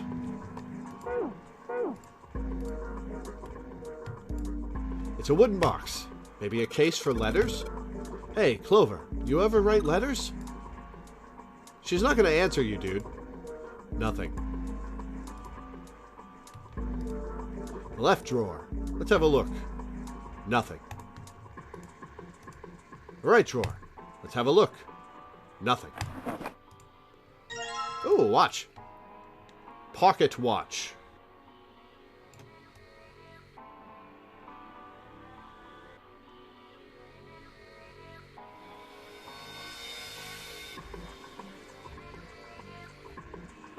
Alright, so it stopped at 10:05:40. A voice he hadn't expected startled Junpei from his examination of the pocket watch. Pocket watch? Might I take a look at it? He spun around to find Ace standing in the doorway. Junpei shrugged and handed him the pocket watch. Hey, man. What are you doing over in this room? Oh, I just thought I'd come check up on the two of you. Is there a problem?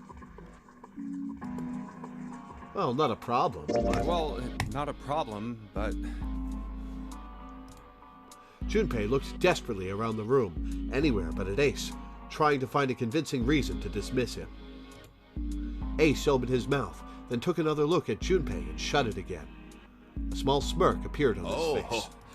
I see, of course. Okay, what do I know at this point?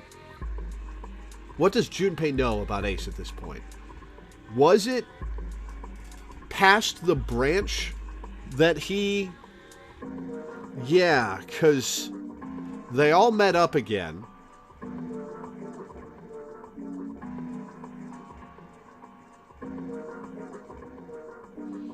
And then it was revealed that Ace was the killer. But that was in the middle branch after the gate choice. Okay. So Junpei has no idea. He looked Junpei over, then glanced at Clover. I apologize for the intrusion. Well, best of luck. Ace gave Junpei a knowing pat on the shoulder and left. Ow. He thinks I'm into Clover? Come on, man. For no reason he could fathom, Junpei's head began to hurt. What the hell? My head. A sharp pain in his head. How much time passed? He wasn't sure. But he did notice when Ace strode through the door. His smile was more of a smirk, and he had the air of a man who knew more than his opponent. Yes. There was something I wanted to check, if you don't mind. Yeah? What's that? Pardon me. With no warning, Ace slipped his hand into the pocket of Junpei's vest. Hey, what the hell are you doing? He's grabbing the piece of paper. Whoa, what are you putting your hand in my pocket for? Stop! He reached for Ace's arm, but it was already too late. In the older man's hand were the pieces of paper Junpei had balled up and hidden in his Just pocket. as I thought. You switched them, didn't you, when we voted? Sure did. Well, I can't say that I care. I managed to get through the numbered door I wanted, despite your mischief. Then why did you... Oh, simple curiosity. I hope you won't think ill of me for it. Ace smiled, gave Junpei a friendly pat on the shoulder, and then turned on his heel and left. It was a small defeat, but it was a defeat. Junpei had lost the upper hand, and he knew it. He could feel his stomach begin to tense. Damn. Hang on, I'm going to look at the flowchart real quick. Oh, I've got a bunch of time to go.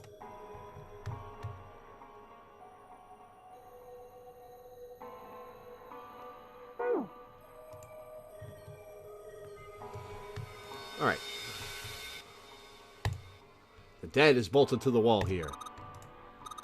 Junpei, are you trying to open that door? Forget it. It's pointless. I tried it earlier. It won't open. All right, into Ace's room, I guess. This isn't good. So many drawers, but nothing inside of them. A compass. It appears to be broken, however. You see, the glass cover has been smashed to pieces.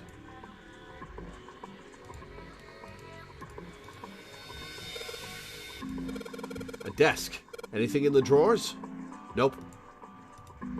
There's another room on the other side of the window. With another wheel and compass in it?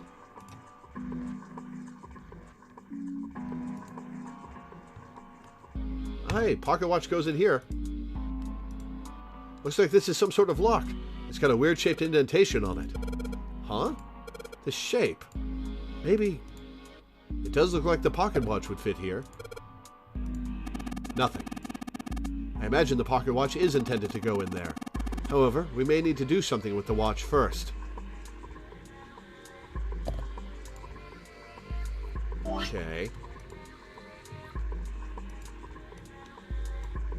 Can I press the button on top?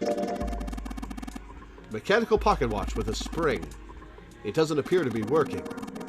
The hands have stopped at 5 minutes, 39 seconds past 10 o'clock. Turning the knob does nothing. Yeah, it's probably broken.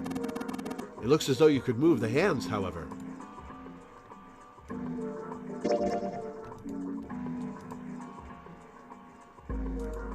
can move the hands manually, but I can't move them yet.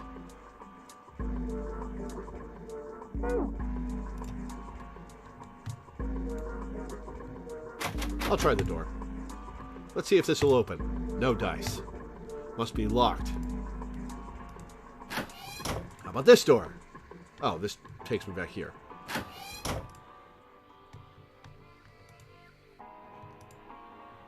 What have we here? What is this? Some kind of display?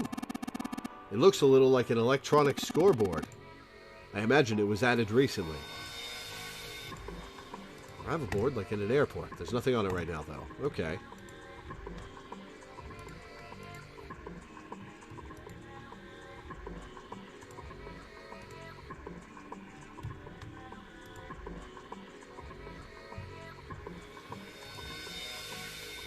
Two wheels and two compasses. Huh. Aha!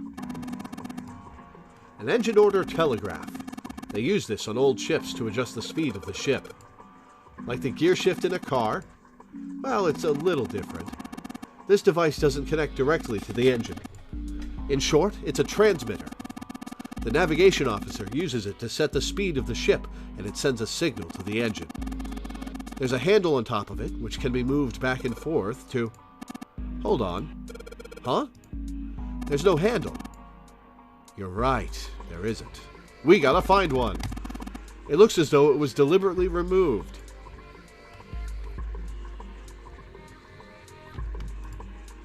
There's a metal plate bolted over the window. Steering wheel. There are handles placed at regular intervals so that it's easy to turn. Old school. Hey, a handle? Ah, a human hammer. They're often used to subdue large men like Seven. What? No. What? That was a joke, of course. Thank you, Captain Obvious. Ace, you really kind of suck at making jokes.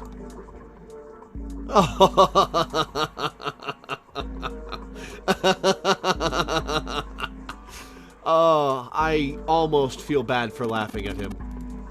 That was rather cruel. Is this compass broken? A compass. And what destiny does it point us to? I really hope you don't think that sounded cool. It did kind of sound cool, Junpei. Now he's just taking it personal. He's definitely going to kill you now.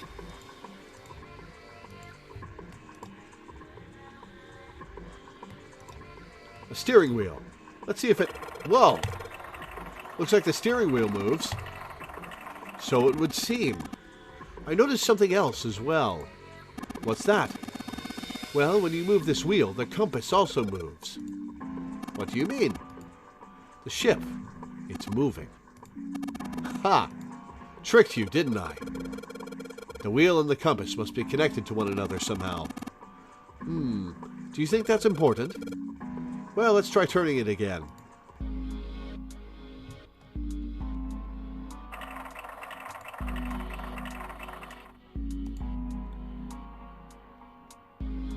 Oh, hang on. What was the file order?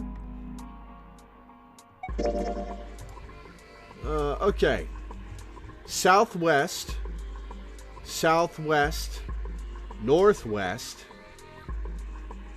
Okay, we headed south and then west, then southwest, southwest, southwest, northwest, east, north. Southwest, southwest, northwest, east, north. Southwest, southwest, northwest, east, north. Southwest, southwest, northwest, east, north. Southwest, southwest, east, northwest. No, southwest, southwest, northwest, east, north.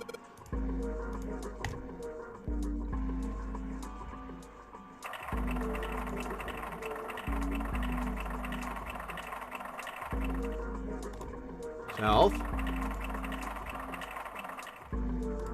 West. Damn it. This is almost certainly one of Zero's puzzles. There must be a clue here somewhere that will help us solve it. Have you found anything? Perhaps something with the points of the compass on it. Alright.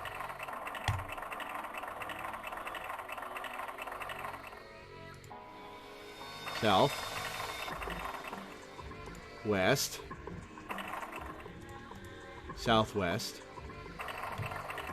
Northwest. East. North. What the? The handle came off. Ha! Stooping so low, are you, Zero? Southwest, southwest, northwest, east, north. So, I sure hope this handle fits. Yes, it fits! Excellent. That should allow us to operate the engine order telegraph. Let's give it a shot.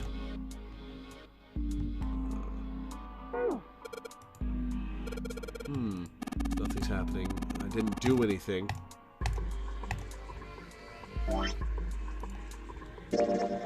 File. Full half slow, full half dead, stop. Full half slow, full half dead, stop. Full half slow, full half dead, stop. Full half slow, full half dead, stop. Huh? That's weird. I thought I put it in the right speed. Did I mess up? No, I don't think so. Look, something's happened on the back wall of the wheelhouse. Yeah, you're right. Let's check it out. Whoops.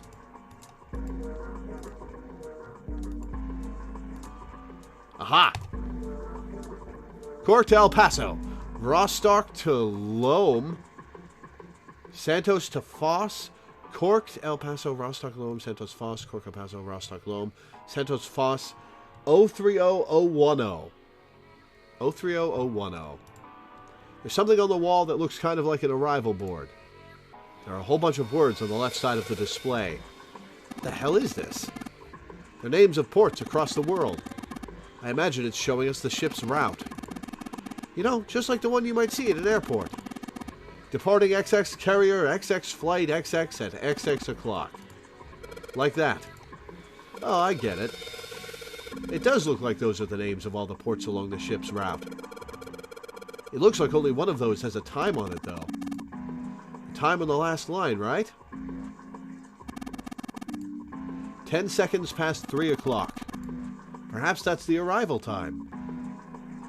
That's the time we gotta mess with the watch.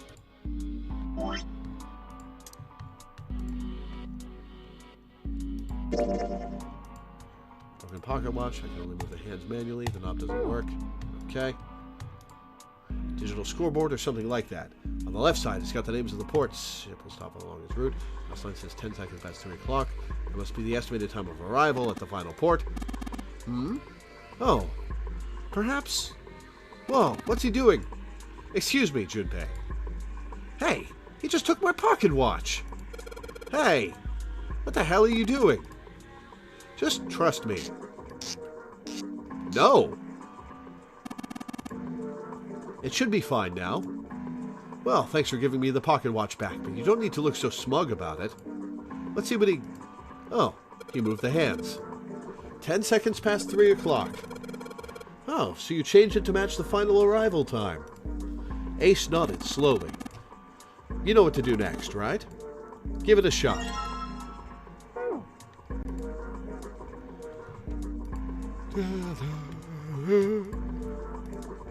Looks like this is some sort of lock. It's got a weird shaped indentation. Actually, it's shaped just like the pocket watch. Let's try putting this in there. Open! Yes! It says open now. Good work. It seems you were successful. Well done, Junpei. Hey, Clover. What? Look, we unlocked the door. Now we can get out of this room. Oh. Well, let's go then. Clover. Alright, what's in here? Or is this the end of the escape room? You found it! Oh, a hallway. Oh, my spine. Ow. Oof. 1 second, guys. I gotta go to the bathroom.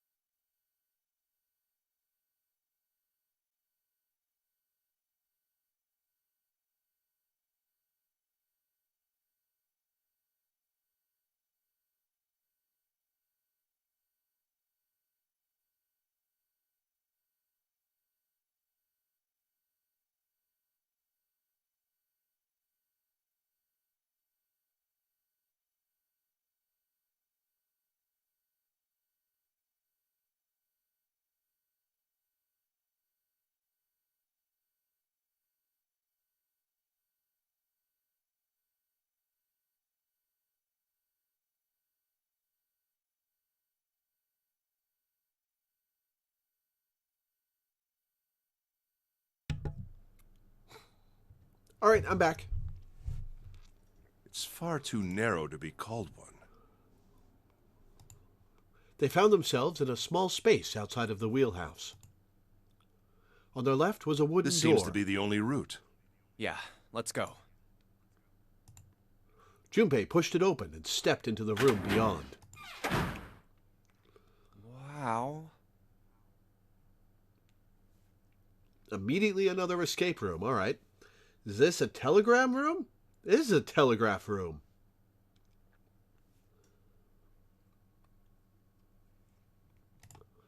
It was full of all manner of turn-of-the-century electronic equipment. Well, these machines are weird. I've never seen any of them before. Huh? Wait, this one is... One smaller machine had a metal bar that ended in a circular handle.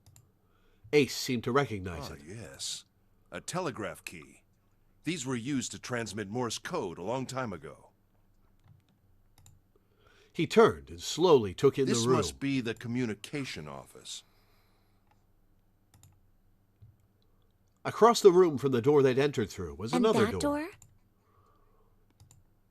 A metal plaque was nailed to it. Captain's quarters. It read, Huh. Captain's Quarters. That's going to have some interesting stuff in it. Ah, excuse That's me. what it says. Then, do you think... No, I don't think we're going to find Zero in here.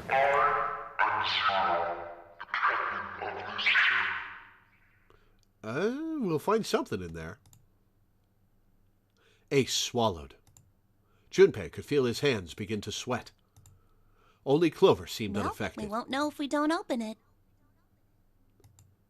She walked up to the door and put her hand on the knob. I wonder how it would turn out if Clover turned out to be Zero. It opened easily, and without so much as a pause, she walked in. Junpei and Ace followed. The first thing they saw was a man on the floor, covered in blood. And he's got a wristwatch on.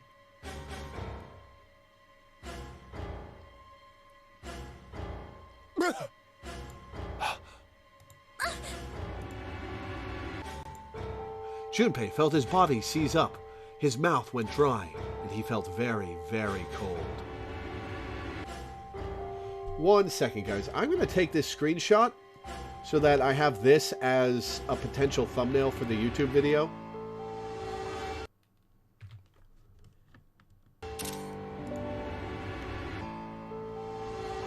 And I'm going to save that.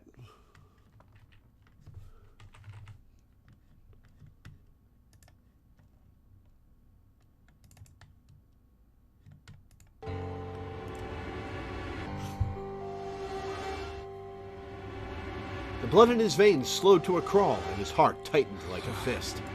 Not again. This one didn't explode, at least. This was the third time he'd seen the horror of death laid out before him. He didn't think it was something he could stand to see much more of. Still, he had begun to accept that whatever it was that he saw, whatever happened to him, was beyond his control, and whatever force controlled him was driven by a determination that he could not hope to match. Damn. I wonder if this is somebody Ace knows. A sense of helplessness, of desperation washed over him. It left behind a feeling of utter emptiness that wormed its way through his body like acid. No, wait.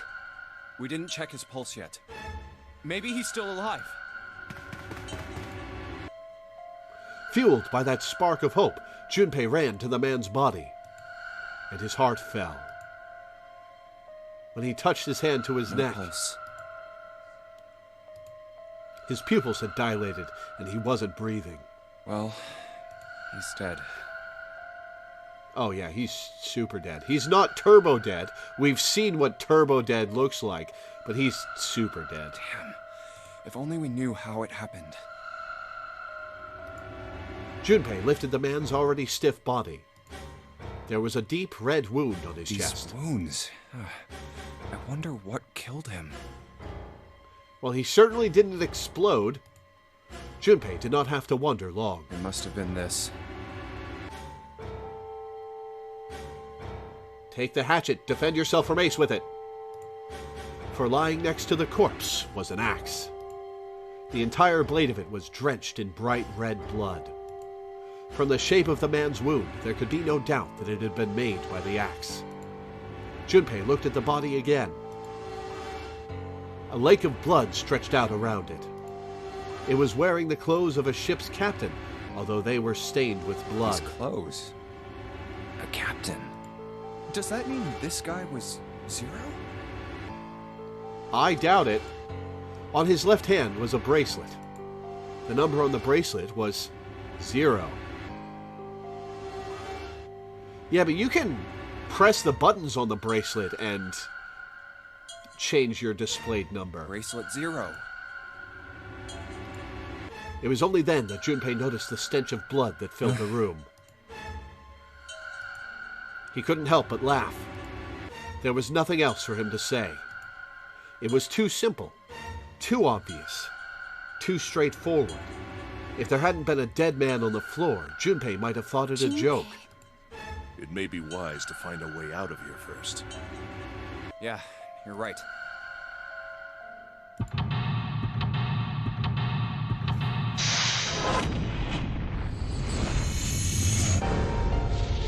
Seek a way out. Captain's Cavortas. Oh, a camera.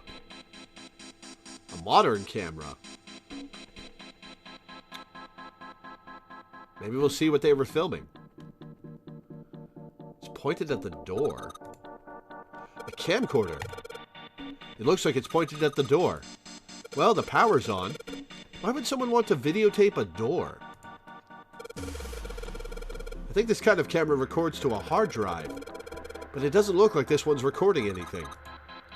What do you mean? It's just sending whatever it sees to something. Oh, so the camera's set up to see who walks through that door. What does it see? The door. Alright, let's examine it. So this is the exit, huh? Don't even really have to try this door to know that it's locked. I knew it. The control panel for the electronic lock. I guess I've got to put in a passcode. I don't think it's just about numbers. There's a hole in the bottom of it, right there.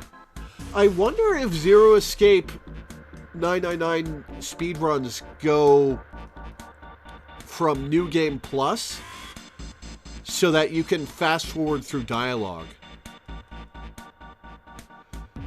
Because there's something to be said for speedrunning the escape room sequences, but not with an hour and a half of manually advancing dialogue on either side of it. I'm definitely going to check out the speedrun when this game is over.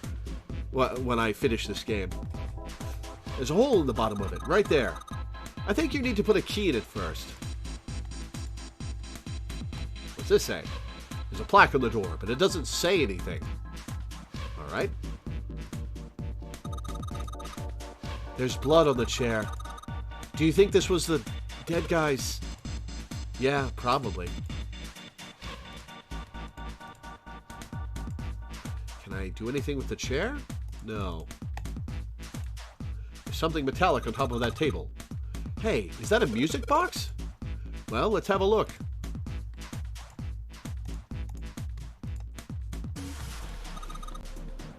It's a lamp, but it doesn't turn on. I don't think there's anything special about it. Alright, music box. Music box.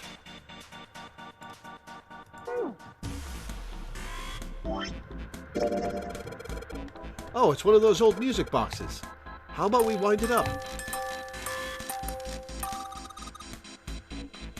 That's a bunch of notes I'm going to have to remember, aren't they? Why does it sound like that? Is it broken? The pins on the cylinder are shaped all weird.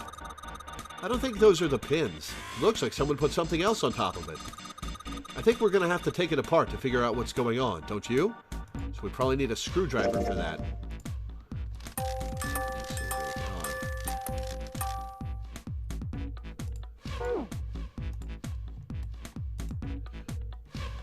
never hold on to these damn screwdrivers. A bed. There's nothing in it. How about this window? Nope, can't interact with the window. They look like batteries. There's a cable running from them to the monitor. It's just some random hallway on this one. The screen shows the big hospital room. The screen's showing what's happening at the central staircase on B deck. This screen shows what's going on in a small room somewhere that I don't recognize. The room on this screen looks really fancy. This one shows the central staircase on C deck. I don't recognize the room on this one. Oh, that's where you head down and get stabbed in the knife ending. Yeah, right? All these screwdrivers and we never hold on to them. Ooh. What's the deal with this? Is it some kind of code? There are 4 rows of numbers and letters. They all start with a 0 and end with 8, F, N, or V, respectively. Maybe this has something to do with number bases. The material has been added to the file screen.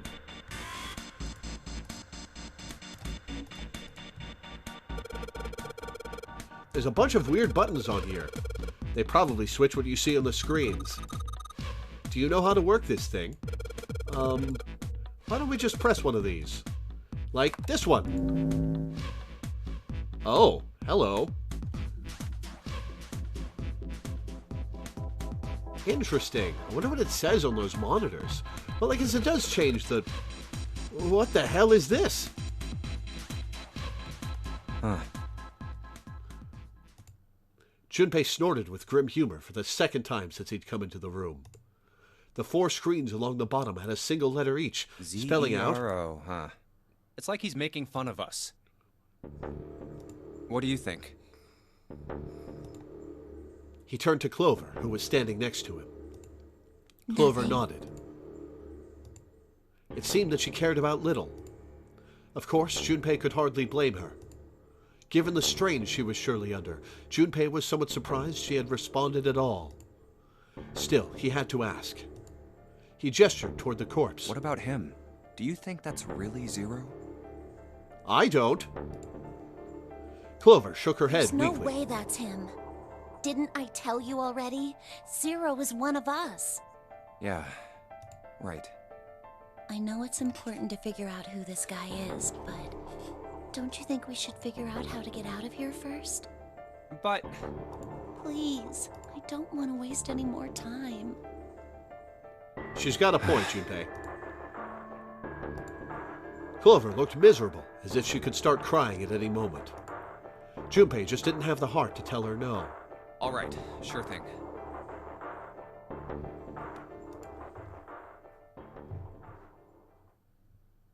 Was his mind playing tricks on him, Junpei wondered.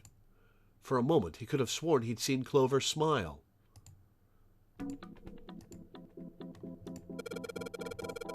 Hey, isn't this the door on the screen, the one right behind us? You're right. So whatever that camera sees is sent to this screen in real time. I wonder if that means something, you know? There's nothing on the monitor. Just static. That's not static, those are words. Monitor, just static, okay.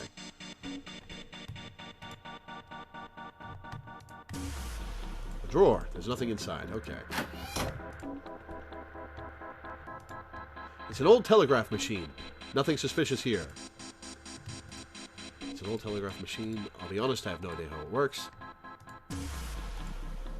What is this? Small screwdrivers.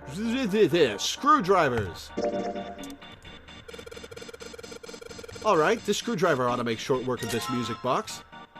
Cylinder. Hooray, what do we do with it? Ink. Do we put ink on the cylinder? I guess I'll put the ink on the cylinder. Dirty cylinder. So now it'll make a pattern when you roll it on something. There's nothing in the drawer anymore. Alright. There's nothing in the drawer. There's air. Oh, har, Junpei, come on. How old are you? 9? 9's on the mind, huh?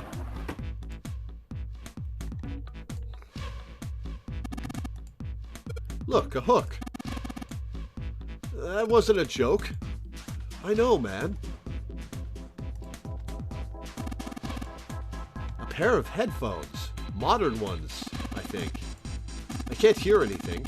Guess whatever they were connected to doesn't work anymore. What about these wires? The cable that comes out of this thing is connected to the desk. What does that mean? Let's open the drawer and find out. It looks as though that drawer is the only thing that's locked. I don't see a keyhole, though. An electric lock, perhaps. Take a look at the left side of the drawer. Yeah, there's some cables over there. That must mean an early telecommunications device, most likely used to transmit a radio signal of some sort. I experimented with it earlier, but to no avail. I imagine it's broken. Aha! Hey, what is this? It's blank. There's nothing written on it. Wait, was there a file that I got that I didn't read? Hang on. Ah, yes. No, that's hexadecimal. Hang on.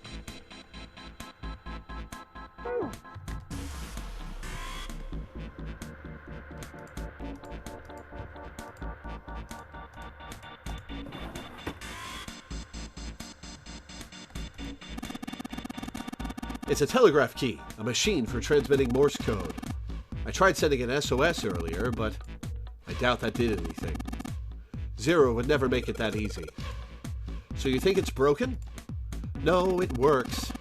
I'm just not sure if it actually transmits anything outside of the ship.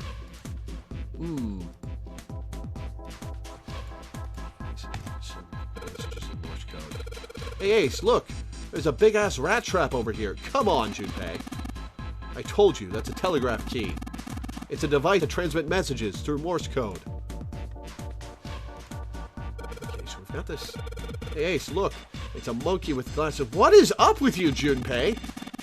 How on earth did you arrive at that conclusion? Just a normal light.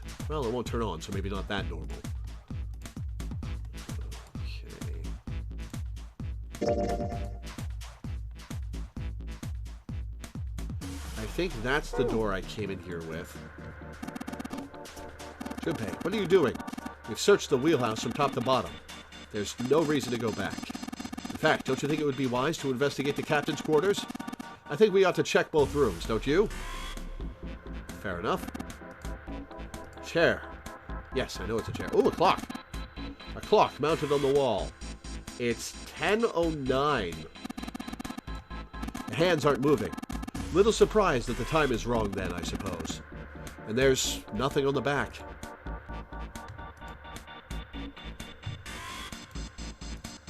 I can't examine the plaque. Okay. Did I open these drawers? I did. Okay.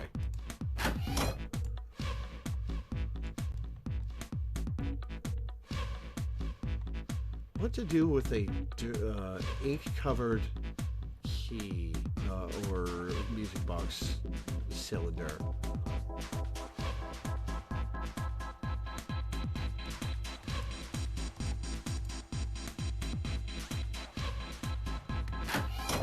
Hang on.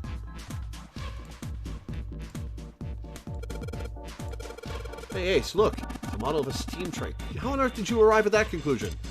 I hate to say it, but I'm with Ace on the...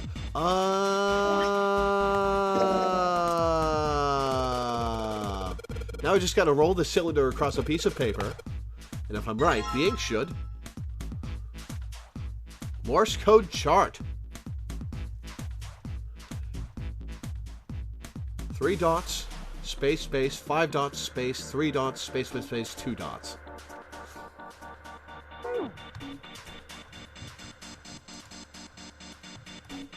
Alright, I've got the Morse code I'm supposed to enter. If I do this right, something will happen. I hope. Alright, let's give this a shot.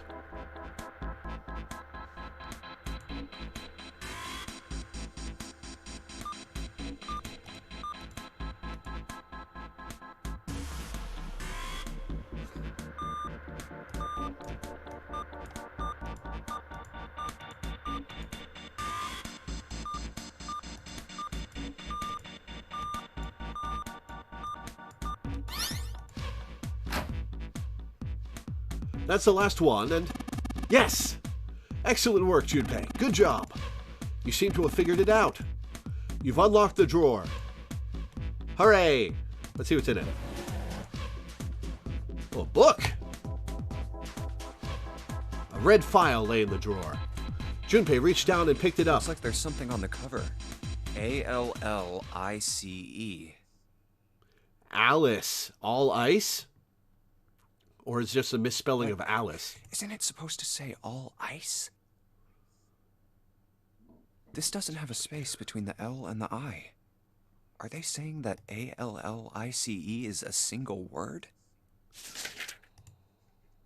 It was an interesting thought, but it left Junpei's mind quickly as he opened the file. What lay inside was far more interesting and far more confusing.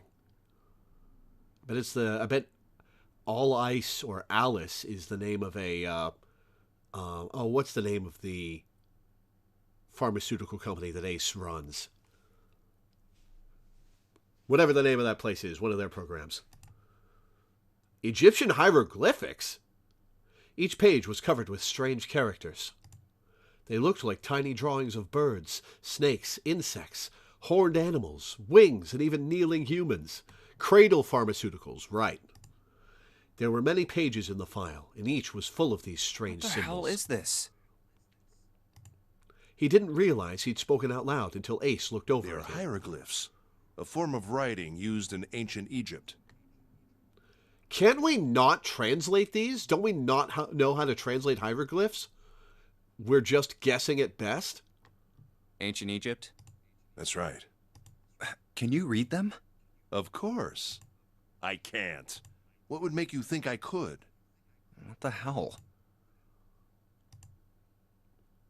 Junpei flipped through a few more pages. It wasn't just one or two pages that were covered in the strange symbols. Every single page was covered in them. The whole thing's like that. Trying to read them was pointless. Junpei wasn't going to waste any more time with them. He made to close the file, and something fell out. What's this? He bent down and picked it up. Oh, a key card. Ooh, Mars key card. Or no, it has a dot in the center. Does that mean it's Earth? There was a symbol on it that reminded Junpei of the symbols for the Saturn and Mercury key cards. This one, however, had a dot in the center of the male symbol. That's the Uranus symbol. It's pronounced Uranus. Junpei looked over to see Ace examining the card. In addition to the Uranus symbol, there were 3 words engraved on the card as well. Bottom deck Something's library. written on the bottom. Bottom deck library. This must be the key to the library, then. Is the bottom deck a library? Anyway, whatever. It's gonna have to wait. I can't do anything right now. He gripped the key card tighter and shoved it deep into his pocket. The material has been added to the file screen. Nope, not item.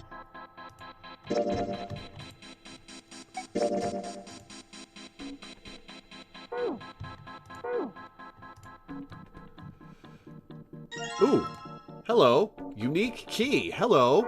Hello. Why do I still have the piece of paper with the Morse code on it?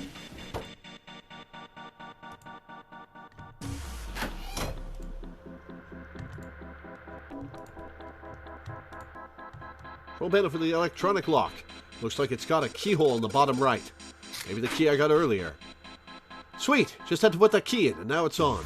4 pairs of numbers. Junpei, look! There's a minus sign on the screen. There are 8 of them. That probably means we've got to put in 8 digits. Do you think you can figure it out? The control panel for the electronic lock. It's on. Okay. 8 digits, huh? Once I put in the 8-digit number, I just press E to enter it. And if I mess up, I guess I just press C. Alright, let's give it a shot.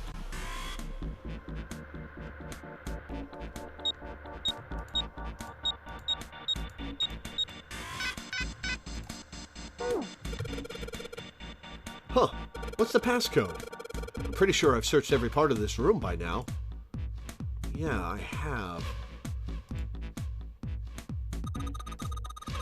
I wonder why this camera is pointed at the door. Well, the feed from it is being piped to the screens behind us. It's gotta mean something. ZERO 2605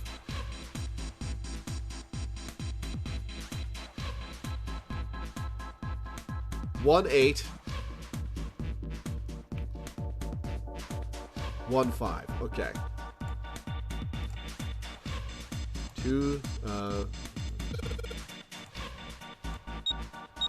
Z E R is 18 1815.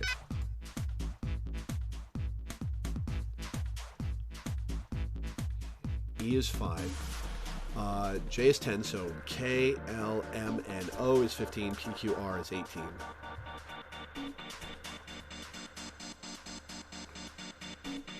Okay, so it's not the numbers for 0.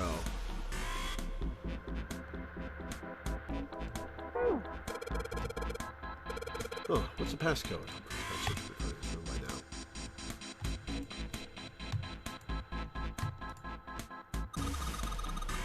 Hey, there's a Z on this one. With the other screens, it spells 0. I wonder, why is there only one letter per monitor? If they wanted to say 0, they really only needed one monitor for that, you know? But why? Maybe there's a reason why the letters are displayed individually? So it's not really 0, it's ZERO.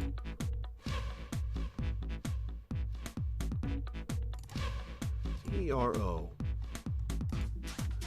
Signatures is on the screen. Let's see what happens if I flip one of the switches. Nothing. Looks like it doesn't work anymore. Alright.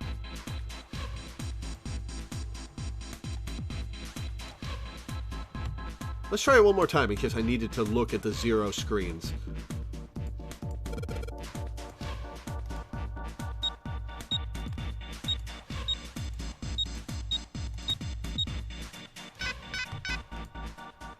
Nope. Okay.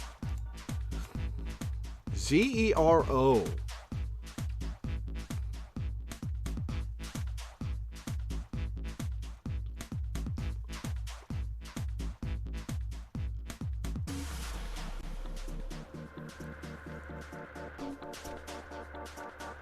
Maybe it's the digital roots of each letter? Okay.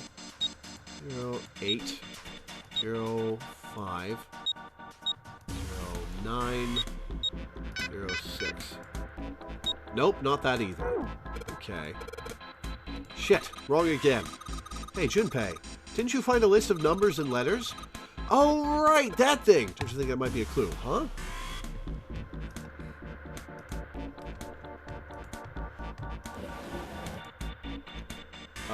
Shit. Well,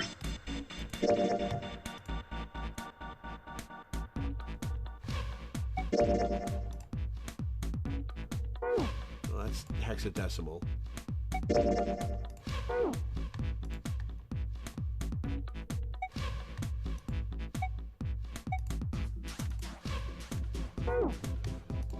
Okay, hang on. Maybe it wasn't this drawer.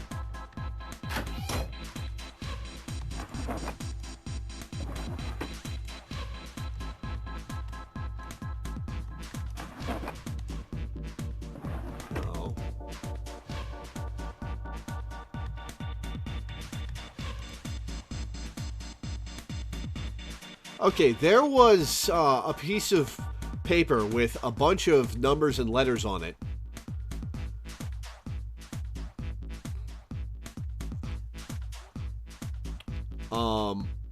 But I can't remember where that was. It had 4 rows, a bunch of numbers on the first, numbers then letters on the second, numbers then more letters on the third, numbers and even more letters on the fourth. But I can't remember where that is, and it doesn't seem to be in my files.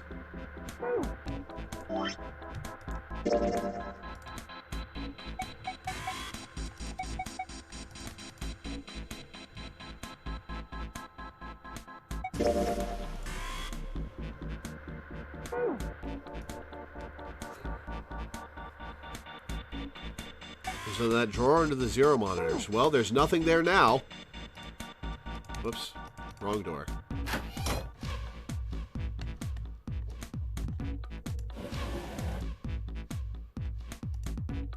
That's it.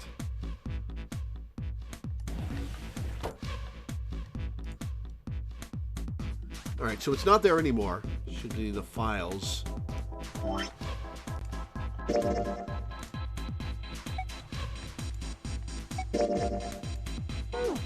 That's digital roots. That's the ship's log from the wheelhouse. That's the nautical table from the wheelhouse. Information about Alice. Numerical Eurosystem chart. Oh. Oh, okay, it's this.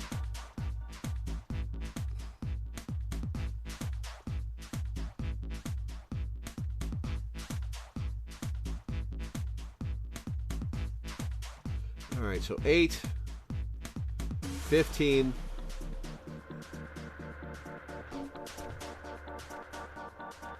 8, 15, 23, 8, 15, 23, 31,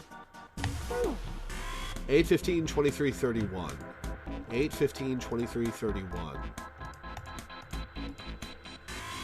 8, 15, 23, 31.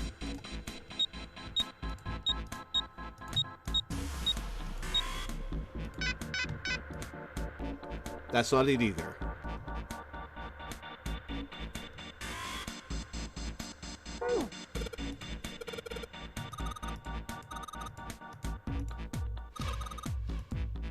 Maybe the letters in the list have something to do with each other. Alright, Z-E-R-O.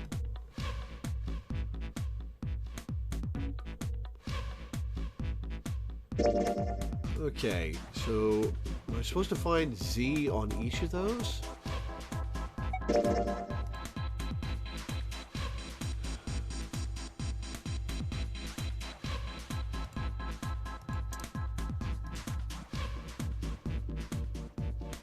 Z-E-R-O.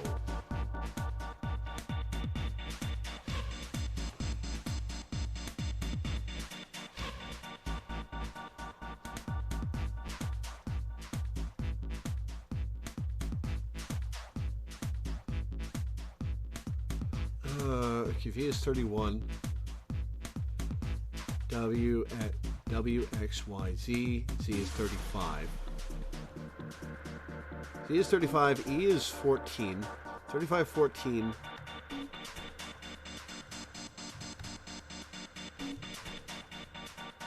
$35, 14, 27. 35, 14, 27, 24.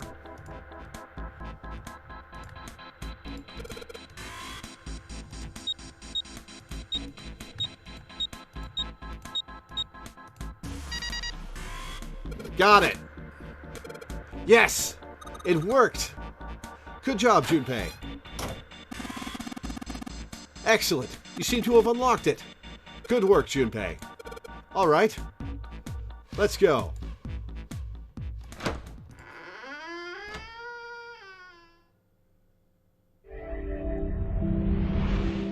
You found it.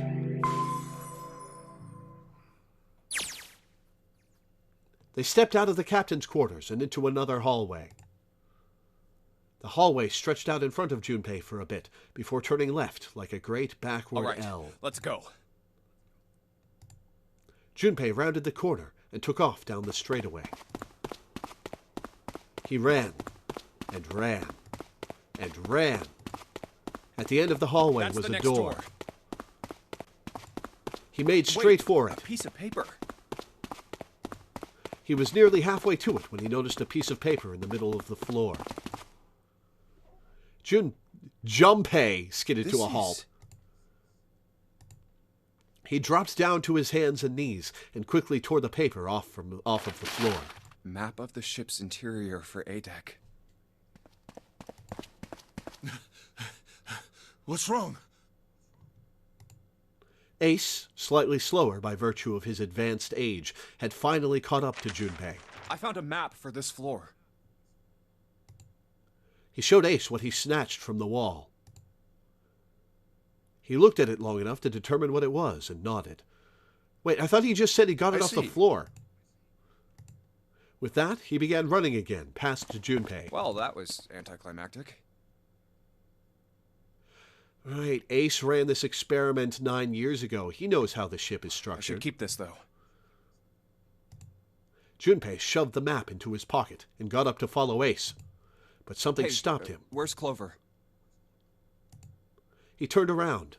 Clover was nowhere to be seen. What the hell is she up to?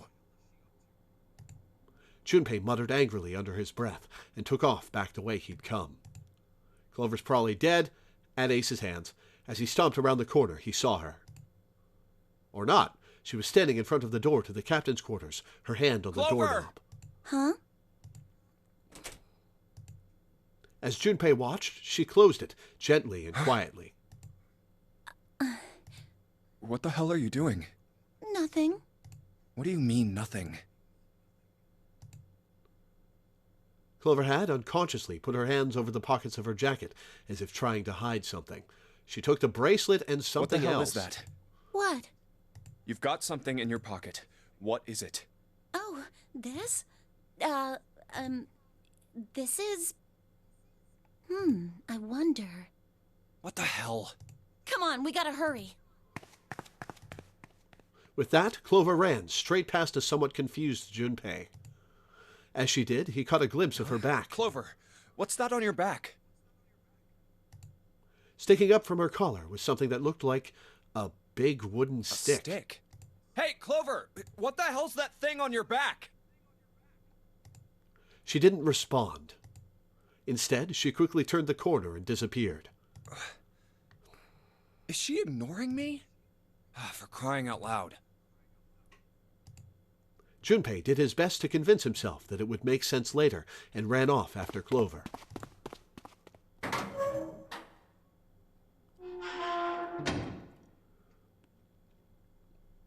Junpei pushed through the door and found himself in a large room with a large set of stairs.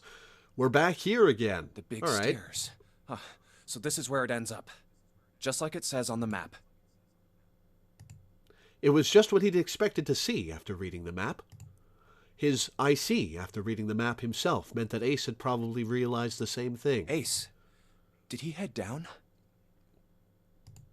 He put his hand on the handrail and leaned over to look down. Oh, there he is. Look, the 4 others are there too. And not just Ace, Santa, June, Seven, and Lotus Really? as well. Let's join them. Junpei and Clover glanced at each other and hurried down the stairs. They reached B deck at the same time. Jumpy! Clover! June's face was excited. Something had happened, that much Junpei could tell by simply looking at her. Given their situation, he was not inclined to be excited about sudden developments. June, however, couldn't contain herself. We found it! Found what? The 9 door. We found it! What did you find? The last door! We found door 9! What? Come on! Just follow us. We'll explain on the way. Okay. Seven turned and jogged off down the Well, stairs. if that's the case. Wait for me. We should get going as well. The rest followed. Jumpy! We finally made it! Well, there are 7 of us and only 5 of us can get out. The relief and excitement in her voice echoed what each one of them felt. It's finally time. Junpei wasn't quite ready to believe they'd really done it, at least not yet. Still, if everyone said that it was door 9, then it probably the was. He could feel his heart racing. A mixture of anticipation and fear ran through his veins, and he could feel his legs shaking. He was doing his best to maintain a sense of healthy skepticism, but he couldn't deny that the prospect of escape was an exciting one. Something's bothering me. Only 3 to 5 people can go through the numbered door. 7 of us are on our way to door 9. That means that, best case scenario, there will be 2 of us who have to stay behind. 2 people.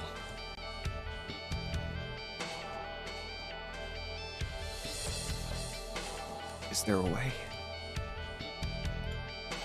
Junpei looked over at the clock. 4:30. We've only got 90 minutes left.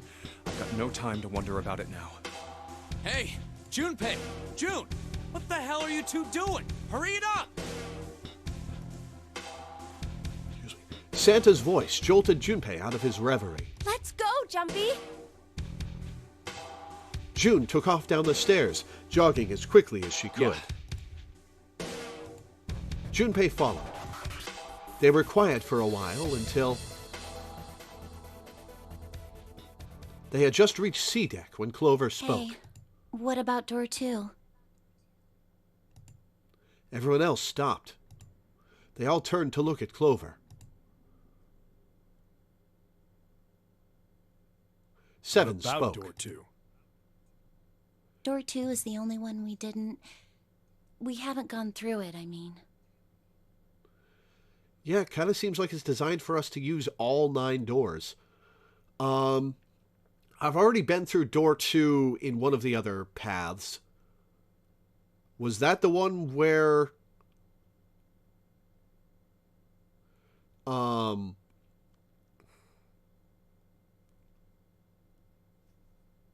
that the subway one or the Zero Loses one? Right, they found door 9 through the door we're about to go through. Door 2 was the yellow submarine one. Right, okay, I thought so. Yes, that is true. Are you guys okay with that? Not investigating it, I mean?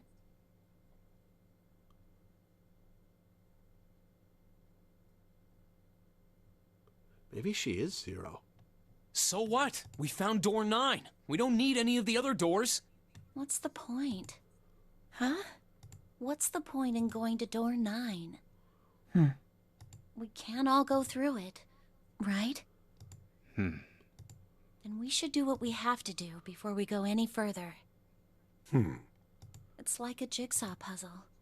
The best way to finish it quickly is to do the border pieces first. You know? Or what? You think all 7 of us should go to door 9? And then we argue over who stays behind and who gets to go?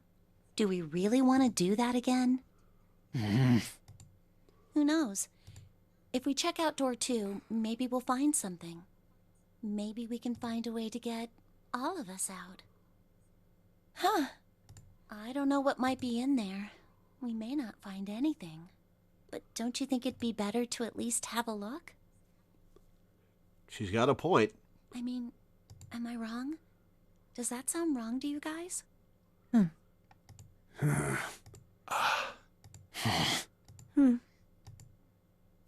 Lots of You ellipses do have a here. point. The others nodded The in last time I agreement. checked the clock, it was 4:30. It's not like we've got a lot of time, but if we're quick about it, we might have time to take a look. You're right. Let's go take a look at door 2.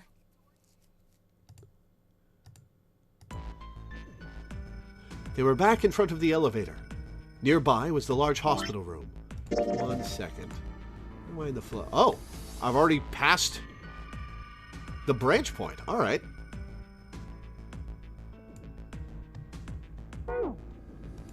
The elevator can take us down to door 2. Who shall go then? Let's see. Me. I'm going. Okay, so door 2, which means we need 8 more. Could do... No, we need 7 more.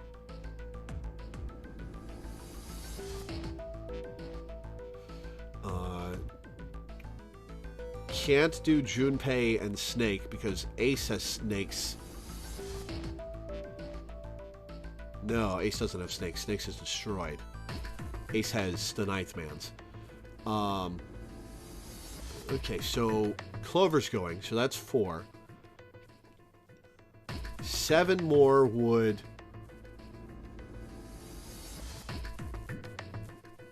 So 6 and 1 have to go. So June and Ace. Clover, June, and Ace.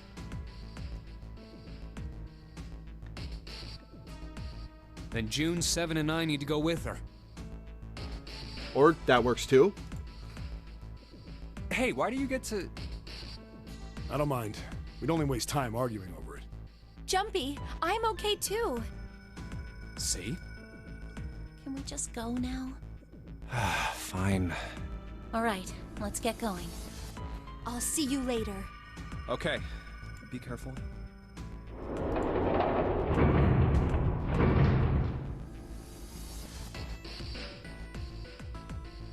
They climbed into the elevator, and Junpei listened to it creak and rattle its way to the bottom deck. Only Junpei, Ace, and Lotus were left. And all Ace needs is Lotus. As the elevator rumbled out of sight, Ace spoke. Lotus, would you be so kind as to go with me? Go with you? Well, I didn't think people still talked that way outside of the 1950s. Well, I'm a mother. Would that be a problem for you? That wasn't what I meant to. I was hoping you would come with me. Seriously, though, I was kidding. So, where was it you wanted to take me? There's something I wanted to show you. Hey man, what the hell? I'm not important enough? Well, it's not like that. Once I've shown Lotus, I'll show you. Really? Yep, he's going to escape through the 9 Of doors. course. Ace's smile was friendly and full of lies. Fine. Do whatever you want. Thanks, Junpei. Are you coming, Lotus? Fine. Doesn't look like they're going to be back anytime soon. I might as well go and see whatever it is you think is so important. Thank you. Well then, shall we go?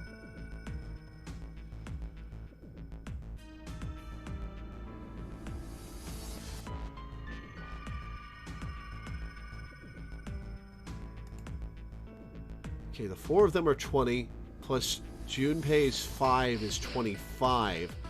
So that's 7, so they can't get through the 9. And they can't add 2 because the 2 bracelet has been destroyed. What number did Clover... Right, the captain's quarters guy had a 0, and Clover probably took that. Ace turned and began to walk. Lotus followed. They disappeared into the hallway on the left.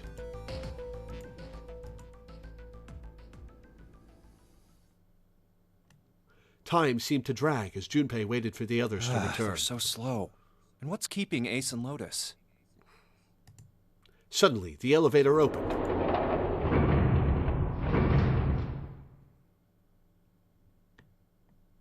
A single person Clover. stood there. I guess you're the first one back. It was only Clover inside. He didn't see the rest. She looked at Junpei, then slowly, purposefully, stepped out of the elevator. Wait, if the other 3 got into the submarine and Clover came back for Junpei with the 0, 4 plus 5 is 9. Clover, Junpei, and the 0 bracelet can get out. The door closed behind her. Where's everybody else? What happened? She didn't answer. Instead, her eyes swept the room and then settled on Junpei. Where are Ace and Lotus? Oh, Ace said he wanted to show Lotus something, so they went into that hallway. Junpei explained what had happened. Oh, then they went over there? Her voice was small and Yeah, timid. I think so. He repeated his So earlier where are question. June, Santa, and Seven? Why aren't they with you? You really want to know? There was something wrong with her smile. Yeah. Okay, sure. Here, let me show you. Oh, boy. Clover pulled something out of her pocket and tossed it onto the floor at Junpei's feet. Huh? He looked down. On the floor in front of him were 3 metal rings. Bracelets. Oh my god. Oh, holy shit. Junpei collapsed. No. No way. No way. This has got to be some kind of joke. This can't be real. Junpei's body felt like rubber. His heart felt like a cold lump in his chest, and his hands shook uncontrollably. Sweat poured down his face. The 3 bracelets sat there on the floor before him. He could see the numbers on their 3, faces. 7. And 6. Lastly, let us discuss how to remove the bracelets. There are only two ways to do so. One, you escape from this ship. Two, your heart rate reaches 0. In other words, once the bracelet is taken outside the confines of the ship, or the parasitic wearer's heartbeat has fallen to 0, it will shut down automatically. So we've got 2 killers on the ship. Ace and Clover. But why?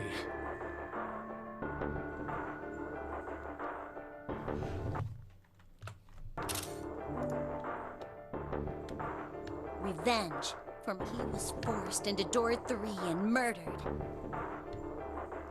One sec.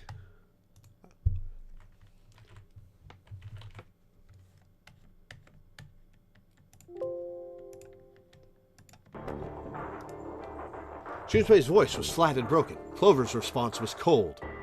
You need at least 3 people to open a door. Who were the 2 that opened that door with him? It could only have been Santa and Seven. Oh. She's so wrong. Oh. That's why I killed them. 2 plus 3 plus 7 equals 12. 1 plus 2 equals 3. Why? Why did you kill June? Because she tried to protect them. She was in my way. She had to die too. No. No. Junpei shook his head, trying desperately to wake himself from what had to be a dream. No. It couldn't be real. It just couldn't. Hey, Junpei. He felt Clover's hand on his shoulder. Her smile was wrong, horribly wrong. Her face looked like a mask made from stretched human skin.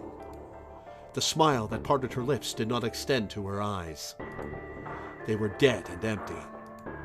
The girl in front of him was no longer the Clover he had known. Perhaps she was not even human. Her hand reached out toward him. Here. Let's leave this ship. What the hell are you talking about? To open a numbered door, Yes, I know. You need at least 3 people. But as long as we have this... Once again, Clover reached into her pocket and pulled something out. It was another bracelet. Junpei could see the number on the face. 0. The 0 0. bracelet. You've got something in your pocket. What is it? Oh, this? This is...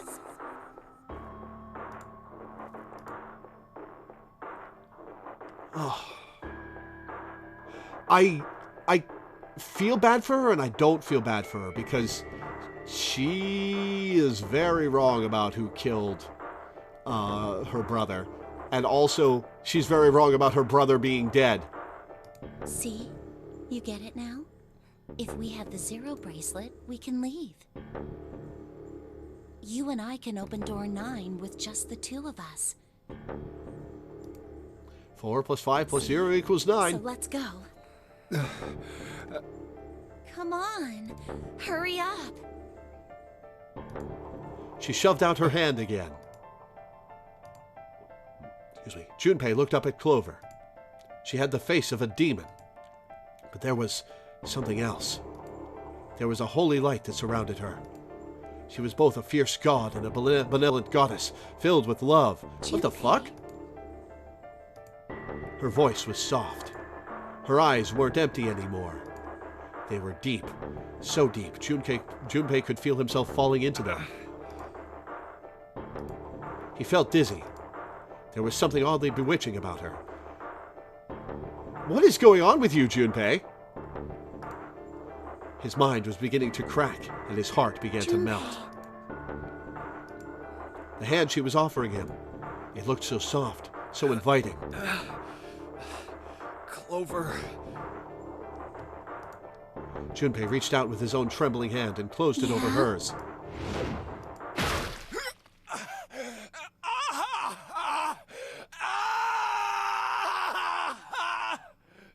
That's the wooden thing she was hiding. Junpei writhed in agony. He shuddered and twitched, his body spasming as he went into shock. He screamed until his throat was torn and bloody, then screamed more. His cries echoed across the room. Eventually, his movements slowed, then faded. There was no more strength left in Junpei. He could feel his body begin to go numb. He no longer felt pain. He no longer felt anything. Whatever Junpei had been was gone. The last remnants of his mind began to fade. Even as his vision faded to nothingness, he saw Clover. Thanks, Junpei. I'm just gonna borrow this, okay? Her smile was cold. What was left of Junpei's conscious mind drifted away. All that was left was a twisted, broken corpse.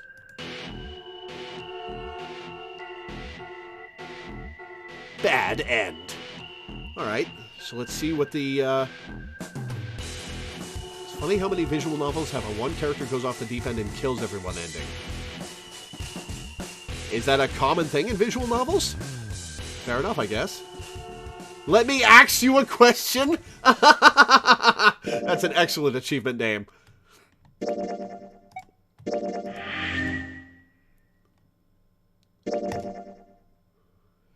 Okay. So I have to go down this path. Oh, I picked the wrong thing here. Then I have to go down this path. Then I have to go down this path, and that'll get me to here. Head back to door 4, grab the bookmark, head to door 7, and pick the last scene in the puzzle room.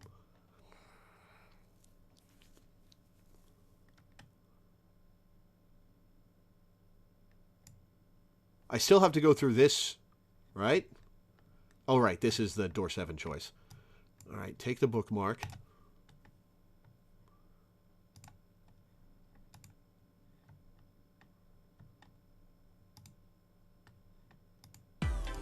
Oh yeah, how's your... No, it wasn't here.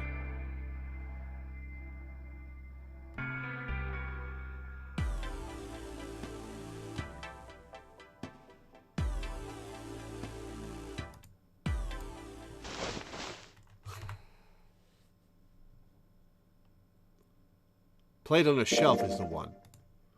A curse? Jumpy, do you believe in that sort of thing? You know, curses and stuff?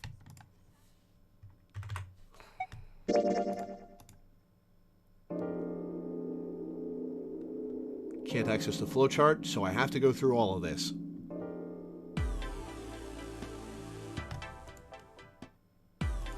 Nope, not picture of a dog. I meant played on a shelf. God damn it.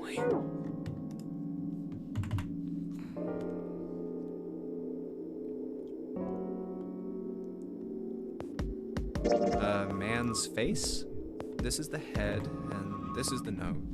Nope. This is a dog. See?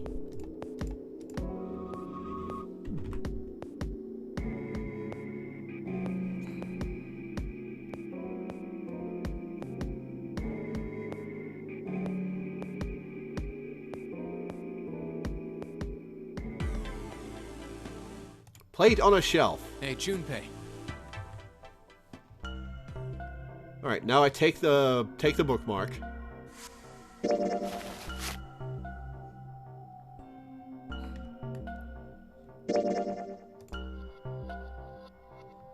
It is hidden, but an exit can be found.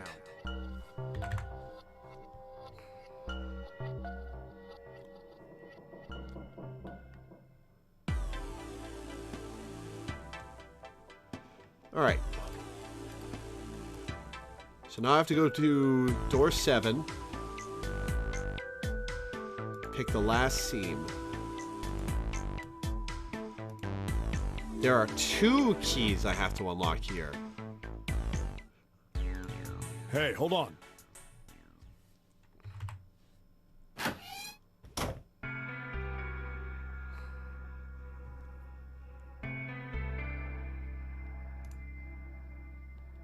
what to do. Oh, I have to give her the 4-leaf clover, right?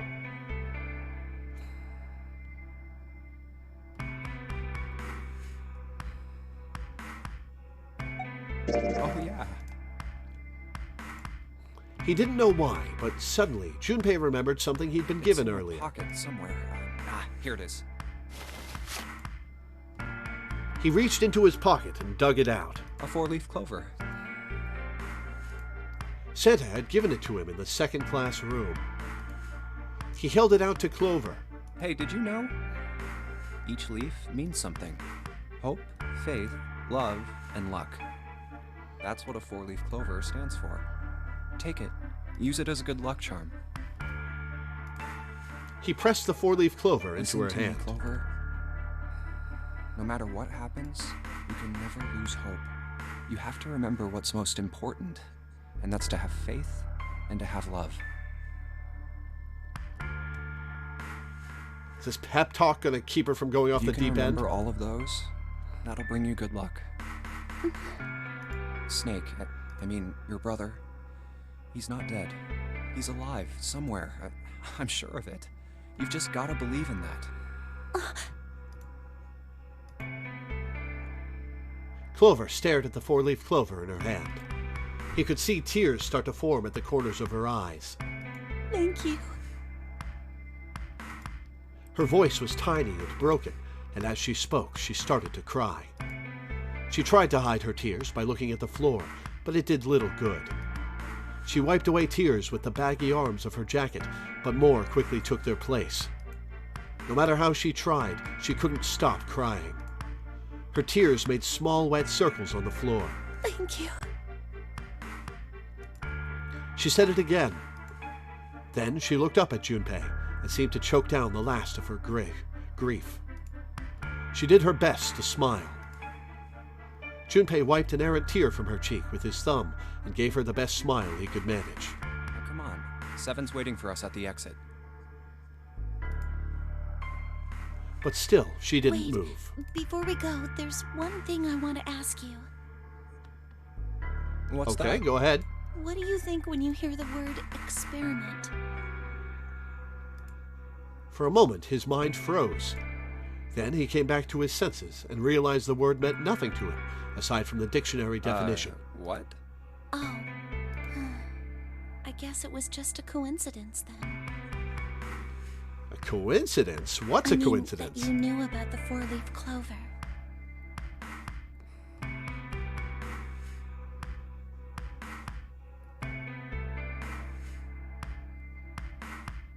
Wait, did Santa or June explain the 4-leaf clover? Was it Santa? Yeah, it was Santa, right?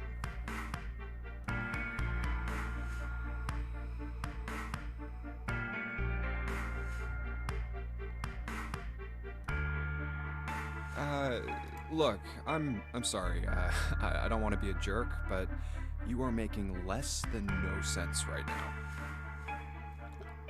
All right, she's not making that little sense, no. Junpei. It's nothing. Just forget about it. Oh, don't give me that. You really think I could just drop this? What is this experiment you were talking about? Clover looked away. The 4-leaf clover was still in her hand. She stared at it for a long moment and then finally spoke. Promise you won't tell anyone? Cross my heart. Sure. Really? Really? I can trust you, right? Sure can. Can I trust you? Can. Clover slipped the 4-leaf clover into her pocket. Her eyes still red from crying, she looked up at Okay Junpei. then, I'll tell you. I'll tell you what happened on this ship 9 years ago. Oh, here we go. Wait. On this ship? Yeah, this ship. He was entirely lost. He had 1,000 questions, but it was probably best, he thought, to save them until Clover had It was an finished. experiment to test some sort of psychic thing. Communicating through these fields that you can't see. Fields that you can't see? He'd heard something like this before. Clover nodded. Think about this. She pointed at the operating table. On top of it was a somewhat mismatched medical mannequin whose parts had been swapped with another This mannequin. is John, right? But is he really John? Huh? All Junpei could think was she has finally completely Isn't lost this it. like Locke's socks? Or the ship of Theseus? I know the ship of Theseus. I've never heard of Locke's socks, though. Junpei grew even more confused. He'd never heard of either of those things, although they sounded smart. You don't know? You haven't heard of those paradoxes? No? Junpei shook his head. Okay, Clover laughed. Well, pay attention then. This is how Locke's socks works. Oh, good. That's the one I didn't know. Let's say I've got a pair of socks. They're my favorite socks. Oh, is this where you patch it until it's nothing but patches? Is it the same set of socks? One of them gets a hole in it. What would you do if that was your sock, Junpei?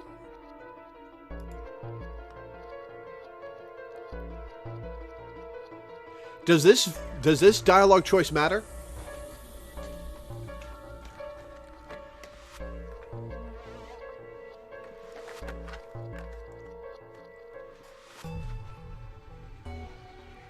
No. Okay.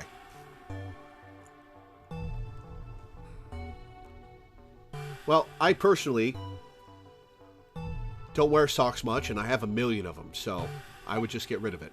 Well, I'd pitch it, I guess. But it's your favorite pair of socks. Come Oh, on, that's true. Who loves their socks that much? It doesn't matter. Just suppose you do love them that much. Well, I guess then I'd patch it. But what if another hole opens? I'd add another patch, I suppose. What if another hole opened after that?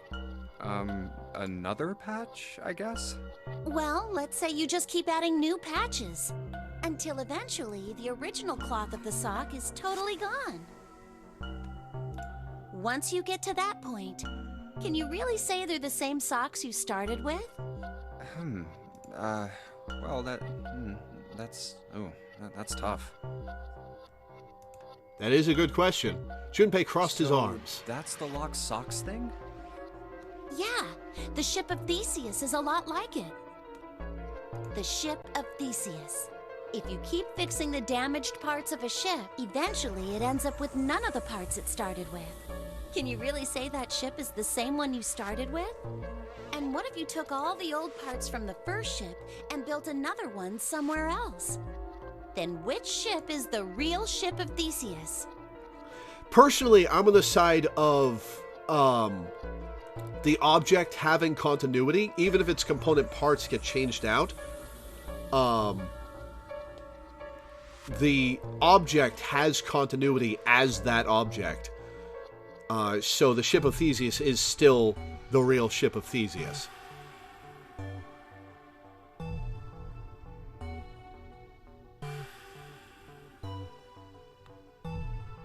The one you repaired, or the one you built with all the original parts? It was an interesting question.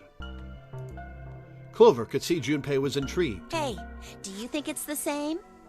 What's the same? These guys. Is this John, or is it Lucy now? Junpei looked at the operating table again. A mannequin full of body parts from a different body. Clover had been right. It was just like Locke's socks in the ship of Theseus. The part of the body that holds a person's identity is the head. Of course, for many hundreds of years, conventional wisdom had held that a man's identity resided in his heart, or any of a number of internal organs. And here they John's had both. head and heart are both his. But apart from those, and a single arm, the rest of his body was once Lucy's. Was that mannequin really John? We're just like these mannequins. She looked at Think Junpei about again. it. The cells in our body change every day. Old ones die and new ones are born. Maybe part of my arm is made of stuff from a fish I ate once. Or maybe part of your right side is made from a cow you ate. If you take it a little further, those cows and fishes are made from something else too, right? That's how we're all connected.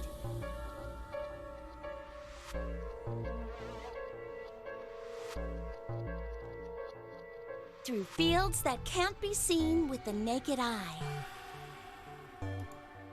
The silence was broken by Seven. Hey, what the hell is taking you two so long? Seven's head appeared in the doorway. He was not How long happy. are you gonna make me wait? We don't have time to screw around.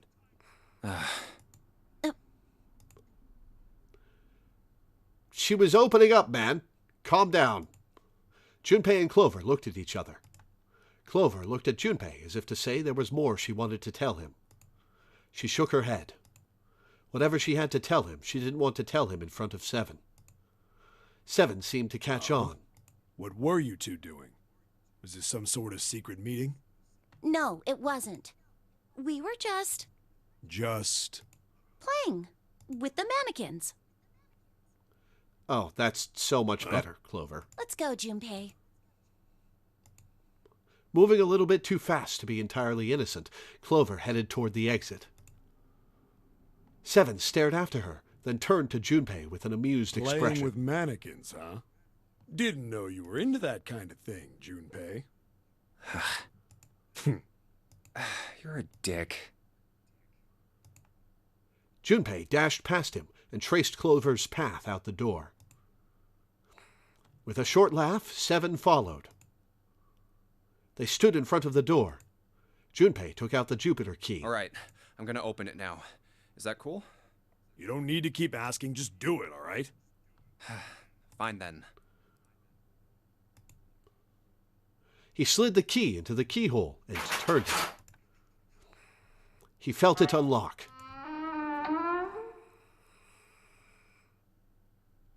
The door opened with a soft, melancholy creak. Beyond it lay a simple white hallway. There was no fanfare or confetti. Obviously, there was no one there to applaud them. They simply walked through the door. That was it. Let's get going. Hey, man, what's up with you? You're so serious, you know? Can't you sound more happy, get a little excited? Not really. Junpei turned away from Seven and took his first step down the simple white hallway. My brother might be dead. I'm going to be next. Clover had told him only a few minutes before that her brother was probably dead and she was likely to follow him. Like hell I can. Not after hearing something like that. All right, so that is the second key. Which means there's something else I have to do earlier in this. Do I have to go to Chemical Closet?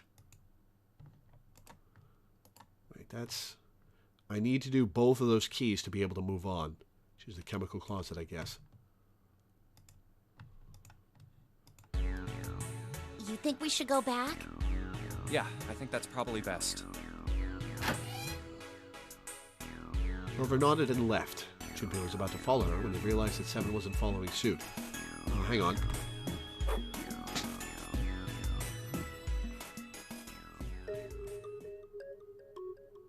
Like the molecules were communicating with one another, transmitting information in a way humans couldn't perceive. This phenomena spread throughout the world, right? Junpei looked up at Seven with half a smirk. Seven stared at him, dumbfounded. Yeah, that's it exactly. But how did you know? I heard another story, kind of like that one. When? In the freezer. Oh yeah, this is post-freezer. What? The freezer? Yeah, June told me. Junpei told Seven the story he'd heard from June in the freezer in the kitchen. How one day glycerin began to crystallize, and the story of ice that wouldn't melt at room temperature. When Junpei was done, Seven looked thoughtful and absent-mindedly rubbed the scar on his chin. Which one? He's got a bunch. Doesn't melt at room temperature, huh? That sounds familiar? Yeah, hold up. I feel like I can remember something. It's right there. Seven squinted. His eyes stared off into space, as if he were trying desperately to focus on something far away. Okay. So I have to pick one of these. I assume there's a dialogue choice that matters. Do I say, do you know about Ice 9?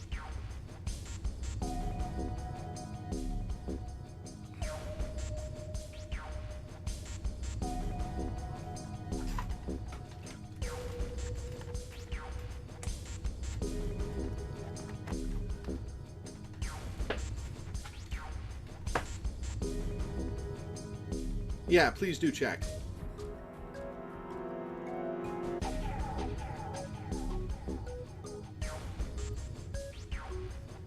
Ice 9? Okay. Do you know about Ice 9? Ice 9? Ice 9. Ice 9. Ice.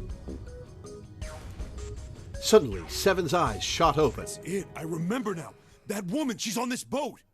That woman? Alice! Alice?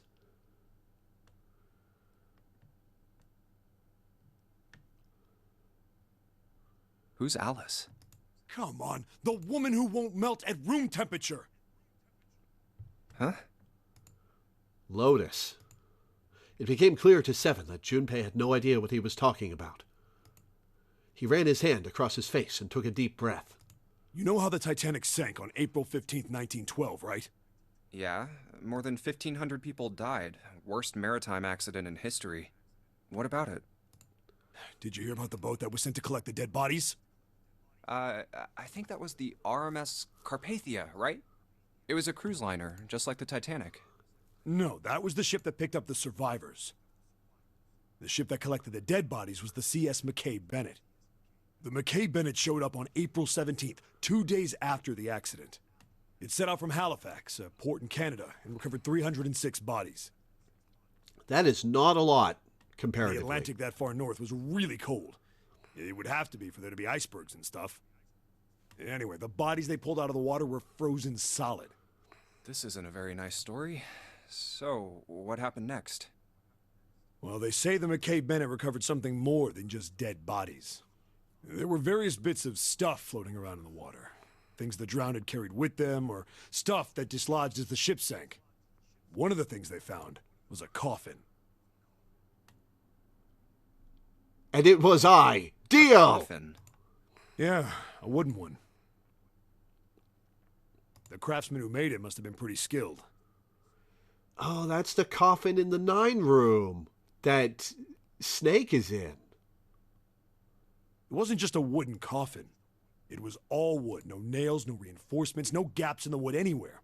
The thing was airtight. Or was it? Was that just a regular coffin in the 9 room? The crew got pretty curious about what might be inside it and opened it up. I had to get a wedge and hammer it open. It was so well made. Inside, they found a woman. Or, I guess you should say, they found the dead body of a woman. Her hair was thick and black, and her skin rich brown with no blemishes or signs of decomposition. They say that she looked gorgeous, like a goddess. She was obviously dead, but everyone who looked at her said she just looked like she was sleeping. Her skin was so lifelike, she looked like she might wake up any minute. She didn't, though. Like the rest of the bodies they found, she was frozen solid. This is made up for this game, right?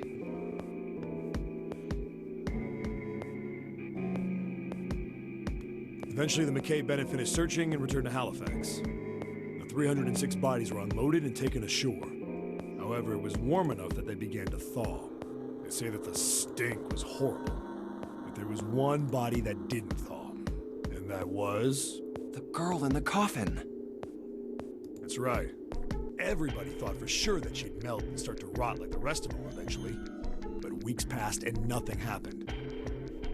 And a month passed, and another. It was summer, and she was still frozen solid.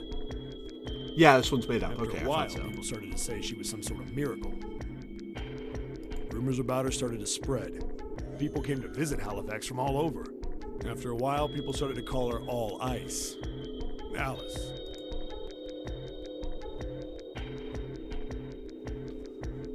Of course, those rumors didn't last long. Why? Well, she up and disappeared. One day Alice was there, the next day she wasn't. And that's why the All Ice book has full of hieroglyphs. They say someone snuck into where they were keeping her and stole the body. And I need to hear this story to figure out what's going on with the All Ice Body book. gone, the rumors followed pretty quickly. And after a while, no one remembered her.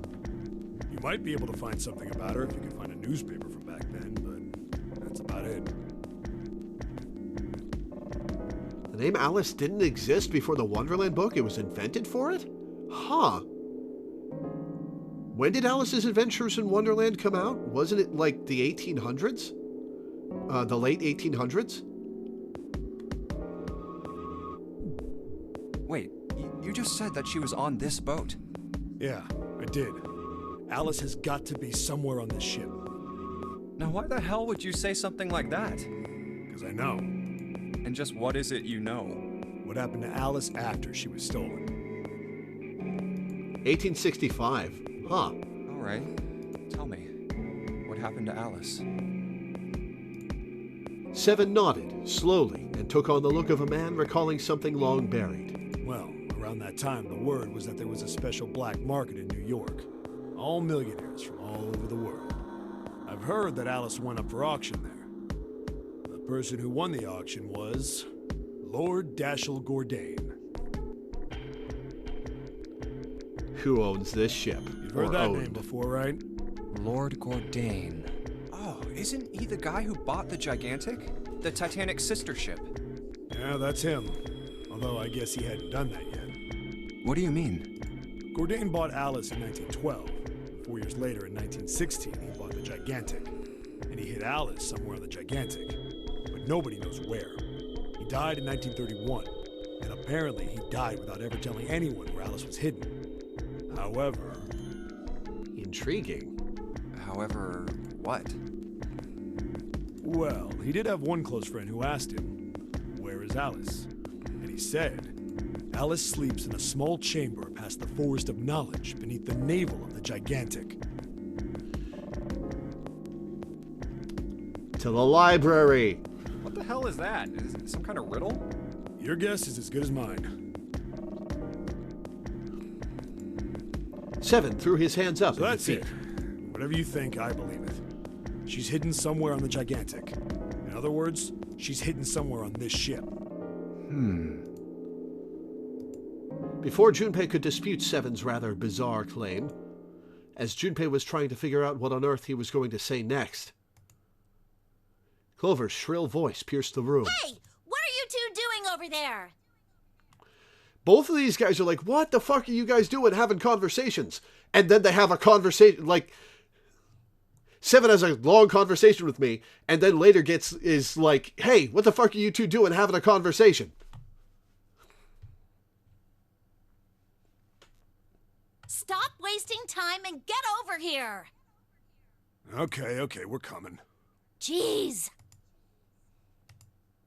Seven looked at Junpei. Yeah, so anyway, that's the story. It might be useful someday. Don't forget it. With that cryptic remark, he turned and left the room. Alice. Huh. Junpei was left behind to ponder what he'd just heard. He tried to remember what June had told him earlier. That mummy wasn't just a normal mummy. They say that she was frozen. The story says that from the time of its discovery all the way through to when it got put on the Titanic.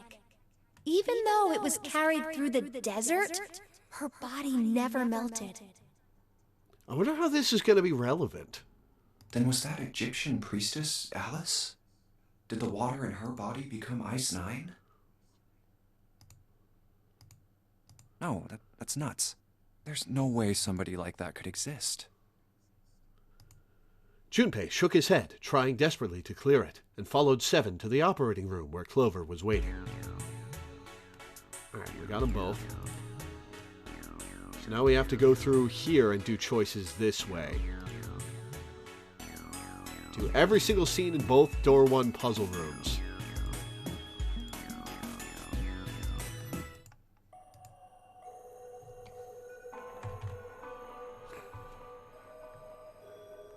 Does the dialogue option matter?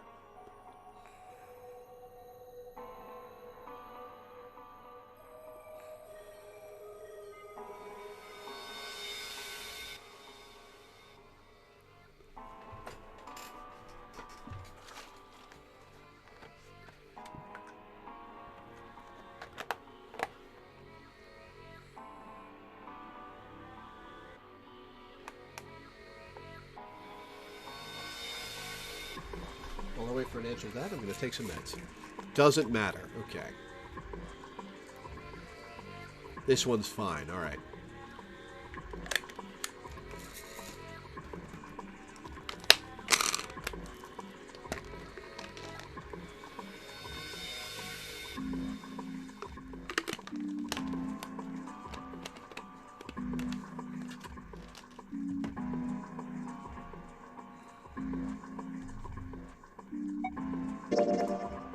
That's a lie.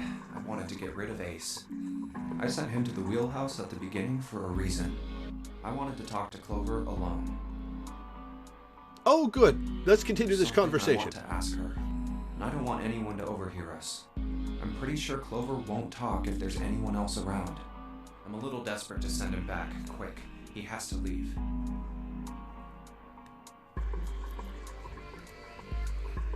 Ace opened his mouth, then took another look at Junpei and shut it again.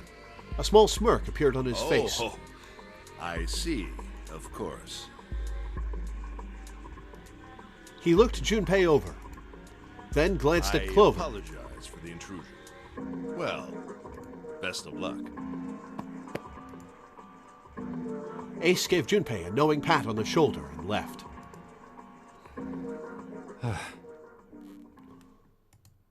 Junpei let out a sigh and brushed a few drops of sweat from his forehead. He turned and found himself looking straight into Clover's eyes. She'd heard what Ace had said. She regarded Junpei with caution. What was that about? She was clearly suspicious, and with good reason. Why are you looking at me like that? Junpei's eyes widened, and he held up his hands in a gesture of innocence. No, it's not like that. What's it like then? I just wanted to hear the rest of that story. I didn't get a chance to ask you about it until now. Yes, I'm eager to hear this as well. What story? About the experiment, remember? The one you started to tell me in the operating room? You said something about an experiment that happened here 9 years ago.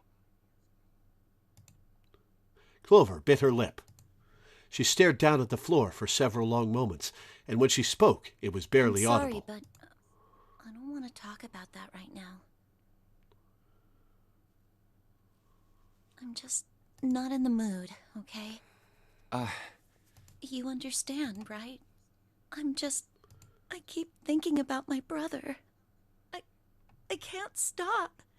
I mean, who would do something like that to my brother? I can't forgive them.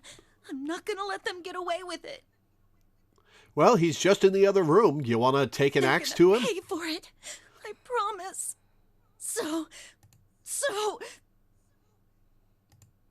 Her shoulders were shaking. Drops of blood had sprung up on her lips where she was biting them. She wiped it off and looked up at Junpei, her eyes fierce and angry. Who do you think did it? Her voice was cold and scarcely above a whisper. Junpei gulped. Well, if what Seven said was right, then there would have to be at least 2 of them. You need at least 3 people to open the numbered doors, and if you subtract Snake, that means there were at least 2 other people. You're right. So, what does that mean? Well, if we just look at the bracelet numbers, we should be able to figure it out. Who could have opened door 3 with Snake? Well, really, who and who, or who and who? You mean it could have been 4 people? Well, technically it's possible. I don't know. That doesn't seem very likely. Definitely not. Why? I'll tell you later. Why don't we just assume it was only 2 other people for now? No, tell me Okay, now. got it. Let's do that then. Then who do you think it could be? Junpei crossed his arms and thought. Snake's bracelet number was 2. Which 2 bracelet numbers added to 2 would give a digital root of 3? Which 2 bracelet numbers added to 2 would give a digital root of 3? Okay, so, Santa and 7 was the one it added up to. Do I have to answer correctly?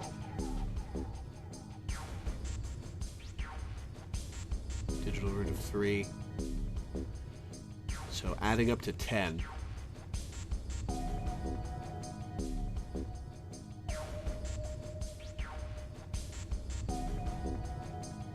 You get infinite chances, but yeah, answer correctly. Okay. Would it be Santa and 7? The digital root for Snake, Santa, and 7 is 3. Wait, hold on. Are Santa and 7 the killers? What's wrong? Clover looked at Junpei, and he looked back at her. There was no point in hiding it. I thought about it, and He told her his conclusions. That's what I thought. She looked less surprised than he'd expected. Santa and 7. If it was 2 people, then that's the only combination that works. hey, wait a minute there. Don't you think it's a little too early to be jumping to conclusions? It's pretty late in the day, Junpei, Well, actually. all I said is that those 2 would have been able to open door 3 with your brother. There might be other possibilities. Well, what other possibilities?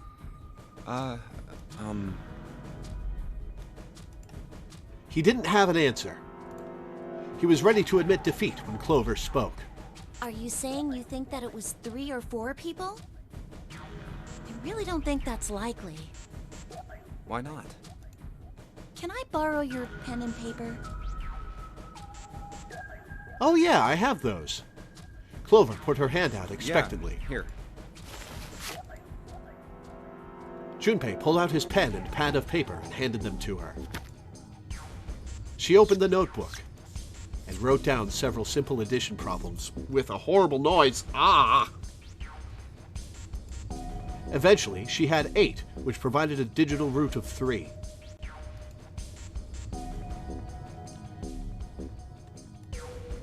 Not going to read all these numbers out.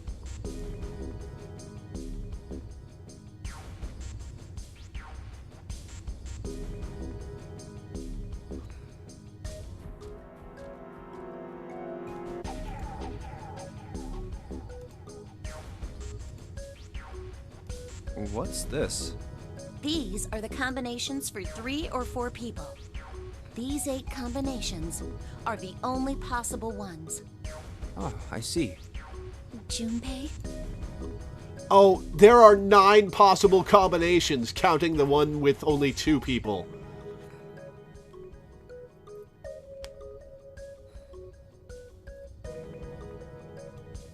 Yeah? I can trust you, right? Oh, I'm the most trustworthy person on this ship when I'm not in the timeline where I'm a fucking asshole. Of course. Why would you need to ask that? Well, I guess I was duplicitous about which door I wanted to go through. Really? Yeah. So then I should get rid of B, D, G, and H, right? Of course. Just cross them out. And you should take off yours too. The ones with 4. So, what does that leave? A and E. So Ace, Santa, and June, or Ace, Santa, 7, and Lotus. Junpei's absolutely going to cross off A. Wait, it can't be A. Why? Because June's in that one. There's no way in hell she'd do something like that. Are you sure? Junpei is. I'm I bet not. my life on it. Okay then. I can cross off A too, right? Yeah. Well, what have we got left? E. Do you know what this means? Everyone besides me, you, and June would be working together. Do you think that's likely? Hmm. If there were 4 people working together, they wouldn't be very cautious. I don't think they'd try that hard to hide what they were doing if they outnumbered us, right? Well, you do have a point. And besides, if Ace and Seven are working together, they could have easily gotten rid of me when I went to the shower room with them. But they didn't. They didn't even try anything. If they were killers, why wouldn't they? Her voice was calm, but Junpei had only to look her in the eye to know it was a forced calm. There were tears forming at the corners of her eyes, and she was blinking furiously to keep them back. Perhaps by attempting an objective analysis of who might have killed her brother, she had been able to distance herself from the harsh reality of his death. The more she struggled to act unconcerned, the more Junpei felt his heart tighten. I see. Anyway, I understand now. It seems pretty unlikely that it was as many as 3 or 4 people. Yeah, Then that means there's a good chance it was Santa and Seven. that's how it looks. But why would they do it? There was a moment of silence. Motive. He laid his hand gently on her shoulder. He was close, so close to the answer. When Ace chose the worst possible moment to return. He raised a knowing eyebrow and then spoke. Interrupted something? Yes, but not what you think. What is it? There was something I wanted to speak with you about, Junpei. Could you come with me for a moment? He turned on his heel and walked back toward the wheelhouse. Go ahead. Okay. Junpei looked over at Clover.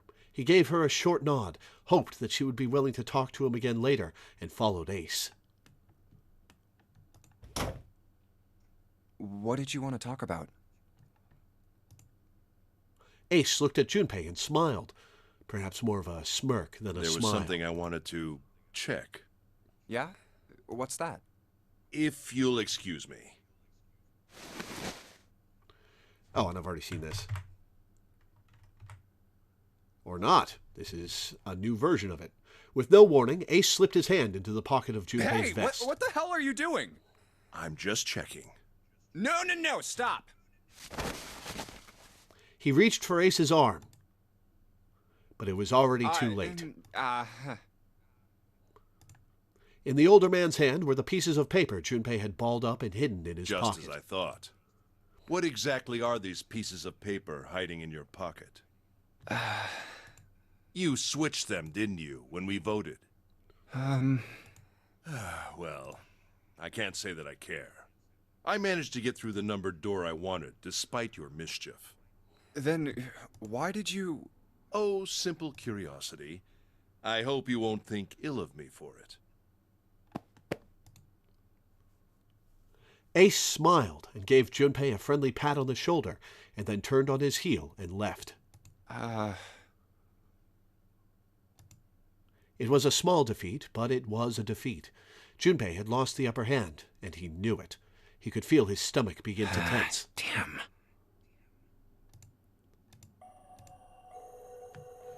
All right, so we've got that one. So we have 2 in this one. Red file and monitor. Do the dialogue choices for either of these matter? We'll start with red file. Red file lay in the drawer. Junpei reached down and picked it up. All ice. Alice. Does this mean... Junpei couldn't hold back. He had to know what was in that file. Each page was covered with strange characters. They looked like tiny drawings of birds, snakes, insects, horned animals, wings, and even kneeling humans. There were many pages in the file, and each was full of these strange What the symbols. hell is this? He didn't realize he'd spoken out loud until Ace looked over They're at him. hieroglyphs, a form of writing used in ancient Egypt. Ancient Egypt? That's right. Can you read them? Of course. I can't. What would make you think I could? What the hell? Junpei flipped through a few more pages. It wasn't just 1 or 2 pages that were covered in the strange symbols. Every single page was covered in them. The whole thing's like that. Trying to read them was pointless.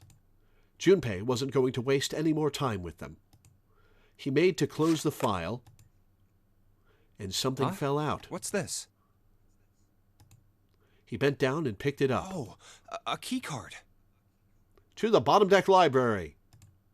There was a symbol on it that reminded Junpei of the symbols for the Saturn and Mercury key cards. This one, however, had a dot in the center of the middle symbol. That's the Uranus symbol. Junpei looked over to see Ace examining the card. In addition to the Uranus symbol, there were 3 words engraved on the card Something's as well. written on the bottom. Bottom deck library. This must be the key to the library, then. So it would seem. Bottom deck library. Oh. Junpei remembered something he'd heard from Seven when they'd been in the chemical closet. Seven said something like... Alice sleeps in a small chamber past the forest of knowledge beneath the navel of the gigantic. Could beneath the navel mean the bottom deck, and the forest of knowledge is the library? Then could Alice be in a room somewhere beyond the library? What's wrong? Something on your mind? Yes, but I'm not sharing with you. Junpei blinked. Only then did he notice Ace looking at him, curiosity and concern written across his face in equal parts. Yeah. I just remembered something. Is that so? What about? Well, don't laugh, okay? There was no reason for Junpei to hide his thoughts. He began to explain his theory to Ace. Then he stopped. It wouldn't make any sense if Ace didn't know who Alice was supposed to be. So he told Ace everything June had told him. The Egyptian Ace priestess already knows about and Ice Nine. this. Interesting. Because he ran the game last time. And the woman who wouldn't melt, who was recovered from the Titanic disaster, they called her All Ice, which eventually turned into Alice. And she was purchased by an English millionaire who called himself Lord Gordain. According to Seven, this ship is where he hid Alice. And you think that he hid her in a small room, beyond the library on the bottom deck? Is Gordain a real person? Yeah. Well, I mean, it is just a theory. Did he buy the Britannica?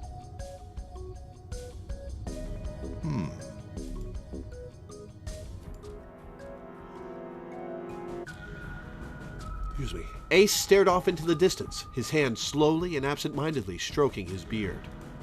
After a few moments, his hand stopped. He turned slowly to look at Junpei, and his brows drew together. Have you ever heard of the term CAS? CAS? No. It stands for Cells Alive System. It is an advanced technology for freezing and preserving organic matter. Put simply, it is a technique that allows one to freeze things without the formation of ice crystals. Normally, if you freeze something fresh, water within its cells expands as it crystallizes, damaging the cell membrane. CAS, however, works differently. The object to be frozen is supercooled using magnetic fields, and then frozen instantly and uniformly, giving ice crystals. Gordain no was time made for to this form. game. Thought so. It was originally developed for the preservation of food, as an alternative to the normal freezing process. Now, however, there are rumors that it can be used for other things. What do you mean, other things? Well, there are obvious medical uses, but perhaps also space travel. Cryostasis, huh? Are you serious? Surely you've heard of suspended animation. Cryogenic freezing? It's a fairly common idea in science fiction books and films. People are sometimes frozen for especially lengthy journeys through space. That was when Junpei understood what Ace was suggesting. Whoa, wait a minute there. Ace looked at him and raised an Are you eyebrow. saying that Alice was frozen using that cast thing? Decades before it actually was developed? Well, I'm sure the possibility is quite low, but it is a possibility. I guess it would have had to have been millennia before it was If developed. this special ice you call Ice 9 does indeed exist, and casts were used to freeze her into that sort of ice instantaneously. You think she could be alive? Well, I can't say for sure, of course. I'm only talking about possibilities. Yeah, I'm sure you're talking about more than The possibilities. melting point for Ice 9 is 96 degrees, right? If she were put somewhere where she could reach that temperature... That's nuts. Are you really saying she could have defrosted and started walking about? You're quite right. It does sound unbelievable. But if she had, then we would have an explanation for the man we found dead on the floor. You mean the guy dressed like a captain? Yes. He was dead when we found him. Clearly, he was murdered. Yeah, no shit. And weirdly, it wasn't But if you. he was murdered, then by whom? It couldn't have been one of us. That would be impossible. In order to enter the captain's quarters, one must first open door 1. That door that requires the Earth key prevented us from accessing door 1. Who was it that opened that door? Santa and Lotus. Right. Clearly, the two of them could not have opened door 1, or any other door for that matter. Who else then could have done so?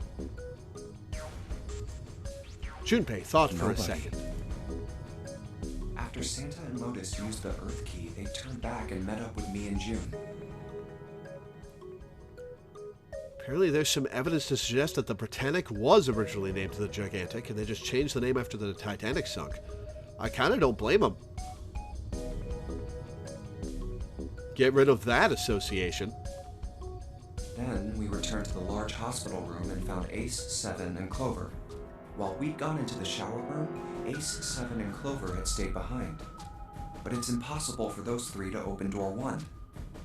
But what about when June and I took the elevator to door 2? No, still won't work. We were only gone 5 minutes. No human being could have run to the captain's quarters, killed that guy in there, and run back that fast. It would be impossible for any of us to be the murderer. Excellent point, which means it probably wasn't Zero either, at least not recently. That being the case, who could have killed him? Wouldn't it make sense if his killer was someone who had been in the ship for some time? Yeah, but how would she have gotten here? She's blocked by the numbered doors A as person well. like that would know the ship well. They would know the locations of all the hidden passages and secret doors. The numbered door would mean nothing to someone like that. Really? You think there's secret passages and hidden doors on this ship? It would be a simple thing for them to enter the captain's quarters. Then you're saying the killer was Alice? It was Junpei's turn to raise an eyebrow. Ace drew his thumb across his lips thoughtfully. Well, this is all only one possible theory. All ice. Alice. Is she really somewhere on the ship? Junpei had only one clue. The key card in Maybe his this hand. card will give me access to the Forest of Knowledge. I like how the keycard model is weathered. They did a good job with that. And the big mystery. What could be there beyond the Forest of Knowledge? Anyway, whatever. It's gonna have to wait. I can't do anything right now. I'll come back to this later. He gripped the keycard tighter and shoved it deep into his pocket. All right. Monitor. Junpei snorted with grim humor for the second time since he'd come into the room. Well, even if he wasn't one of us, there's no way that man could be Zero. Huh? Don't you get it? the letters that spell 0 on the TV screen, the captain's clothes he's got on, and of course, the bracelet with a 0 on it. It's too obvious.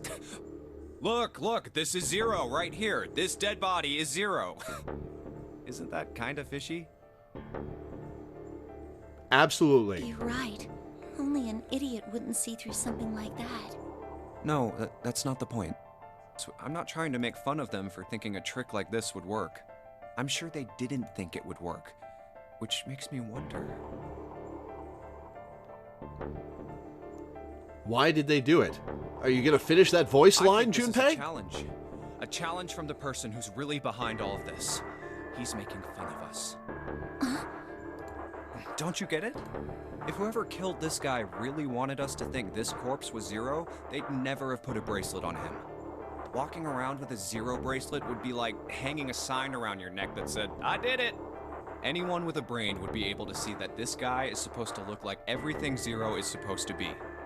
Just like we did. The killer must have known we wouldn't think he was 0 and put the bracelet on him anyway. Do you know why? Why? Like Yeah, I said, why? He's mocking us. Too bad, suckers. This isn't 0. Where's the real me then? See if you can catch me. He may have also intended the 0 bracelet be a tool for us to use. It's the same bad joke a lot of criminals like to play. They'll just sit back and watch people run in circles. That's really twisted. But it almost seems kind of childish. Yeah, you're right. It's really childish.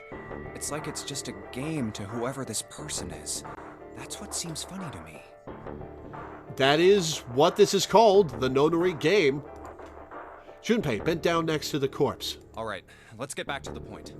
Who killed this man? I don't know. And what's this guy's deal? Who is he? How would I know that? If I knew anything, I would have told you. You have no idea who he is. Why would I? Junpei sat back on his haunches and thought. I'll bet Ace knows who We this should guy check and is. see if he's got anything on him that might tell us who he is. Give me a hand here, Clover. Huh? We gotta flip him over. How else are we gonna search his pockets? Yeah, it's pretty gruesome, Clover, but he's got a point. Clover didn't move. Okay, fine. Guess I'll do it. Junpei had no choice but to move the body on his Here own. we go. He grabbed hold of an area not completely covered in blood and shoved. It took a moment, but eventually Junpei felt the man's bulk begin to shift. But just as it did, something fell from the man's left wrist. Hey, it's the bracelet with 0 on the face.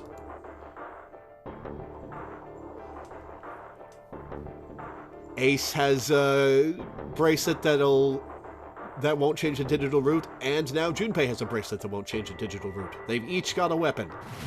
Lastly, let us discuss how to remove the bracelets. There are only 2 ways to do so. 1. You escape from this ship. 2. More hardly, which is 0. In other words, once the bracelet is taken outside the confine of the ship, or the paramedic mirror's heartbeat has fallen to 0, it will shut down automatically. Oh God. Junpei stared This at the man, bracelet. He's dead, isn't he? Yeah, no shit, Junpei. Keep up. No, it's just I guess I didn't really think about it until right now. If his bracelet's off, that means he's dead. Well, it's pretty obvious that he's dead. You don't really need to look at his bracelet to figure out that he's dead. Yeah. I guess you're right. It is pretty obvious. Well, he looks a lot better than the other bodies we've seen, though. You know? I mean, if there wasn't all this blood, he'd almost look like he was still alive. I mean, I know it's kind of a messed up thing to say, but he kinda has it better, you know? That is probably Dying from a true. bomb going off inside of you? I mean, that's just... She's sensitive about that, Junpei. She thinks her brother died like that. Don't. You're putting your foot in your Snake's mouth. bones went right through his skin. I think the explosion must have thrown him against a wall or something. Wow, you're just throwing this in her Broken face, bone huh? just sticking out of his left arm. And, Suddenly, Junpei realized what he was saying. How could he have been so cruel? He clapped his hands over his mouth. But it was already too late. He turned to look at Clover. She was glaring at him furiously. What did you just say? Her words sounded cold. He knew an apology could hardly atone for what he'd done, but he tried anyway. Man, I am so sorry. I shouldn't have said that. I really don't know what I was thinking. I mean... No, that's not what I'm talking about. What did you say about his arm? Arm? Yes, his left arm. You said it, didn't you? Well, yeah, I did, but... I mean, didn't you see it too? Of course not. I could barely look at him. Yeah, that's entirely There's no way fair. I was going to see the details. Clover took a quick, Are deep you breath. sure it was his left arm? Junpei thought back. Yeah, I'm pretty sure it was. And he had a broken bone, right? What the hell are you getting at here? Just shut up and answer me! She shoved her face closer to his. He could see the fire in her eyes. Junpei winced and swallowed. He did. It was pretty bad, too. The bone was sticking out of the arm. No sooner were the words out of his mouth than Clover's expression changed. He's not Clover? dead. What's wrong? Look, I'm sorry if I said anything. Suddenly, she was crying. Junpei wasn't sure what to do. It was close to the last thing he had expected to hear. What are you... Junpei had no idea what had just happened. He didn't think he'd done anything worthy of thanks, and he couldn't understand why she would have chosen that moment to begin crying. So he simply stood there, confused. Thank you so much, Junpei. She thanked him again, and then something even stranger happened. Clover threw herself into Junpei's surprised arms. What's going on with you? I'm sorry, it's just... I'm so happy! Why? The body in the shower room, it isn't his! It isn't my brother! Huh? It's not Snake! Why on earth would you think that? Because his left arm is... She stopped sorry. herself. I really shouldn't be talking about this. Junpei decided it would be prudent not to press her for any more information. If she did not wish to tell him, she certainly had a reason for doing so. Perhaps more importantly, however, if Clover was so certain, then she was likely right. That meant that the body in the shower room wasn't Snake. It wasn't much, but that knowledge lifted some of the weight from Junpei's heart. He's still alive. I'm so happy. Ace is going to walk in on this and be like, "Oh ho, what are you kids up to?" Tears shone in her eyes. Those tears melted Junpei's heart. As she cried, she had pushed herself up against his chest like a child. Junpei put his arms around her and held her I'm tight. so glad. Huh? Junpei, you were right. Huh? No matter what happens, you can never lose hope. You have to remember what's most important, and that's to have faith and to have love. If you can remember all of those, that'll bring you good luck. Clover reached into her pocket and pulled something out. That's... It was a laminated bookmark with a 4-leaf clover. I only made it here because you gave me this. I was suspicious of everybody, and I was angry and miserable. But because I had this 4-leaf clover, because of what you said to me, Yeah. Junpei hadn't thought his words would have had such an effect on her. Right words at the right time, man. You did a good job. Her words were making him feel a little awkward. Thank you so much, Junpei. She looked up at him. He scratched his nose and pretended to notice something interesting somewhere else in the room. If you really want to thank somebody, you should be thanking Santa. Santa? Well, he was the one who gave me that thing. And the words for each leaf, I got that from him too. Oh.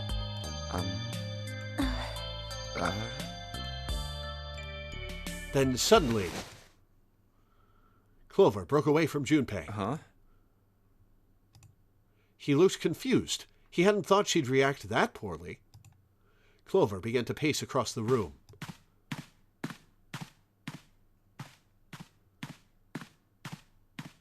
What do you know about Santa? 6 steps to the left, 6 steps to the right, another 6 to the left, and then she stopped.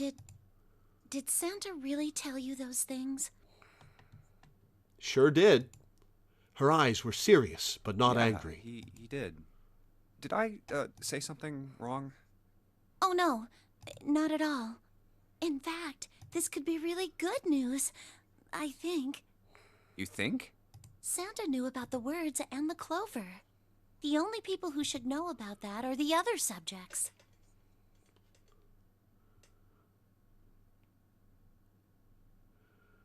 So it's something that I'll bet one of the kids shared, or it was a message from the doctors overseeing the test. How far am I in the story? I'm about to get the 5th and final non-true, non-golden ending. Or at least the 5th of the branched endings that you're able to see on the flow chart to begin with. And then I'll have to get the 6th ending. That's a big question mark. Subjects. The other people who were in the experiment 9 years ago, with my brother and me. Oh, you were in it too. Whoops, I didn't mean to scroll. I have not seen the true ending yet, But no. he's blind. And I was part of the Nevada test group. Nevada test group? There were multiple test groups? So neither of us would be able to recognize the faces of the people who were on this boat. Whoa. Okay, time out. Junpei held up his hands. He took a deep breath and let Let's it just out. calm down for a second, okay? Start from the top. Don't start with the end and then jump to the middle. You gotta start with 1 and then move to 2 and 3 and 4 and so on. If you don't tell me stuff in the right order, I'm never gonna be able to figure it out. Okay. Clover nodded. Let's start with this experiment. What happened on this boat 9 years ago? Do you know about morphogenetic fields? Yes, I've had that explanation a little Morphogenetic earlier. fields. He did, and the realization sent chills down Junpei's All spine. right, how about this? Theory of the telepathic mechanism. I think Lotus mentioned something like that. Junpei recounted what Lotus had told him earlier. Clover nodded. Telepathy, huh? Well, that's not really it, but I suppose it's similar. So they were testing telepathy on this ship? Yeah, I guess so. So, Oh, excuse me. What exactly did they have you guys do? The same thing that we're doing now. Exactly the same thing.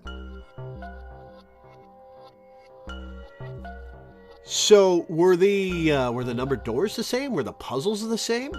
Was this exactly the same, or is it just the same game structure in general? What? The nonary game.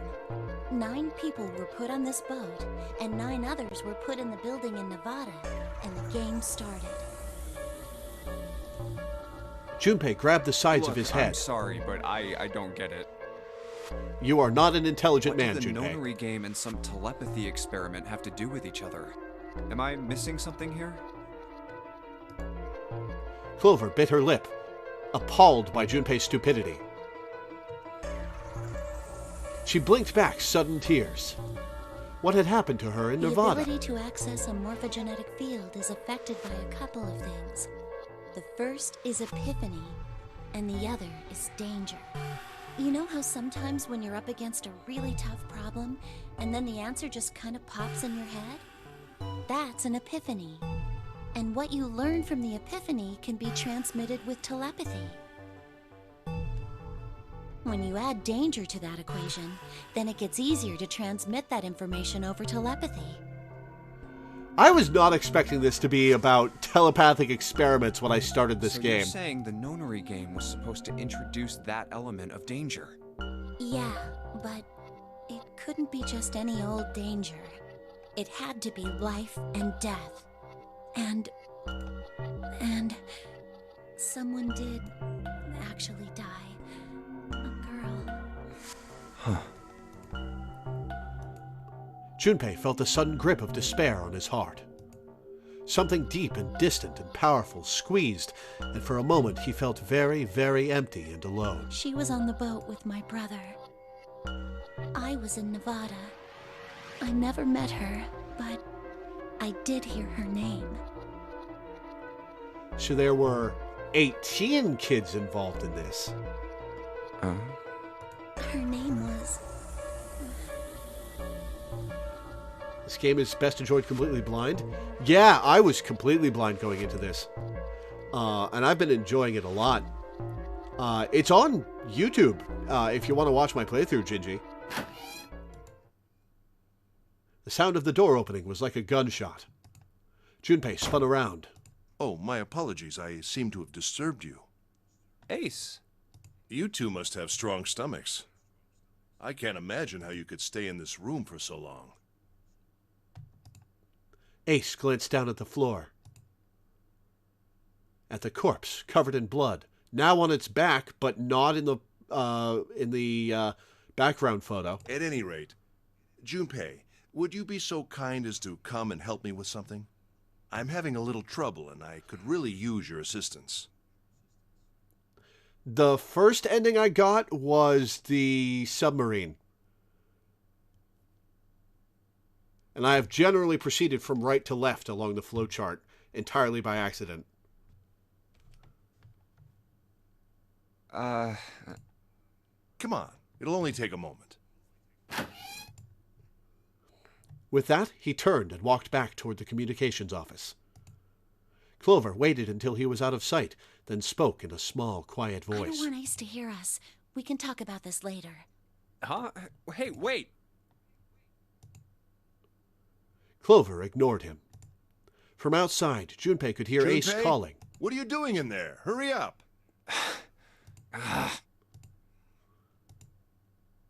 Grumbling to himself, Junpei stomped off toward the communications office. Alright, so they're all open now. So this is unlocked. Before we proceed, I'm going to take a quick bathroom break. I'll be back in a minute, guys.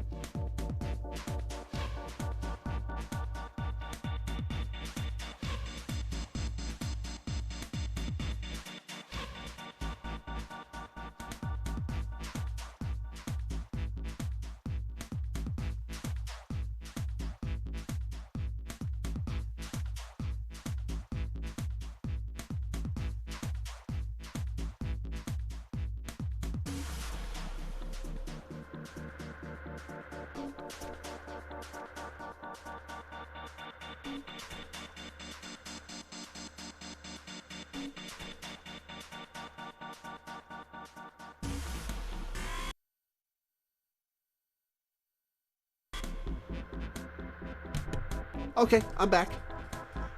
All right. Let's proceed.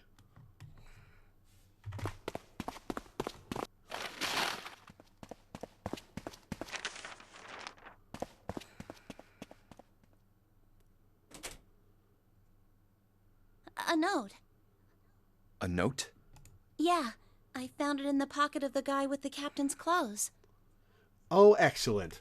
We finally get to figure out what that was. It said something about the darkness of the sinister hand or something. What the hell? Let me see it. No, not right. But Junpei wasn't going to get to see it. From the other end of the hall, he heard Ace's voice. Clover, what are you two doing? Hurry up! They actually made his voice sound distant for that line. He's getting mad. Clover I'll show shrugged. it to you later, all right? Come on, we gotta hurry. Before Junpei could protest, she was gone. Around the corner and off down the long stem of the L. A note? A note. Junpei was curious. But there was something else that bothered him. From the look of that pocket, it doesn't particularly look like just a note.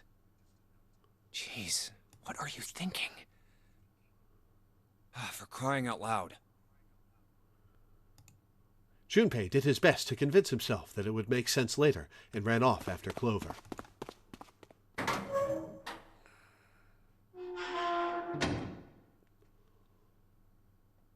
Junpei pushed through the door and found himself in a large room with a large set of stairs. Stairs. So this is where it ends up. Just like it says on the map. It was just what he'd expected to see after reading the map. His I see after reading the map himself meant that Ace had probably realized the same thing. Can I fast forward this? I can. They reached B deck at the same time. Jumpy! Clover! June's face was excited. Something had happened, that much Junpei could tell by simply looking at her. Given their situation, he was not inclined to be excited about sudden developments. June, however, couldn't contain herself. We found it! Found what? We found it! What did you find? The last door! We found door 9! What? Come on! Just follow us! We'll explain on the way! Okay. Seven turned and jogged off down the stairs. If that's the case. Wait for me. We should get going as well. The rest Jumpy! followed. We finally made it! The relief and excitement in her voice echoed what each one of them felt. It's finally time. Junpei wasn't quite ready to believe that they'd really done it, at least not just yet. Still, if everyone said that it was door 9, then it probably was. He could feel his heart racing. A mixture of anticipation and fear ran through his veins, and he could feel his legs shaking. He was doing his best to maintain a sense of healthy skepticism, but he couldn't deny that the prospect of escape was an exciting one. Something's bothering me. Only 3 to 5 people can go through the numbered door. 7 of us are on our way to door 9. That means that, best case scenario, there will be 2 of us who have to stay behind. 2 people. Is there a way? Junpei looked over at the clock. 4:30. We've only got 90 minutes left. I've got no time to wonder about it now. That's plenty of time to take a detour to the library. Hey, Junpei! June! What the hell are you two doing? Hurry it up! Santa's voice jolted Junpei out of his reverie. Let's go, Jumpy! June took off down the stairs, jogging as quickly as she could. Junpei followed.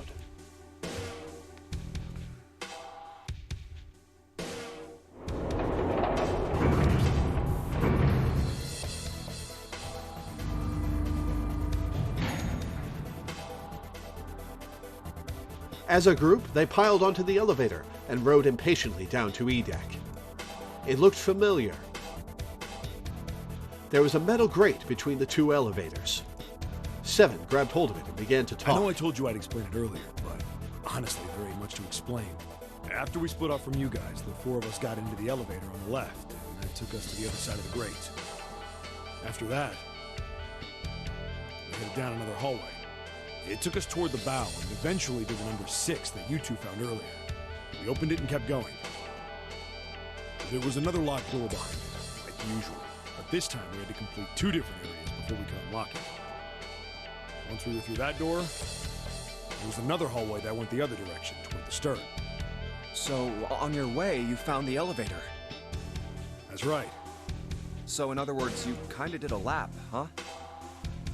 Yeah, but now the elevator's you came open. from that side to this side. Yeah.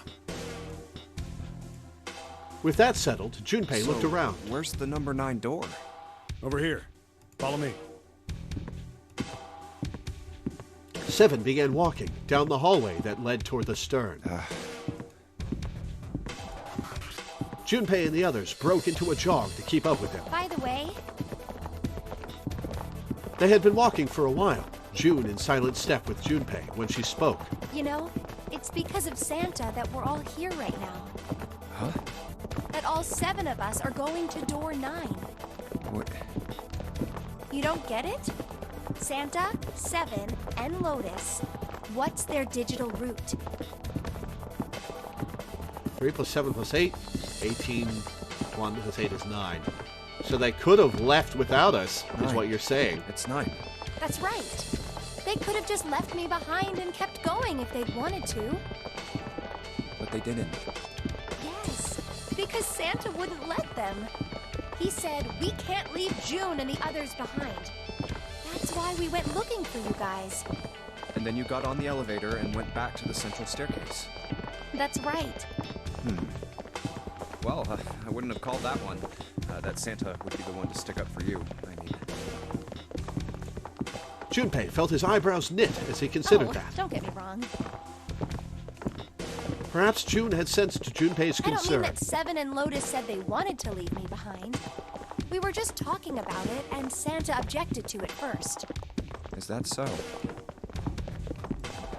Junpei was about to respond when 7 suddenly We're here. stopped. In front of them stood So, a door. Is this... Yeah. Junpei couldn't see 7's face, but he could see him There's nod. no other place for us to go. Nope. Just look around. There's a big old iron wall at the end of the hallway. The other hallways on the left and right are blocked by metal grates. I see. It looked as though 7 was right. The door in front of them was their only choice. All right, let's get moving. He pulled open the door and walked in. Junpei took a deep breath and followed. It appeared they'd been telling the truth. No way. The first thing Junpei saw as he entered the room was the number. 9. Like all the others, it was a rough thing made of red paint. The door it decorated sat on the back wall of a rectangular room. Junpei ran up to it. The 9 door. It was a large double door with a powerful styling. Something about it was almost majestic, and it made the red paint look especially We're garish. finally here. Junpei grabbed the handle and shook. It didn't budge, but then he hadn't really expected it to. The red was bolted to the wall next to the door. Its display read, No vacant. doubt about it. This is door 9. Oh, finally! This is the last. Junpei felt a flood of emotion wash over him. He felt a chill down his back, and his chest tightened even as his blood began to boil. There was a moment of complete silence. Look behind you. He turned around. What? The other 9 door. Junpei could scarcely believe what he Why? saw. A door and a 9. There's another one? Hey, what the hell? What the hell is going on here? His words came slowly, and his brain struggled to understand what he'd seen. On shaky legs, he made his way to the second 9. It was a small door, set parallel to the door they'd come through, but in the other corner of the room.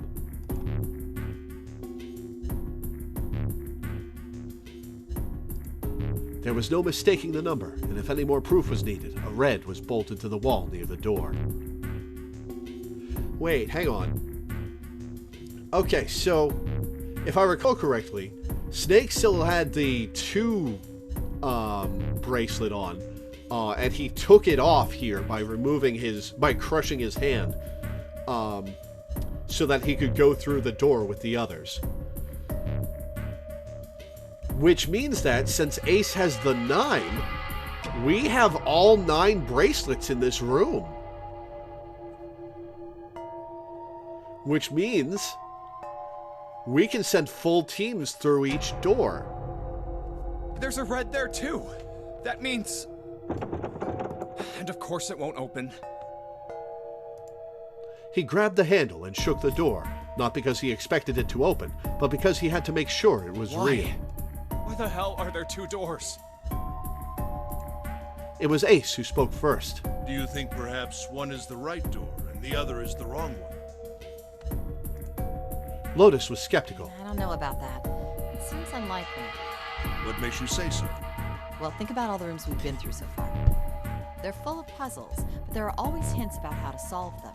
I'm pretty sure there aren't any rooms where we just had to go with our best guess and leave it to instinct to solve the puzzle.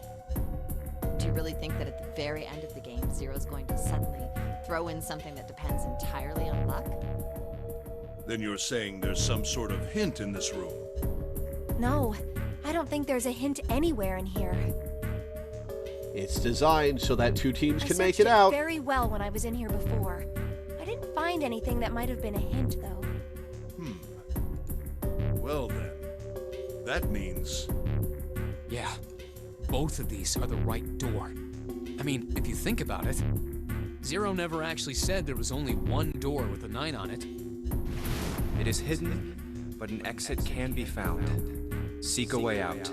Seek a door that carries a 9. Junpei began to mutter to So if there are himself. 2 number 9 doors, if we split it up right, That's not gonna work. Junpei blinked and looked up at Clover.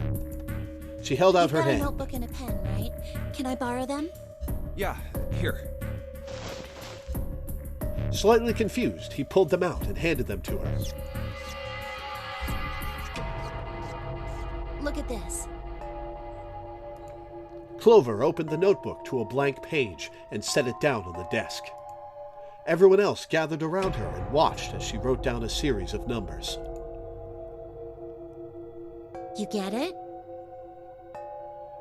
The numbers on the top are all the combinations with digital roots of 9. The numbers on the bottom are the people who don't fit. There's only 8 possibilities if we split up into 2 groups of 3 or 4 people. So... If 3 people go through the door, then 4 are left behind. If 4 go through, then 3 are left behind. Right? yeah. Clover nodded, almost as if she were pleased with herself for solving a difficult math No problem. way.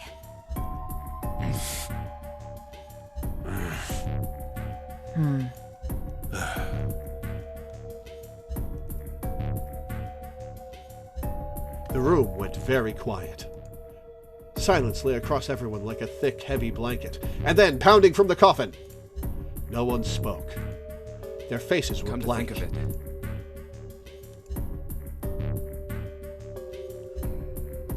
Desperate for something else to look at, Junpei turned his eyes to the room what around is him. this room? The walls were covered with candles. The wavering flame made the shadows of Junpei and his companions look as though they were dancing. 2 rows of wooden pews filled most It of the looks room. like it's set up for some kind of ceremony. But what kind? Between them was a strip of rich red carpet. The carpet ran straight through the room, ending at the door that pointed to the stern of the boat. At the other end of the carpet, Is that an altar? it was a recessed space set into the wall between the 2 other doors. Sitting on a raised section of the altar was a coffin. A coffin. A coffin. A coffin? No, it couldn't possibly be. But if it wasn't, then whose body occupied it? That was as far as Junpei wanted to pursue that line of thought. He decided not to think about the coffin for the time being. At that moment, Seven spoke. There was an edge of humor to his voice, but it was forced. Okay, I give up. I give up. I figured if we sat around here long enough, someone would volunteer. But You're going to volunteer to stay behind, I guess huh? nobody's got the guts to do it. What are you talking about? Junpei didn't understand, and he wasn't the only What? one. You guys didn't figure it out yet? Fine. Let me enlighten you. Clover was mostly right with her little explanation earlier, but she missed something. She wasn't really wrong, she just... screw it! Let me just write it out. Seven snatched up the notebook and began to write in it with horrible scratching noises that set my teeth on edge. Everyone else clustered around him, desperate for a look. If you're trying to leave with a group of 3 and a group of 4 and get everybody out, Clover's right. But there's another way. Only one combination, though. If you split us up into groups of 3, 3, and 1, you can make this combination. Wait, this means... Don't get me wrong here. I'm not trying to copy Ace or anything like that. Even if he hadn't been the hero back in the big hospital room, I'd still be saying the same thing. The same thing? Are you saying? He's volunteering to stay behind, because he's a Yeah, big hero. I am. I'll stay behind.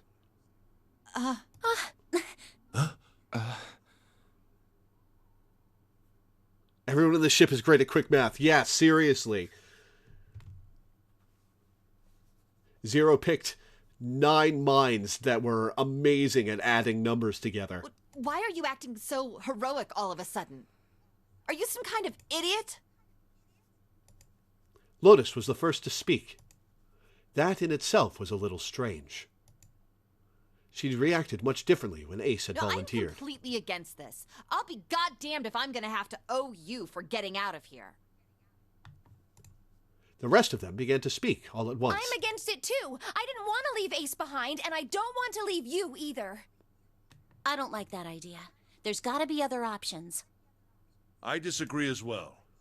I can't say I care much for you being the hero. Oh, that's a great objection, Ace. Come on. Finally, they quieted down. Junpei Well, looked there at you Seven. go, Seven. Proposal denied. Clover's right. There's gotta be a better way than this. Seven made some noise that was somewhere between a derisive snort and a cough. Doesn't make any sense. He was doing his best to pretend they were making a foolish decision, but Junpei could see the twinkling of water at the corners of Seven's eyes. That was when Santa spoke. Whoa, hold on a minute. I haven't said anything yet. Until then, Junpei hadn't realized that Santa had stayed quiet for the whole discussion of Seven's fate. Something in his voice made Junpei uncomfortable. Agreeing? You want to leave him here? Santa Nah, shook his head. I'm against it. I don't want to leave Seven here alone. Then I don't see how it matters. I said alone. Huh? I said I don't want to leave Seven alone. There was a dull shine in Santa's eyes. Is he volunteering? They were cold and hard. Junpei felt himself shiver. What the hell are you... Or do you know about What? Ace? You don't get it? I can't leave just one person. I need 2 more.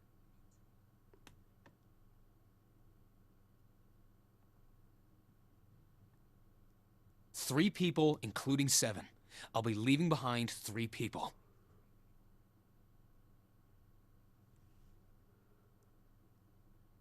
You'll be leaving behind. What is this? That's my proposal. No, those are my orders. What do you mean, orders?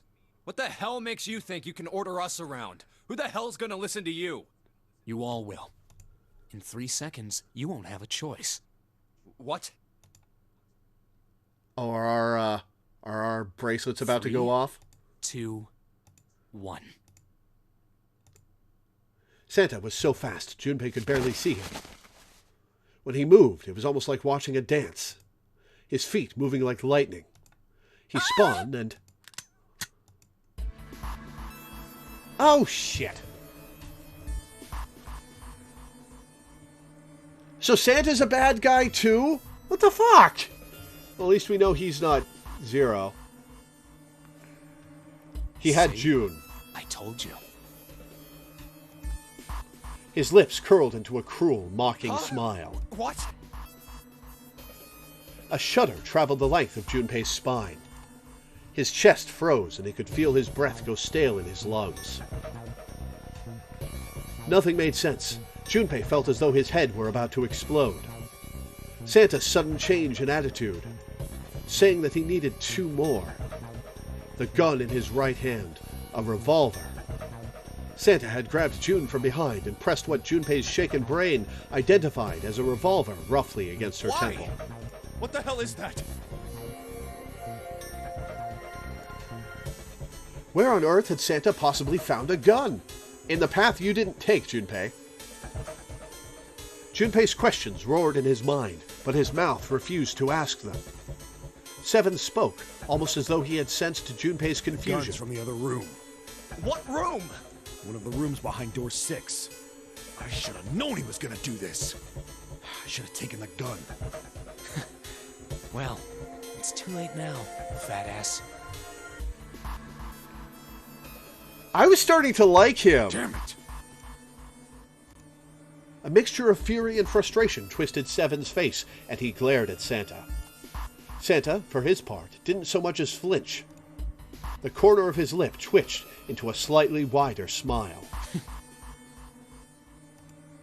Then the smile faded, and he began to move. He walked backward, dragging June with him. Before long, his back was resting against the door. On the wall next to him was the red. He put his hand on the scanner panel quickly and then forced June to do the same. So 3 plus 6 is 9. So he needs Lotus and Ace. Or Clover and Junpei.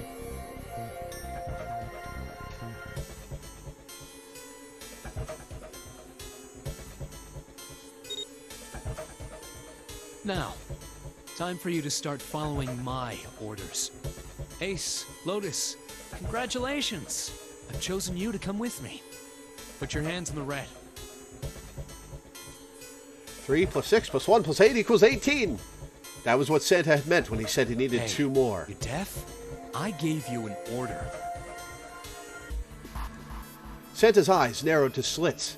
He glared at Ace and Lotus. They stayed, frozen, like deer caught in the headlights of an oncoming car. Fine.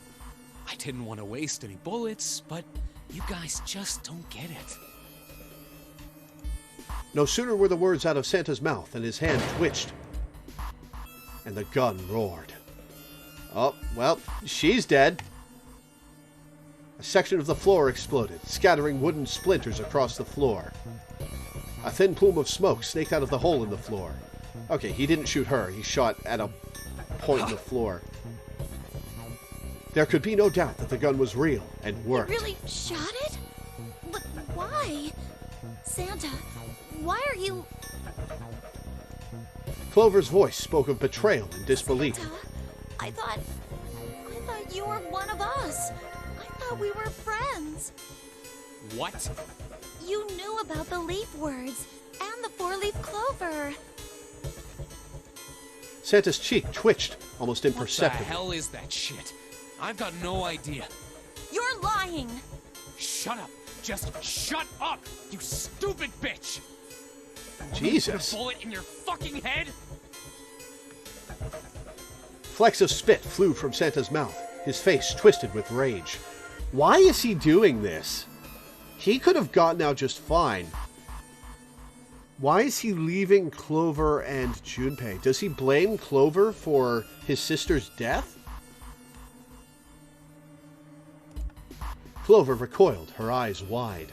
When she spoke, her voice was very small. He snorted, then shook his head vigorously and turned to face Ace and Lotus. All right, assholes. What are you still standing there for? get over here and scan those bracelets. I don't have all day. Oh, what's the matter? Your hearing's starting to go? Going senile, maybe? Ace and Lotus still didn't move. It almost seemed as if they couldn't move. June's face was pale behind Santa's arm. Her eyes were wild, and her chest heaved with every quick breath, like an animal cornered by a predator. Junpei's mind worked furiously. What were they going to do? Then he realized something. There was nothing they needed to do. There was nothing to debate. June's safety was the first priority. That much was obvious. Doing as Santa had commanded meant that she would be safe from at least 2 threats. Okay, so he's going to volunteer himself and Clover to go. She wouldn't be shot, and she would leave the ship alive, along with Santa, Ace, and Lotus.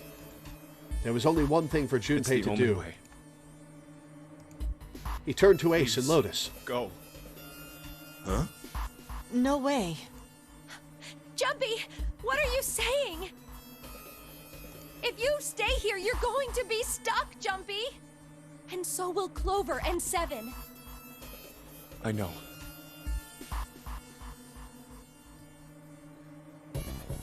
Wait, hang on a minute. Ace probably won't, but what if he tosses Junpei the 9? As they leave. But you don't need to worry about us. We'll figure something out. Right, Seven? Right. You just leave it to us. It's gonna piss me off to do what Santa says, but... Don't worry about me either. There's still something I have to take care of. Wait, no, hang on.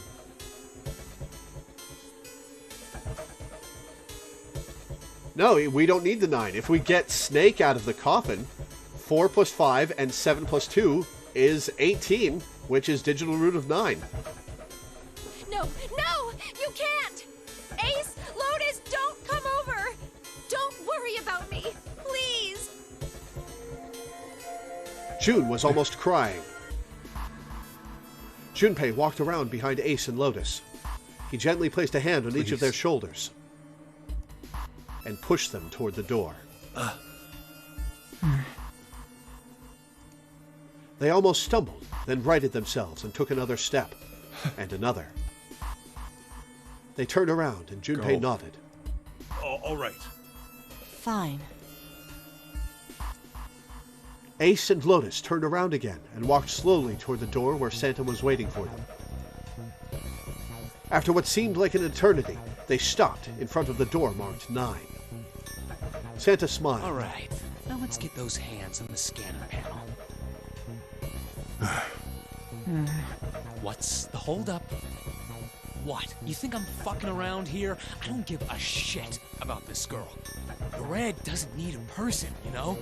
All I need is the bracelet. You get it? Good.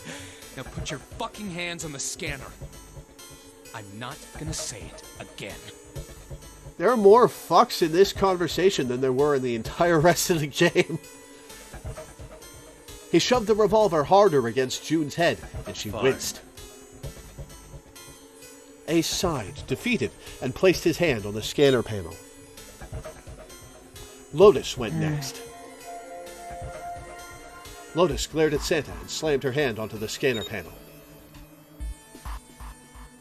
The 4th asterisk blinked on. Good job. Now, Lotus, pull that lever. As soon as the door opens, you get your ass in there. Try anything stupid, and you know what happens, right?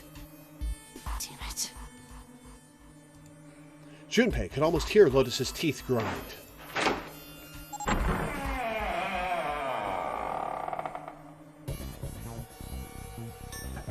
The door slid open.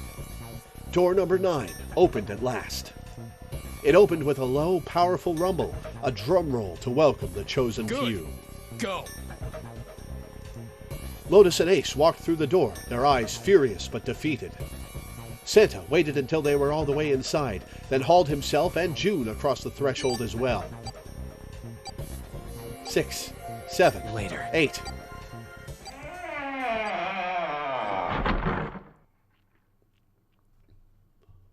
After exactly 9 seconds, the door swung shut. The gust of air it created caused the candles on the altar to flicker and die.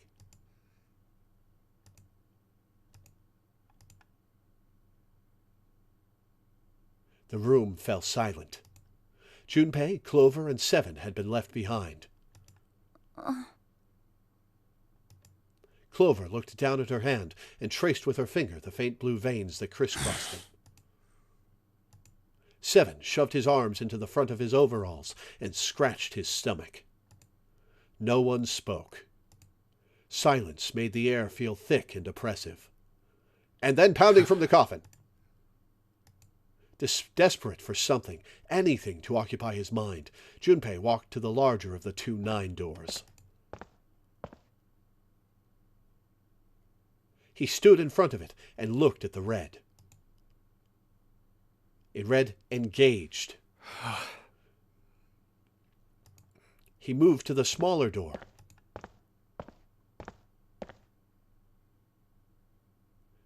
The red read, "Vacant." The digital root of the remaining people was 7. 5 plus 4 plus 7. 16 is 1 plus 6 is 7. There was no possible way for them to open a door with 9 on it. Junpei touched the surface of the door. June. He thought about June, about Akane Kurashiki. Was she safe? That was all that mattered to him. If she was alive, if she had escaped this horrible boat. That was what Junpei prayed for. 7 came up next to him. He pulled off his hat, scratched his head, and sighed. So, what do you want to do, Junpei? What do you mean, what do I want to do? What can we do? 7 opened his mouth to respond when, pounding from the coffin. Yeah, here we go.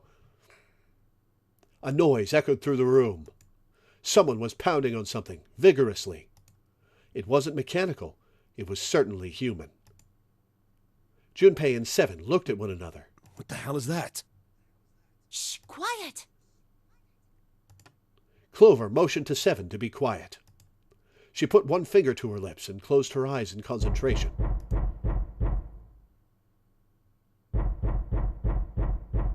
The 3 of them listened, trying to determine where the sound was coming from.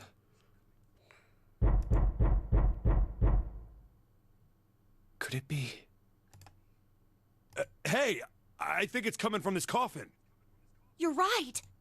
Let's open it. But how? What are those muscles for? For show? You're telling me to force it open? Just shut up and try! Junpei and 7 grabbed hold of the coffin. They tried to get a good grip with what little purchase they could find and pulled with all their strength.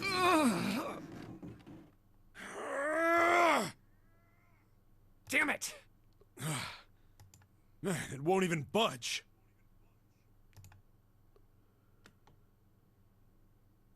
There was some sort of keypad attached to the coffin. The purpose would not have been difficult to determine. Their eyes were almost immediately drawn Another to it. one? Yeah, looks like it.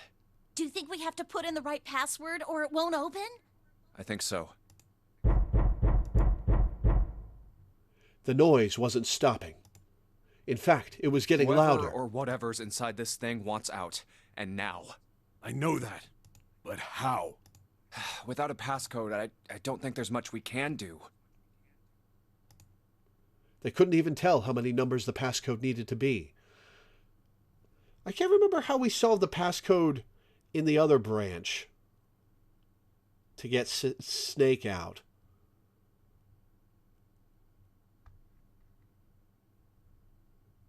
Isn't there a hint somewhere? Well, let's look for one. Bracelet code, right. Unfortunately, there didn't seem to be anything near the coffin.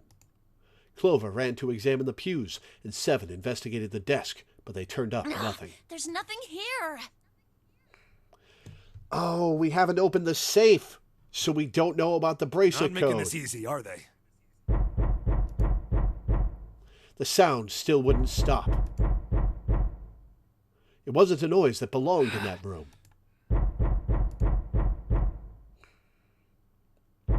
What's the passcode?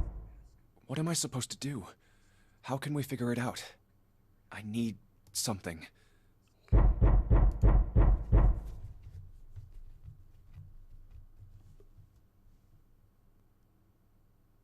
The world blinked. Okay, what is this? Suddenly, there was a voice inside of Junpei's head. Truth had gone, and truth had gone. Ah, now truth is asleep in the darkness of the sinister hand. Wait, what? What the hell was that? That voice? Are we getting actual telepathy now?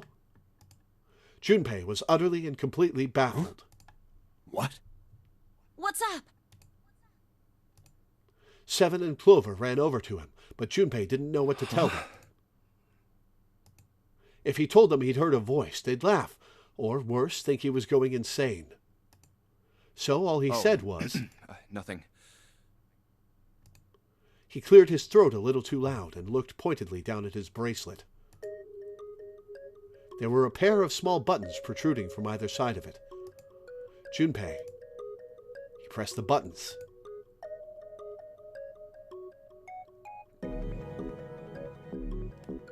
Yes, truth had gone, truth had gone, truth had gone.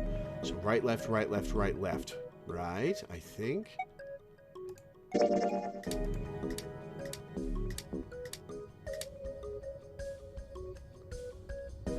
How are you supposed to figure this out if you didn't go through the other path that has that? Are you not able to do this branch without doing the rest of the endings? Huh. That was it.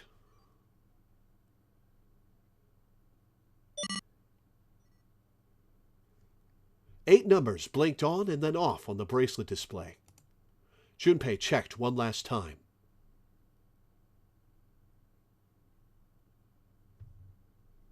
If you haven't done the other branches, the game cliffhangs on the zoom in on the coffin. The ending we didn't see is just the coffin. Huh.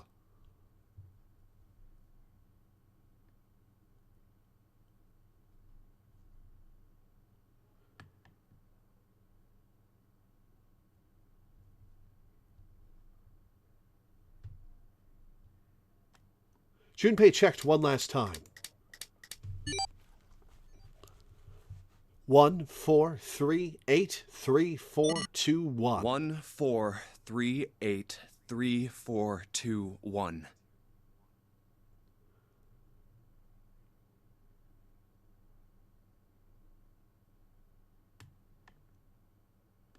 It's colloquially known as the coffin ending.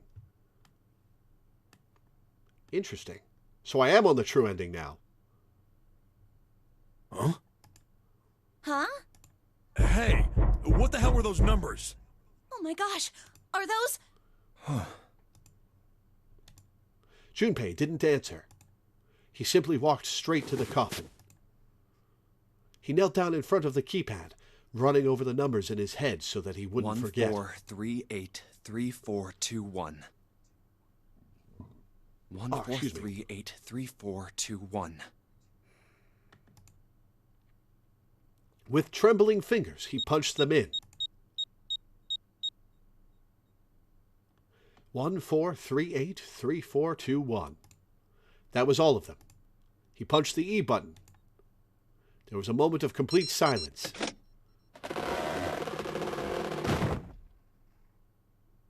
Then there was the sound of the coffin lid unlatching.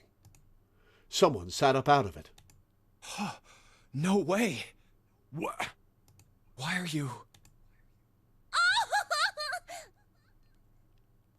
Oh, that sound coming out of Clover's mouth. Oh? Is that you, Clover? I apologize for worrying you. Snake! You? Why?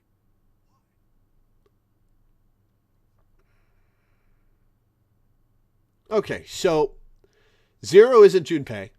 0 isn't Santa. 0 isn't Ace. 0 isn't Clover. That leaves... Oh, and 0 isn't the ninth man. That leaves Snake, June, and 7. 0 is either Snake or June.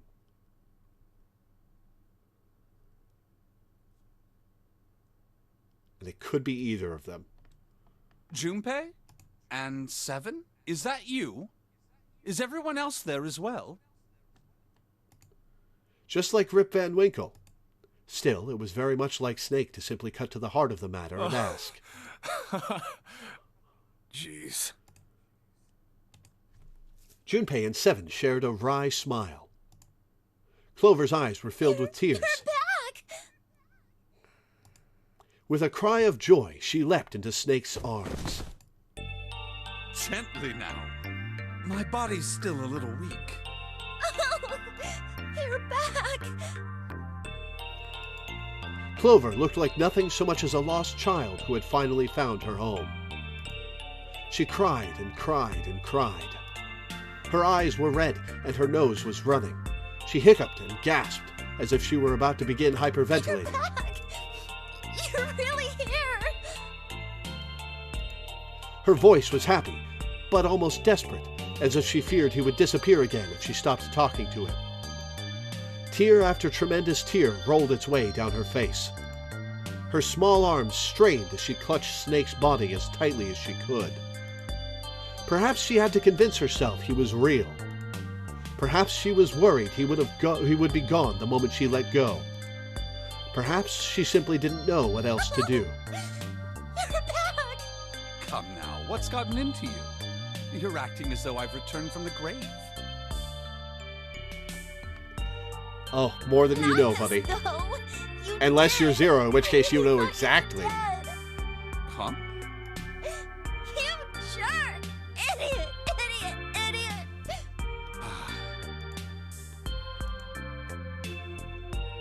Clover broke into sobs so great she could no longer talk.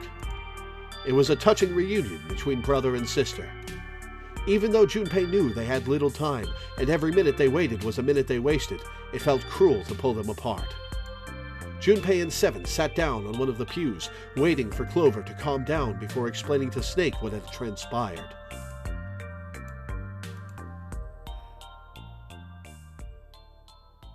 I see. I believe I understand things rather well now, thank you. In the shower room, there is a dead body wearing my clothes. Because of that, you thought that I was dead, correct? He had quickly and neatly summarized the events of several hours. Junpei You also nodded. discovered a corpse in the captain's quarters, and Santa turned on you here, in this room. Do I have it straight? Well, the dead body in the captain's quarters is a surprise. Sorry, there wasn't a good time to tell you. Don't worry about it. Well then. I've got a pretty decent idea of what happened while I was indisposed, but it's still something of a mystery who did all this, and why. The corpse in the shower room that looked like me, and the corpse in the captain's quarters. This is the best stopping point. There's still a few hours left. Oh. Huh. Wow. Why were they killed in the way they were? You don't know? No. Why would I? Actual question, am I coming up on another escape room? You said there's a few hours left. If I'm coming up on an escape room, I want to get to the escape room and stop there. Am I about to come up to it, or do I have a ways to go?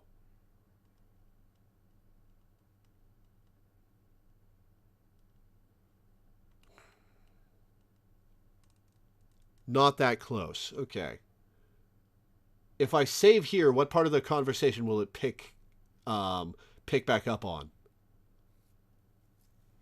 The guy in the shower room. We don't know who he is, so let's just call him Mr. X. Anyway, this Mr. X is wearing Snake's clothes. But you're wearing some kind of weird robes. Probably just here. All right, well, if you want me to stop here, I will stop here.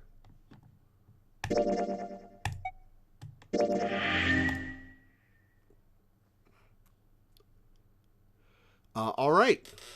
Well, I didn't realize there would be hours left after this. Interesting. Very interesting. I was wondering how they were going to... I was told this would probably take me the one more stream.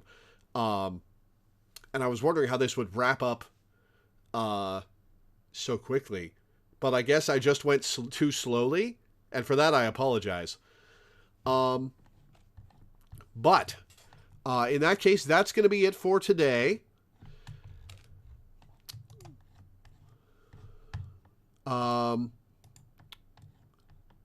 Up next,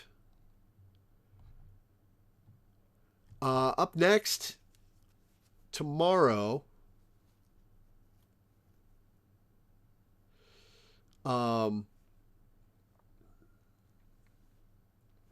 tomorrow I don't know what I'm going to stream. I have run into a horrible thing where my PS4 has bricked itself, and it's telling me to reinstall the operating system by getting a thumb drive and putting some files on it and sticking it in. I have ordered a thumb drive, but it won't get here for a couple of days. So I can't stream anything from the PS4. And I am terrified that my PS4 is just dead. So that's going to be fun to replace, especially since I need to get some solution by the 16th because I have a Disco Elysium stream coming. And my save files are on the PS4. So I don't know what I'm going to do tomorrow.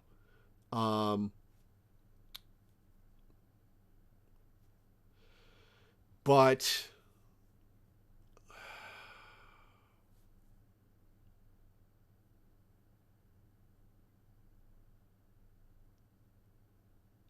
yeah, it means I can't do either Shin Megami Tensei 3 or The Wolf Among Us. Which is frustrating. Well, hopefully I can get that resolved in the next few days. Hopefully I can find some solution. So I don't know what I'm going to stream tomorrow or the day after. If I stream at all. But for now, the next guaranteed thing that I'll stream is Final Fantasy XIV on Saturday. But for now, thank you guys for tuning in. Thanks for hanging out. Thanks for watching. And I will see you guys next time, whenever that is.